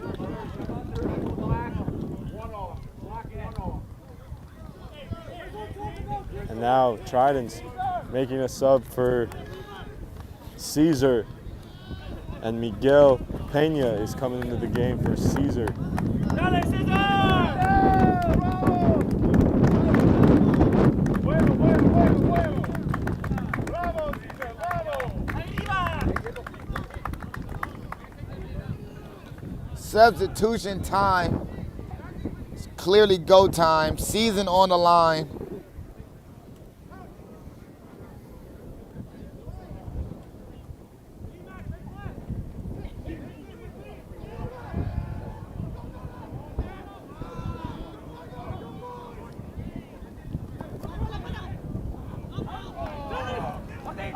Oh, and almost stolen by Nola, but Trident's maintaining possession, and now a box kick from Morrow, but goes straight into touch.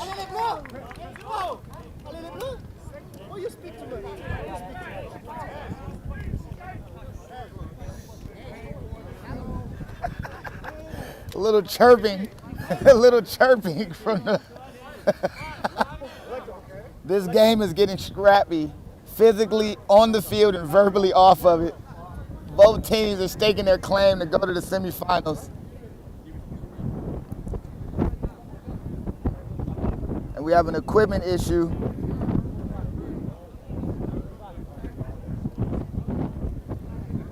You gotta admit, these Miami Trident coaches have a unique style that I just can't hate on it. The shorts with the long button sleeve down and the tie, team colored tie, mind you. They're representing their team well. And this Miami Trident team are one game away from the national semifinals. Throw in to come.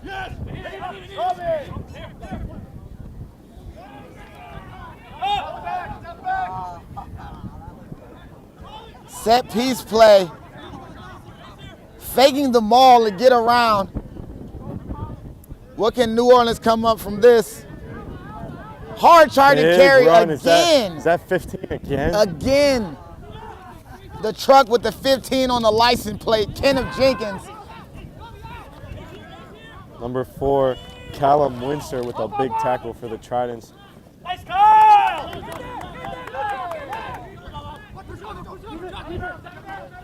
Oh, And JP 14. on the outside, inside out move. Grabbed by his jersey, but couldn't. Knock on. Couldn't stay. He tried to keep it in bounds, swung around by his jersey. JP, a big feature man for the New Orleans area. He's been representing for the NOLA area for years. Almost had a shot to go in the try, but the jersey pulled, knocked him off balance. The offload, unfortunately, doesn't go to hand, and now we have a scrum for Miami Tridents.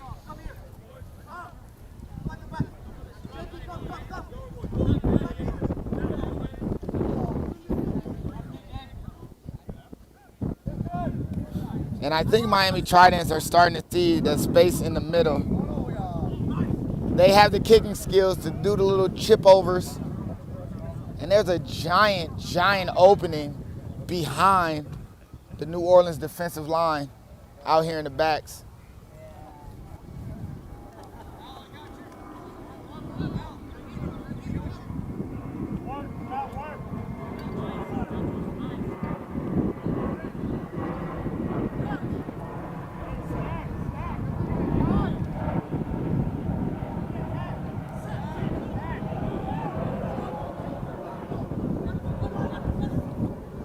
Trident's out of the scrum. Now with a kick straight into touch. Not the distance you're looking for, but now 40 meters out is New Orleans with the line out.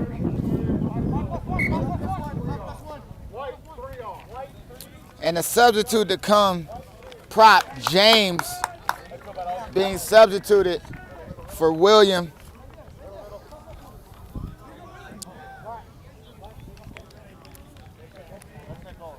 This is crunch time for the subs. Make your impact, put your team over.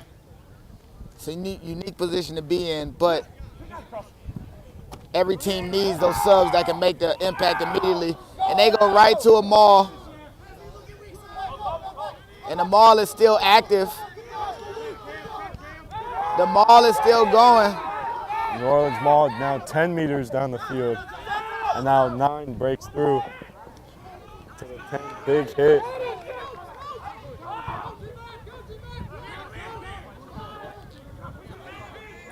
Colby's been close to poaching about 4 or 5 times. I know, he's going to get one here soon. And a knock on Nola at the doorstep yet again. Right when they need to be clinical, something happens. This Miami Trident team is bending, not breaking. Well, but I mean, if you bend enough, you're already broken. It seems as though the Nola team just has to execute at the very end. 25 points on them. Yeah, they had to find a way to execute at the end of these, and they're always forced to be on their end of the field. This next 28 minutes is telling the show what exactly does Miami have. They've been the cardiac kids for the last 2 games, state championship and yesterday's round of 16 match. But what they need right now is to clean it up and get clinical. And they have the back line to do it. Aaron pass. Communication on the pass.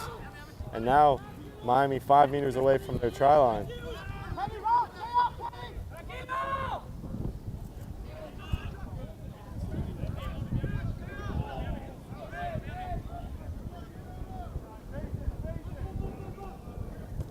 And now a kick.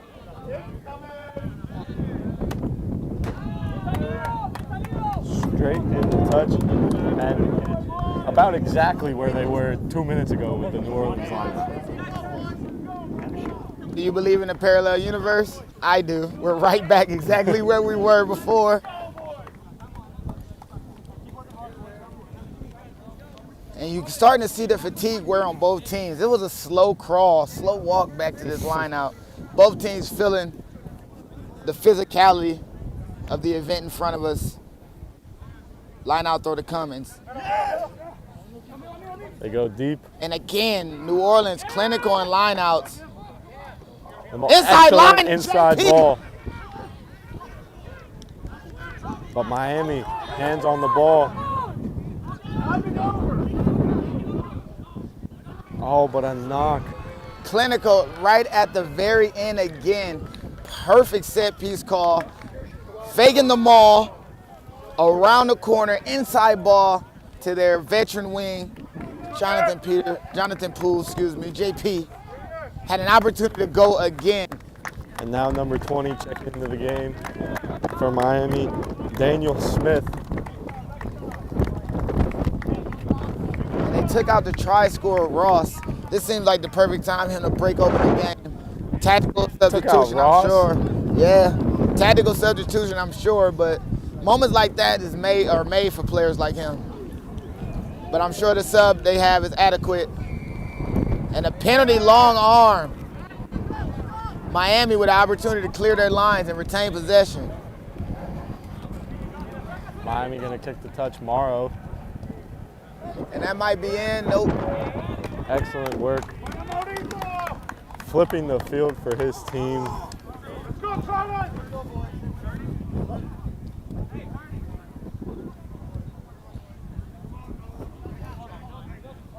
You got this, Trident. Let's go! Rally, boys, rally!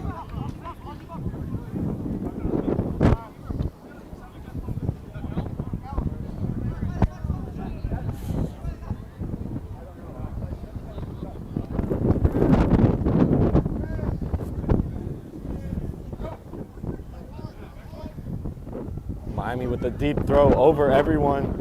The scrum half able to tap it back to the inside center who chips over the top. Goes right to his opposite number 12 for New Orleans, who knocks it on.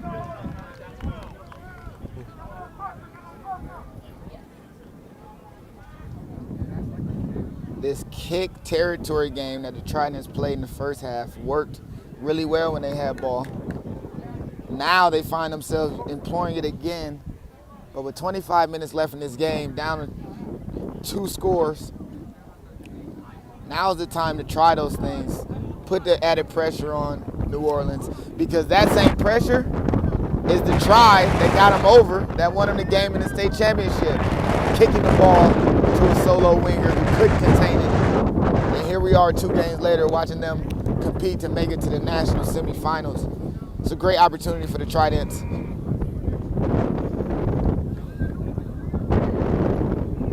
The Tridents now 35 meters out.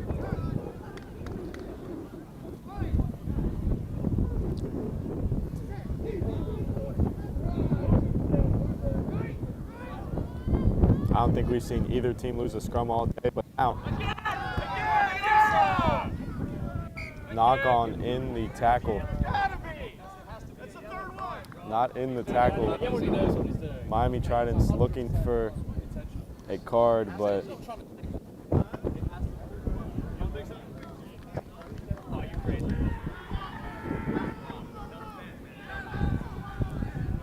the Tridents are not happy with the multiple knockdowns on the tackler going into wraps. Yeah, but he's hitting the guy in the process of wrapping the ball carrier, and every time he's wrapped the ball carrier after, he ain't tapped the ball and went after it. He's literally grabbing at the ball. It's almost incidental. 8-man pick and go. Took it himself once again. Manuel. And a crushing double tackle stands up to Trident attacker. Tridents have space out here. And the kick through. Added pressure. And the bobble, but the knock by the Tridents with a great opportunity to score, but unfortunately knocks it going into the try zone. Excellent kick from the fullback, Matthew. Just unable, number 11, Gonzalo, to reel it in. Keenan unable. Nola's fullback Keenan unable to gather that ball up, unfortunately. And right on the doorstep of a try. Neither could the Miami Trident player. But they've been adding pressure with these kicks, these up and unders. It seems as though Nola might need to find a way to fix that issue. Checking into the game right now. Andres getting ready to go in. Next stoppage.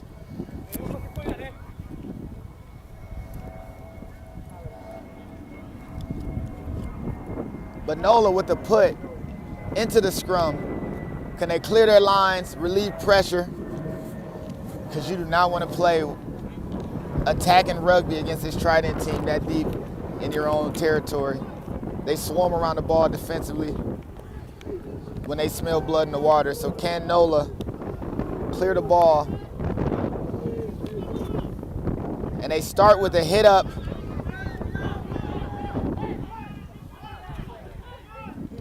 And a box kick straight into touch. Well executed. Well executed by Nola to gain clearance. And now the substitute, Andres, makes his way into the game. 20 minutes left. For number 1, both of the starting props now out for Nola. Big Sam Clem taking a seat, putting in a great shift for this New Orleans team. Line out to come. Last line out was overthrown. What would they go with now? Great throw, but unfortunately the ball, and that is another knock. That could be seen as worse. But Miami.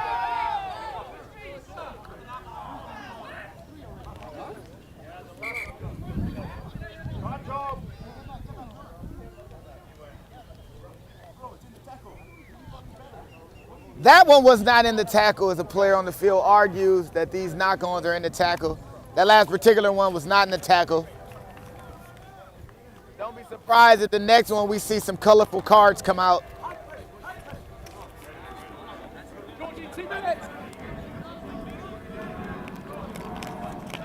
And with the timeout, both teams are getting their water reserves back. We're at the 20-minute mark. New Orleans is up 8. We've seen the Miami Tridents in this same exact position. Back-to-back games. This is the third game in a row they have been down with a certain amount of time left on the clock. This time, it's 20 minutes. It's a New Orleans team, and it's a 2-score game.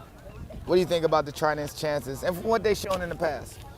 Well, what they've shown in the past is they're able to come back and win these games, no matter how much they're down, no matter how much time is left. And 20 minutes, only 8 points. I know it's 2 possessions, but that's a penalty kick and a try. So I like the chances. I like their chances, yeah. I definitely see this team as highly competitive, and no matter at any point, they're going to continue to compete and play. So I think we might see fireworks. No 4th of July.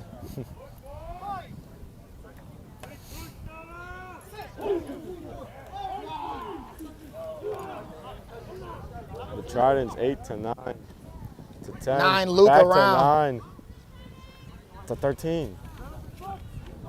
On the far end, they shut the door on that play. That outside defenders saw that coming to keep them from getting it all the way to the edge.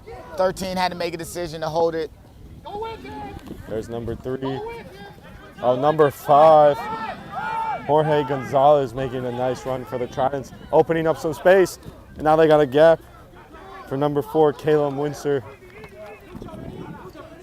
And now space on the outside. Number 20 getting his first carry of the game, Daniel Smith. And this is Miami Tridents playing their structure, adding this speed, playing with speed, adding pressure to this NOLA defense. This is what they needed to do.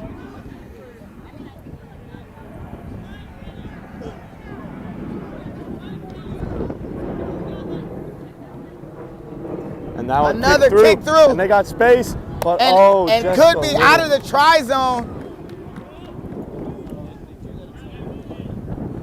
We have a goal line dropout because the kick rolled just inside the touch line. I'm not sure about that kick. They have forward momentum. That structure that they play. And they had numbers wide. The kick.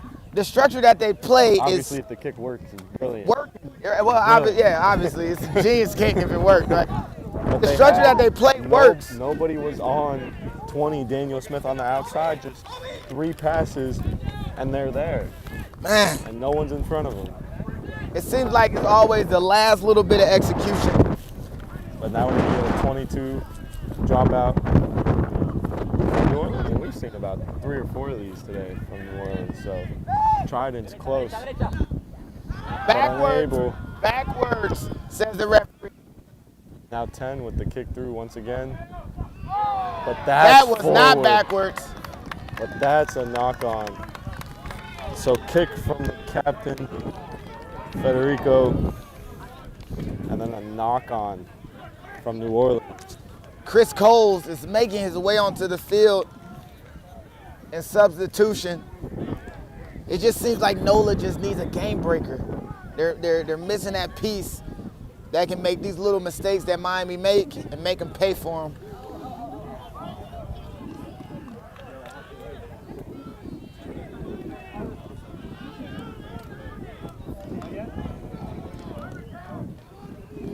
"16 minutes left in this game. It's still an 8-point game. Miami Tridents put into the scrum. Can this NOLA team hold?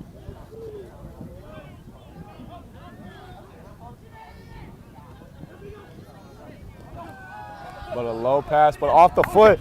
And now it's a chase for the ball.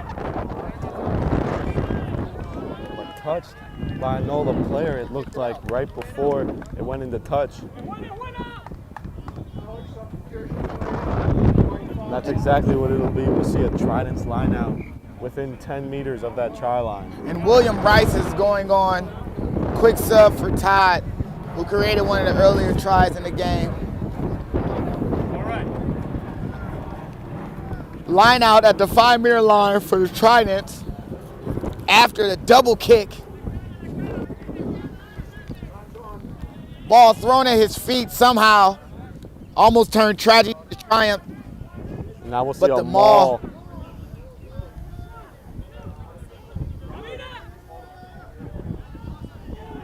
And the And a try by Put the it Tridents. Now a 3-point game. Let's go. Colby Pearl on the try. Cowboy Kobe on the back of that maul, putting his team through, potentially closer. Colby told me he doesn't score tries. He sets his teammates up. But in the super regionals, to get his team within a 1-possession game, he scores his try. I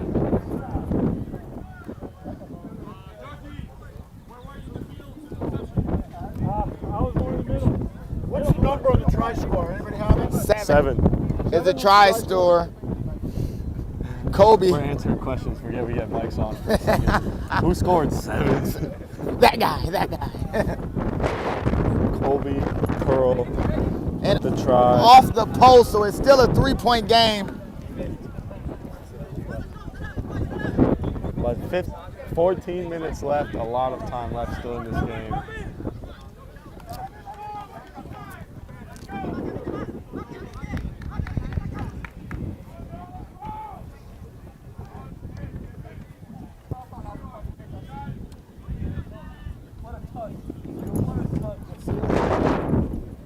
You like that, huh? Kickoff.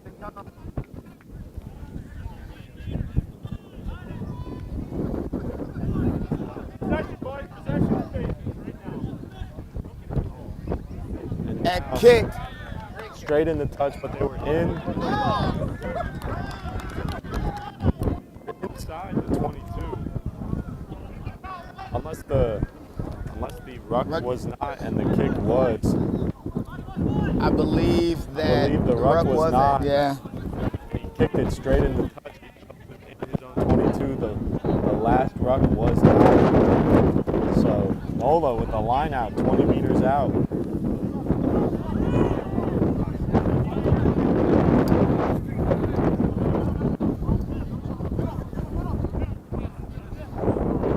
And that's nowhere near straight. And here's the thing about not straight on the lineouts. If it's uncontested and the other team doesn't jump, the referee usually gives a little bit of discretion for it and allows it to be a little bit off center if the other team doesn't contest it. But when it's That one was completely, bad. That one was bad. completely out of the way, When the thrower, as soon as he lets it go, says, "Oh man," you know it's my bad. NOLA on the 50th anniversary of the team find themselves on the doorstep to the national semifinals.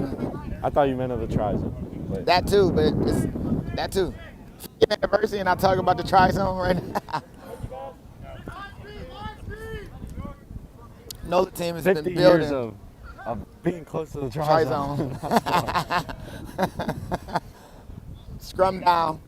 Referee doesn't like what he sees. And these scrums all day. They have. But, I mean, it's both teams highly, you want that advantage at all costs. I want that good shoulder. I want the perfect position.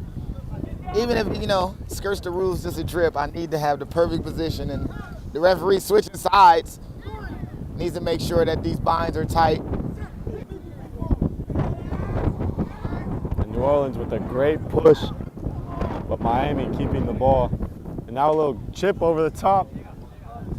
And Miami Forward. with possession. Forward pass, clearly pass. forward. But I've been saying there's an empty spot behind this New Orleans defensive line, and this Tridents team has the ability to dump it over, to chip it over. And right there we see, but the offload, right at the last bit of execution, unfortunately not perfect. Easy call to make for the serve. And at the 10-meter line, just to the right of the post, New Orleans in an attacking position. they haven't really been giving their backs the same appreciation as they were in the first half when they were putting in points in bunches. Now they can. Now is a great opportunity to do so. Middle scrums are built for it. All the way out to the edge.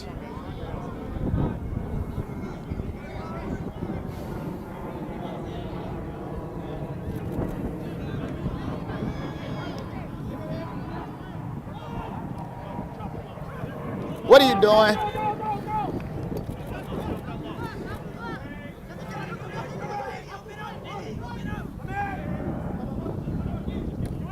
Oh, big hit.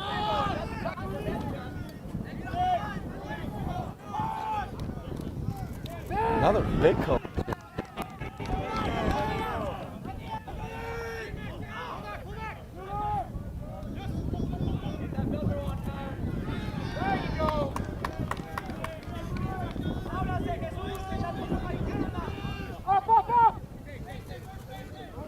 New Orleans keeping solid possession, but a penalty called. An injured player for New Orleans. And it happens to be the sub. Of one of the front row players. I wonder if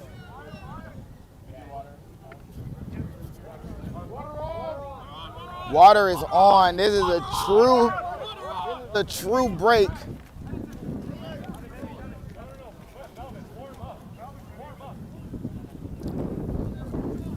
.9 10 minutes left to go in this game. 3-point game.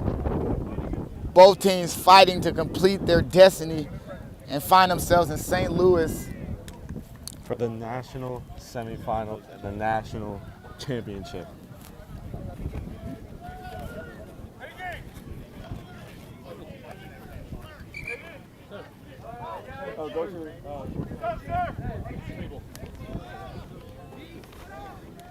Number 18 for the Tridents, Melvin Herrera, about to check in. Okay, thank you. Clock is correct. Clock is correct. We just got confirmation. 9 minutes, 40 seconds left. No! 18. Okay. I don't know where.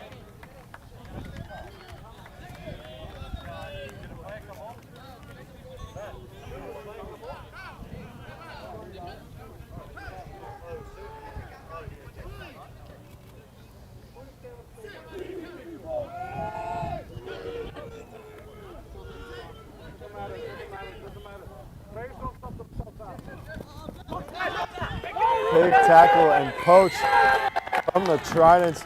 Excellent hit. Number 11, Gonzalo. And then the poach by number 12, Luciano.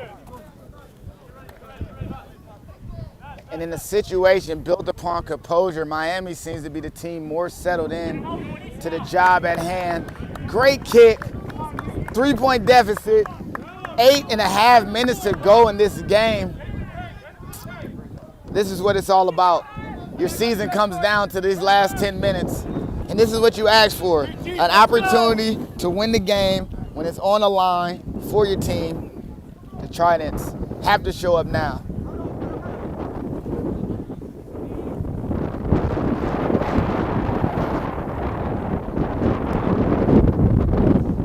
No, a bad line out throw leads to Nola having possession and the penalty.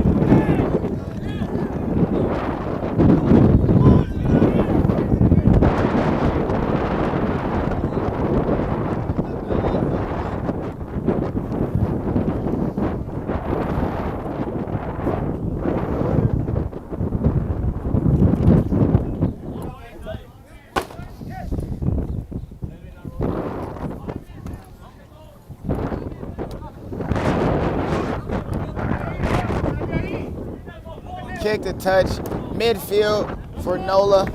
Right before midfield. I want to see a 50-22. Oh, that's why you had to make sure that was distinguished Yeah. right before. Right before midfield. You might just see it. We calling it now. No flop Nick, 50-22 prediction.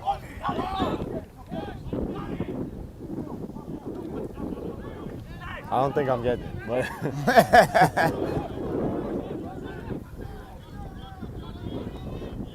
Not anymore. not anymore. They Not cross anymore. midfield. But this NOLA team attacking all middle phases, out to the edge, crash ball, forwards, and now they bounce it back to the short side.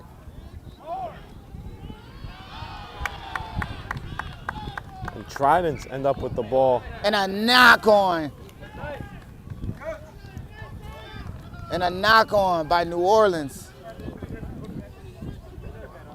The consequences of going short side. What you notice as I'm walking onto the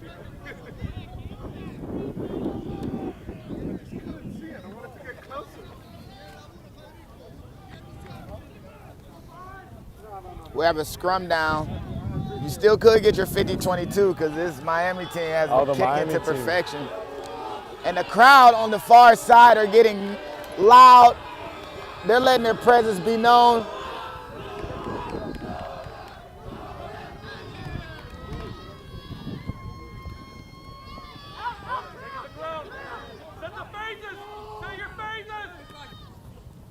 Skip pass to Skip the pass. edge.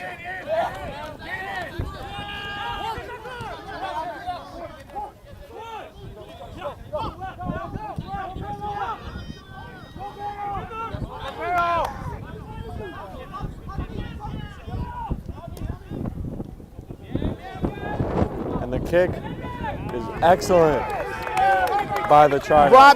Brought back. Really? It wasn't brought back? Great job then. You got your 50-22. Ah, there we You go. got your 50-22.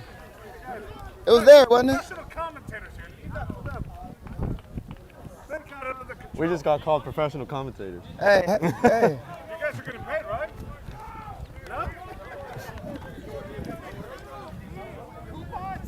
Coupons. We didn't even get lunch yesterday. Now you are. We got you. There you go. Tridents are the best team. Tridents are the best team in the nation. And a hit up in the middle. Oh, and a knock on. Bad luck. Right, Tridents on the doorstep. Couldn't bring the ball to hand, and now NOLA has a chance to clear their lines with a 3-point lead and less than 5 minutes to go. Let's recover, boys. Unbelievable. The Tridents with the excellent 50-22. I've been waiting for it all day. You got it. You got it. And then Let's go. great job with the line out. And then the fly half. We should have the best hands on the team. The captain. Oh, captain, my captain, please catch. Please What's catch happening? the ball. What's happening? And now we have a unique high pressure, and this is where Miami seems to thrive all year. New One Orleans possession teams, game, under 5 minutes. This is where Miami makes it happen. historically, and by historically we mean the last 2 games they played and with playoff implications. No time on the clock or less than 2 minutes, they come alive and do whatever it takes to get the win, including yesterday. Can we have a storybook 3 in a row? To go to St. Louis. 3 in a row to go to St. Lo, but no, A Penalty. for New Orleans.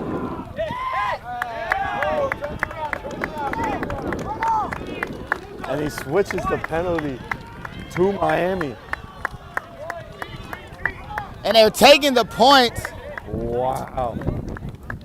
To tie the game with 3 minutes to go. First the Sir had his arms pointed for New Orleans penalty, but unfortunately he meant New Orleans and are the ones who committed the penalty. So now here we are, after miss on penalty attempts in the first half. 4 missed penalty attempts this game.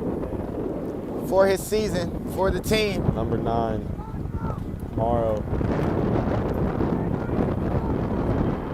Been saying his name all weekend, and I'll say it one more time. Morrow ties the game for his team. Miami Tridents, 2.5 minutes to go.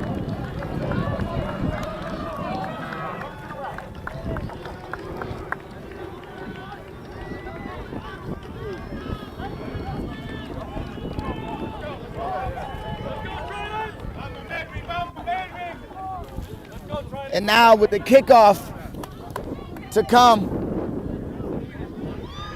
Oh! Oh!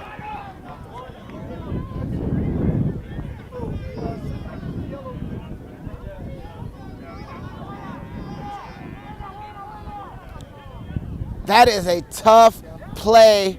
High air collision, looking up for the ball to find himself running right into the path of a Trident player.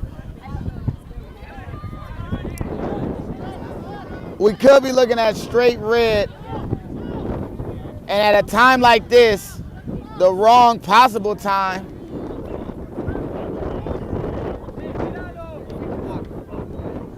reaches to his pocket and gives a yellow. And just So like that, unless this game goes to golden point, we will not see this player return.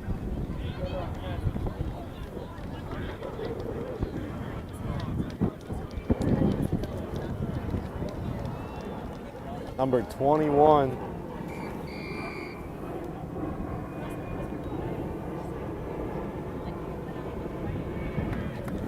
But and just like that, with an Miami opportunity. battling back continuously.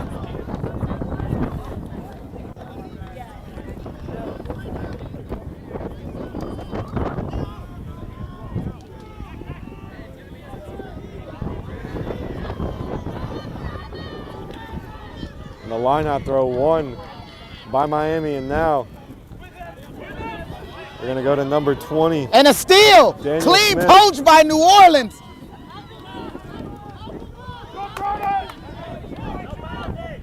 With a man down, New Orleans must fight in order to get this game from a tie.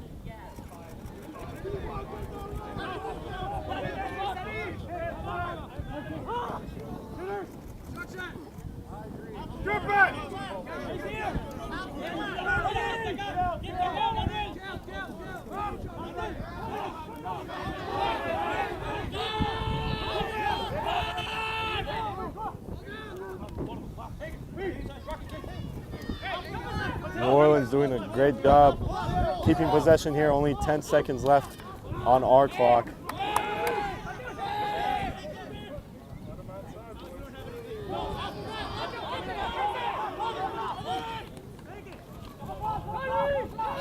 Time is now expired. New Orleans with possession about 40 meters out from the Trident's try line. And they are in kicking territory. Any penalties could result in the end of the game. Especially now that they're, coach by Miami. Excellent work. From the man taking in the air.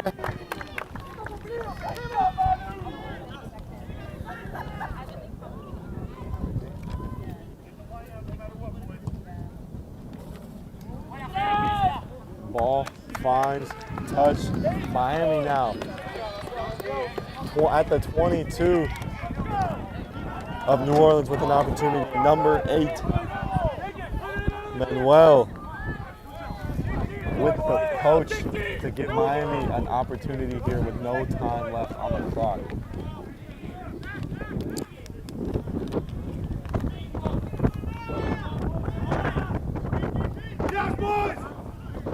New Orleans has to play perfect defense and not give up a penalty. Or a long run like that. Number 12, Luciano. And now they're out wide to the wing. Who cuts inside, doesn't want to go into touch. Doesn't want to lose this opportunity. Any penalty, and there it goes. An opportunity to kick to win the game again for the third straight time. The Tridents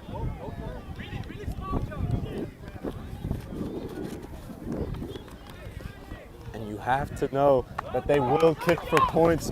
Number 9, Morrow, the team. And look at the sideline for the Miami Tridents on their knee. So it's full time. Tridents are on their knees, willing their guy to make the kick for a chance to make it to the national semifinals in Division II. The Miami Tridents, for the third consecutive game, needing a kick with low time to put them through to the national semifinal. The national semifinal. To win the game tomorrow. The kick is up. And it's no good. Good. And it's no good. Good.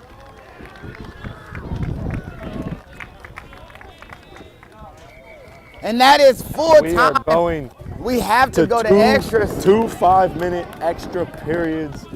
with a yellow card still in. We have 2 5-minute extra periods to play for you. If we are still tied after that, it goes to a 5-minute golden point sudden death. After that, I hope it doesn't go to kicks. I hope it does I not hope go it to does not kicks. go to kicks. Hopefully someone scores here.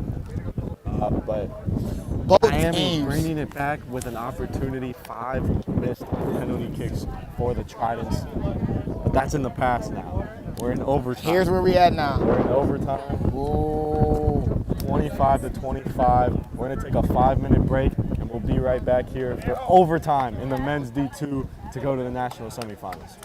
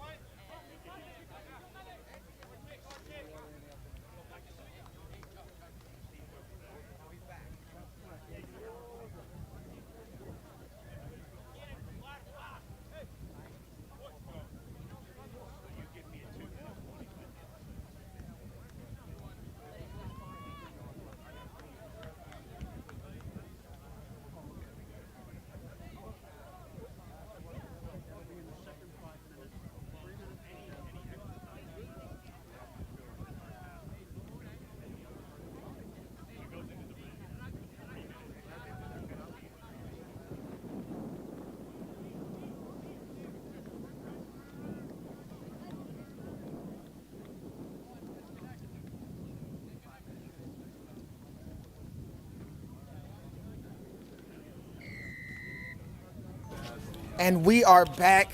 Kickoff for 2 5-minute periods. Equipped with full halftime. Well, with halftime. And if no team has scored any points by then or the game is still tied, We'll go to sudden death, Golden Point. I'm Lance, a Great American Rugby. I'm here with Nick of No Flop Sports, and we've seen one of the more interesting games of the weekend. This is the game of the weekend. This is the game of the weekend. Last game, best game. So, You guys up to speed of the time? Let's go 5 minutes. 5 minutes sudden death.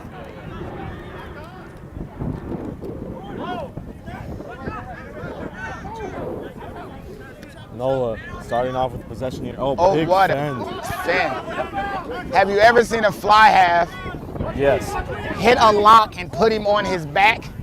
I do that every game, Lance. I believe you. I believe you. Apologies for doubting you, No Flop Nick. But both teams, New Orleans reinvigorated, playing the style of rugby that they should have been playing. And does that stay in? And it does. bounces, and that's a 50-22. That's a 50-22. And it might be a 50-22 inside the 5-meter line, or just short of it. What a monstrous kick. That was a 40-10. That's a 45. A 10-meter 5. What a rocket. Bounced perfectly inbounds. And now, New Orleans. Once again on the doorstep. 50th anniversary of being on the Doorstep.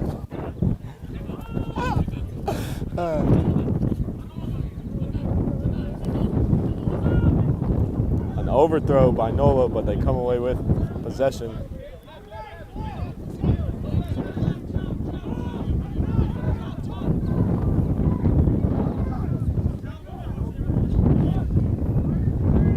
Now New Orleans going wide. Big hit with the outside centers.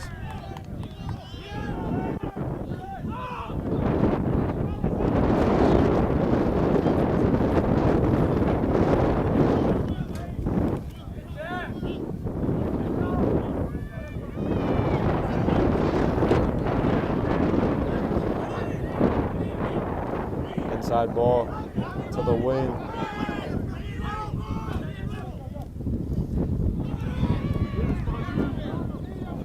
Miami playing fan. Don't break. Oh, and a Tridents. poach.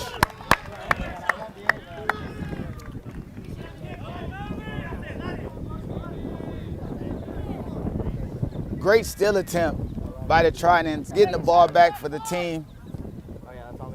And now pressure relief. Getting the penalty. Excellent kick all the way to the 40 of Nola. Now, Miami. Minute 50 left in the 5-minute period. Oh my gosh. Time is flying when you're having fun. And both these teams are Number 16, Miguel Pena with the line out throw. competing at a fever level. The heat has risen.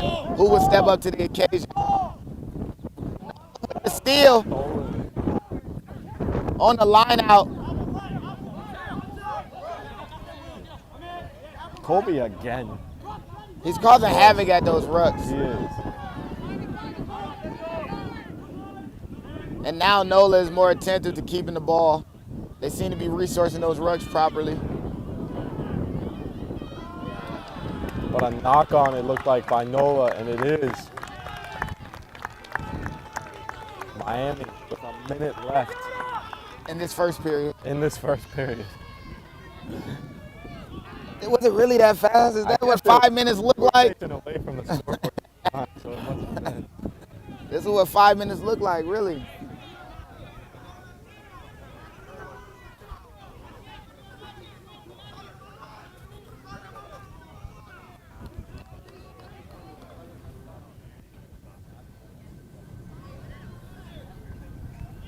Now the scrum most likely be the final play of this first 5-minute period. And there's still more time on that yellow card. There is that yellow card for Nola, if you guys forgot, because it happened, 15 minutes ago, real time now. Still has, at the end of this period, we'll have 3 more minutes into the next period.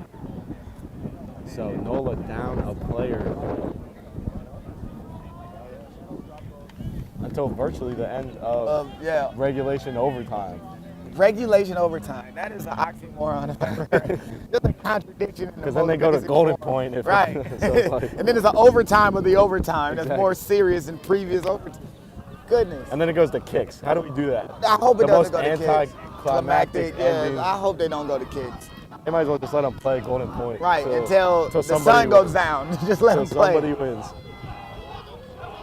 And Miami Tridents coming away with the scrum. Excellent inside ball to the outside center. Flip. Now the 9, Morrow. And now back to the forwards. Miami now inside the 10-meter line. Pick and go 1, just short. Miami inside the 5. Pick and go 2, just short. Third pick and go. And now they're going out to wide. No one there in the try. Miami puts it down to take the lead 30-25 at the end of our first period of overtime. And this NOLA team looks very distraught. They look as though they're losing their composure. A lot of heads hanging down, hands on shoulders. Nola's so worried about the pick and goes, they forgot about the wing on the outside, who walks in for the try, but now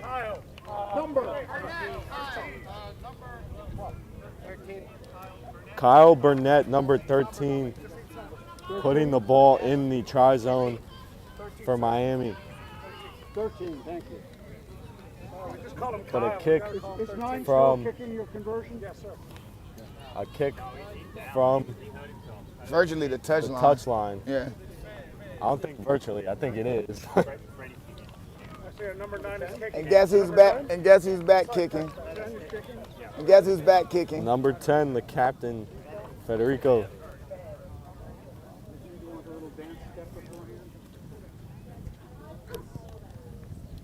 Can he put his team up 7? He cannot. And that is the end of the first period of extra time. We will have a 2-minute break and then another 5 minutes where Nola now needs to score a try to send it to golden point. So we're gonna take a 2-minute break and we'll be back to you then.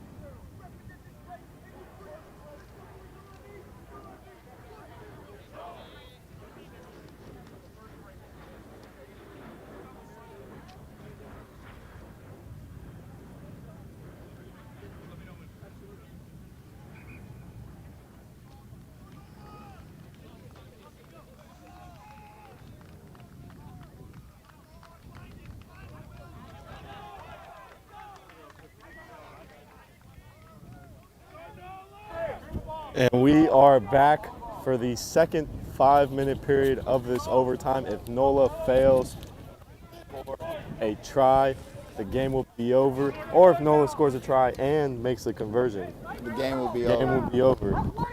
So only 5 minutes. That first one flew by. So Blink of an eye. Oh my really, goodness. each team only had one possession. So, and now Trident's receiving the ball.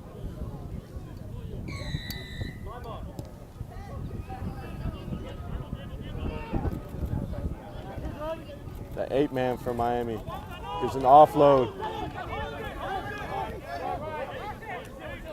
Miami.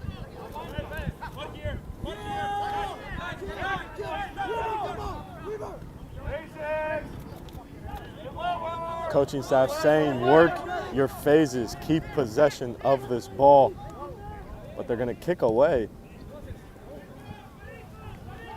Excellent kick from the fullback Matthew, but Let's go. Out of bounds. Get him out of bounds. Get him out of bounds. Get him out. Get him out. Get him out. now New Orleans with the ball around midfield.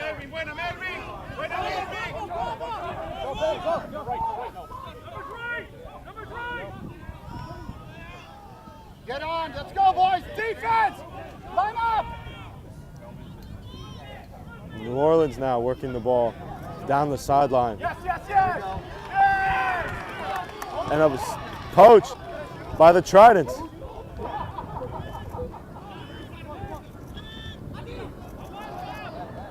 Now Miami working it wide.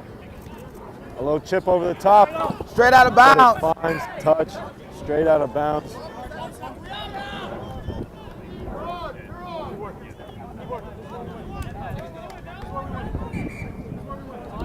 Time is off. Only 3.5 minutes left in this game. But New Orleans with a line out.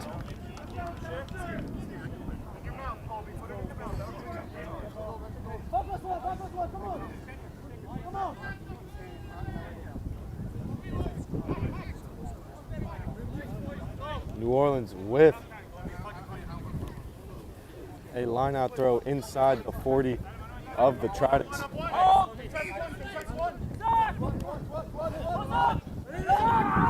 Now New Orleans with a maul attempt, but unsuccessful. New Orleans working it all the way wide, and they have some space.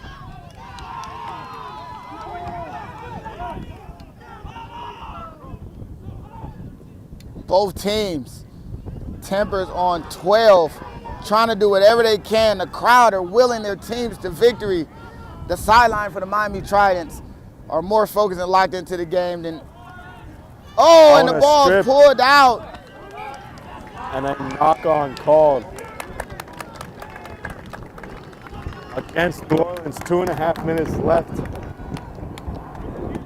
And we will have a Miami scrum. Time off exactly at 2.5 minutes. Lance, it couldn't get more tense than this. It couldn't. 2 minutes left for your season. And also, that yellow card time should have been over. It's already over? All right. Okay. So full strength. Players are cramping up. 90 minutes of rugby, will do it to you.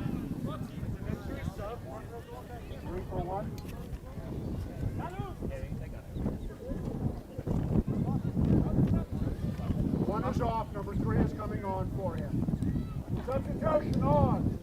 Substitution 3. And number 1 for Miami coming back to the game, Caesar, replacing Giannis, number 3, who has not come out of the game yet, played a full 87 minutes. So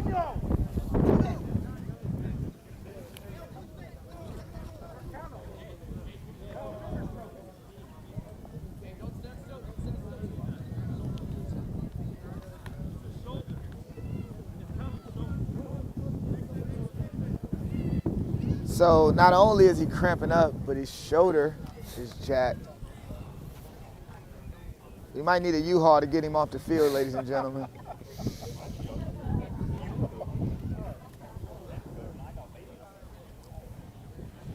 But this is, to be honest, this is exactly what NOLA needs. A chance to recollect themselves and potentially figure out a way to not only get the ball back, but put points up, because they need a try now. And they're Forklift race.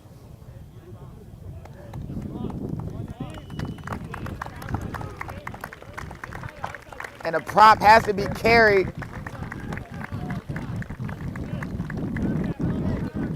The training staff did not have the muscle nor they the had- will to had lift get him some off the players out field. here. Had to get some rugby players out there to But carry the boy off. 2.5 minutes left. 30 meters out. Scrum down. Trident's plan is simple. Hold on to the ball and book your trip to St. Louis.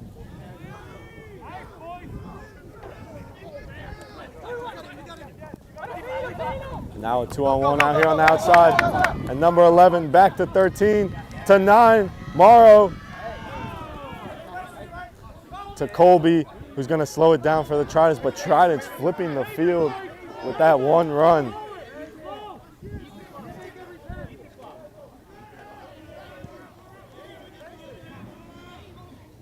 And the word that's been ringing for this Miami Tridents team that I've heard is phases, phases, phases.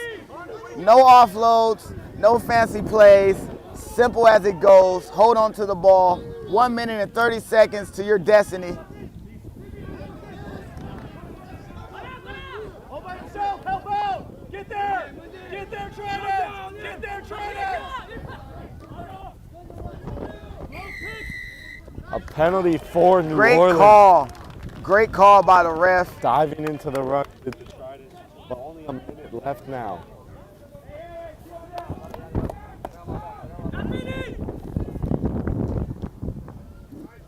Ball does find touch. And with 1 minute left,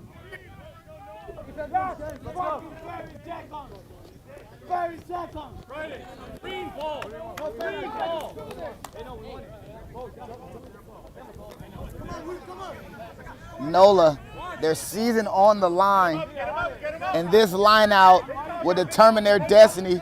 50th anniversary, New Orleans, can they get into the tri-zone?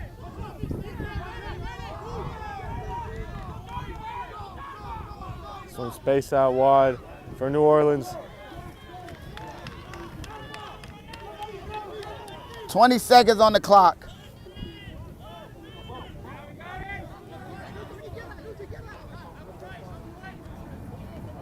Low, low, low! Low, low, low! Low, low, low, low, low, low, low! And a loss in the knock on. tackle. New Orleans opportunity squandered. And Cowboys. Tridents only had to kick it out of bounds. Time! Time! Time! Time! Time!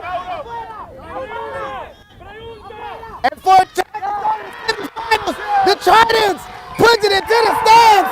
And Miami are your Gulf Coast Super Regional Champions. Miami Tridents get it done again. A kick at goal in regulation ties the game with a couple minutes left, and now put a try in the first period of overtime, and then hold off the strong New Orleans team to go to St. Louis for the national semifinals. What a game. That is the game of the weekend. Miami Tridents once again giving us a show that we didn't ask for, but we're so happy to have. Miami Tridents, your Division II Gulf Coast Super Regional Champions. What can be said about the Cardiac Kids? Congratulations to Miami Tridents in St. Louis next month. But thank you for sticking with us all day long. Our 3 Super Regional Finals games today. My name is Nick with No Flop Sports. I was with Lance, Great American Rugby, all day long. Quick Cut Production. Thank you guys joining us in Orlando, Florida all weekend for Super Regionals. And Lance, any last words for the people? The environment was crazy. The games were amazing. No flop. As always, brother. I appreciate it. We'll catch you guys next time. Goodness gracious, what a game.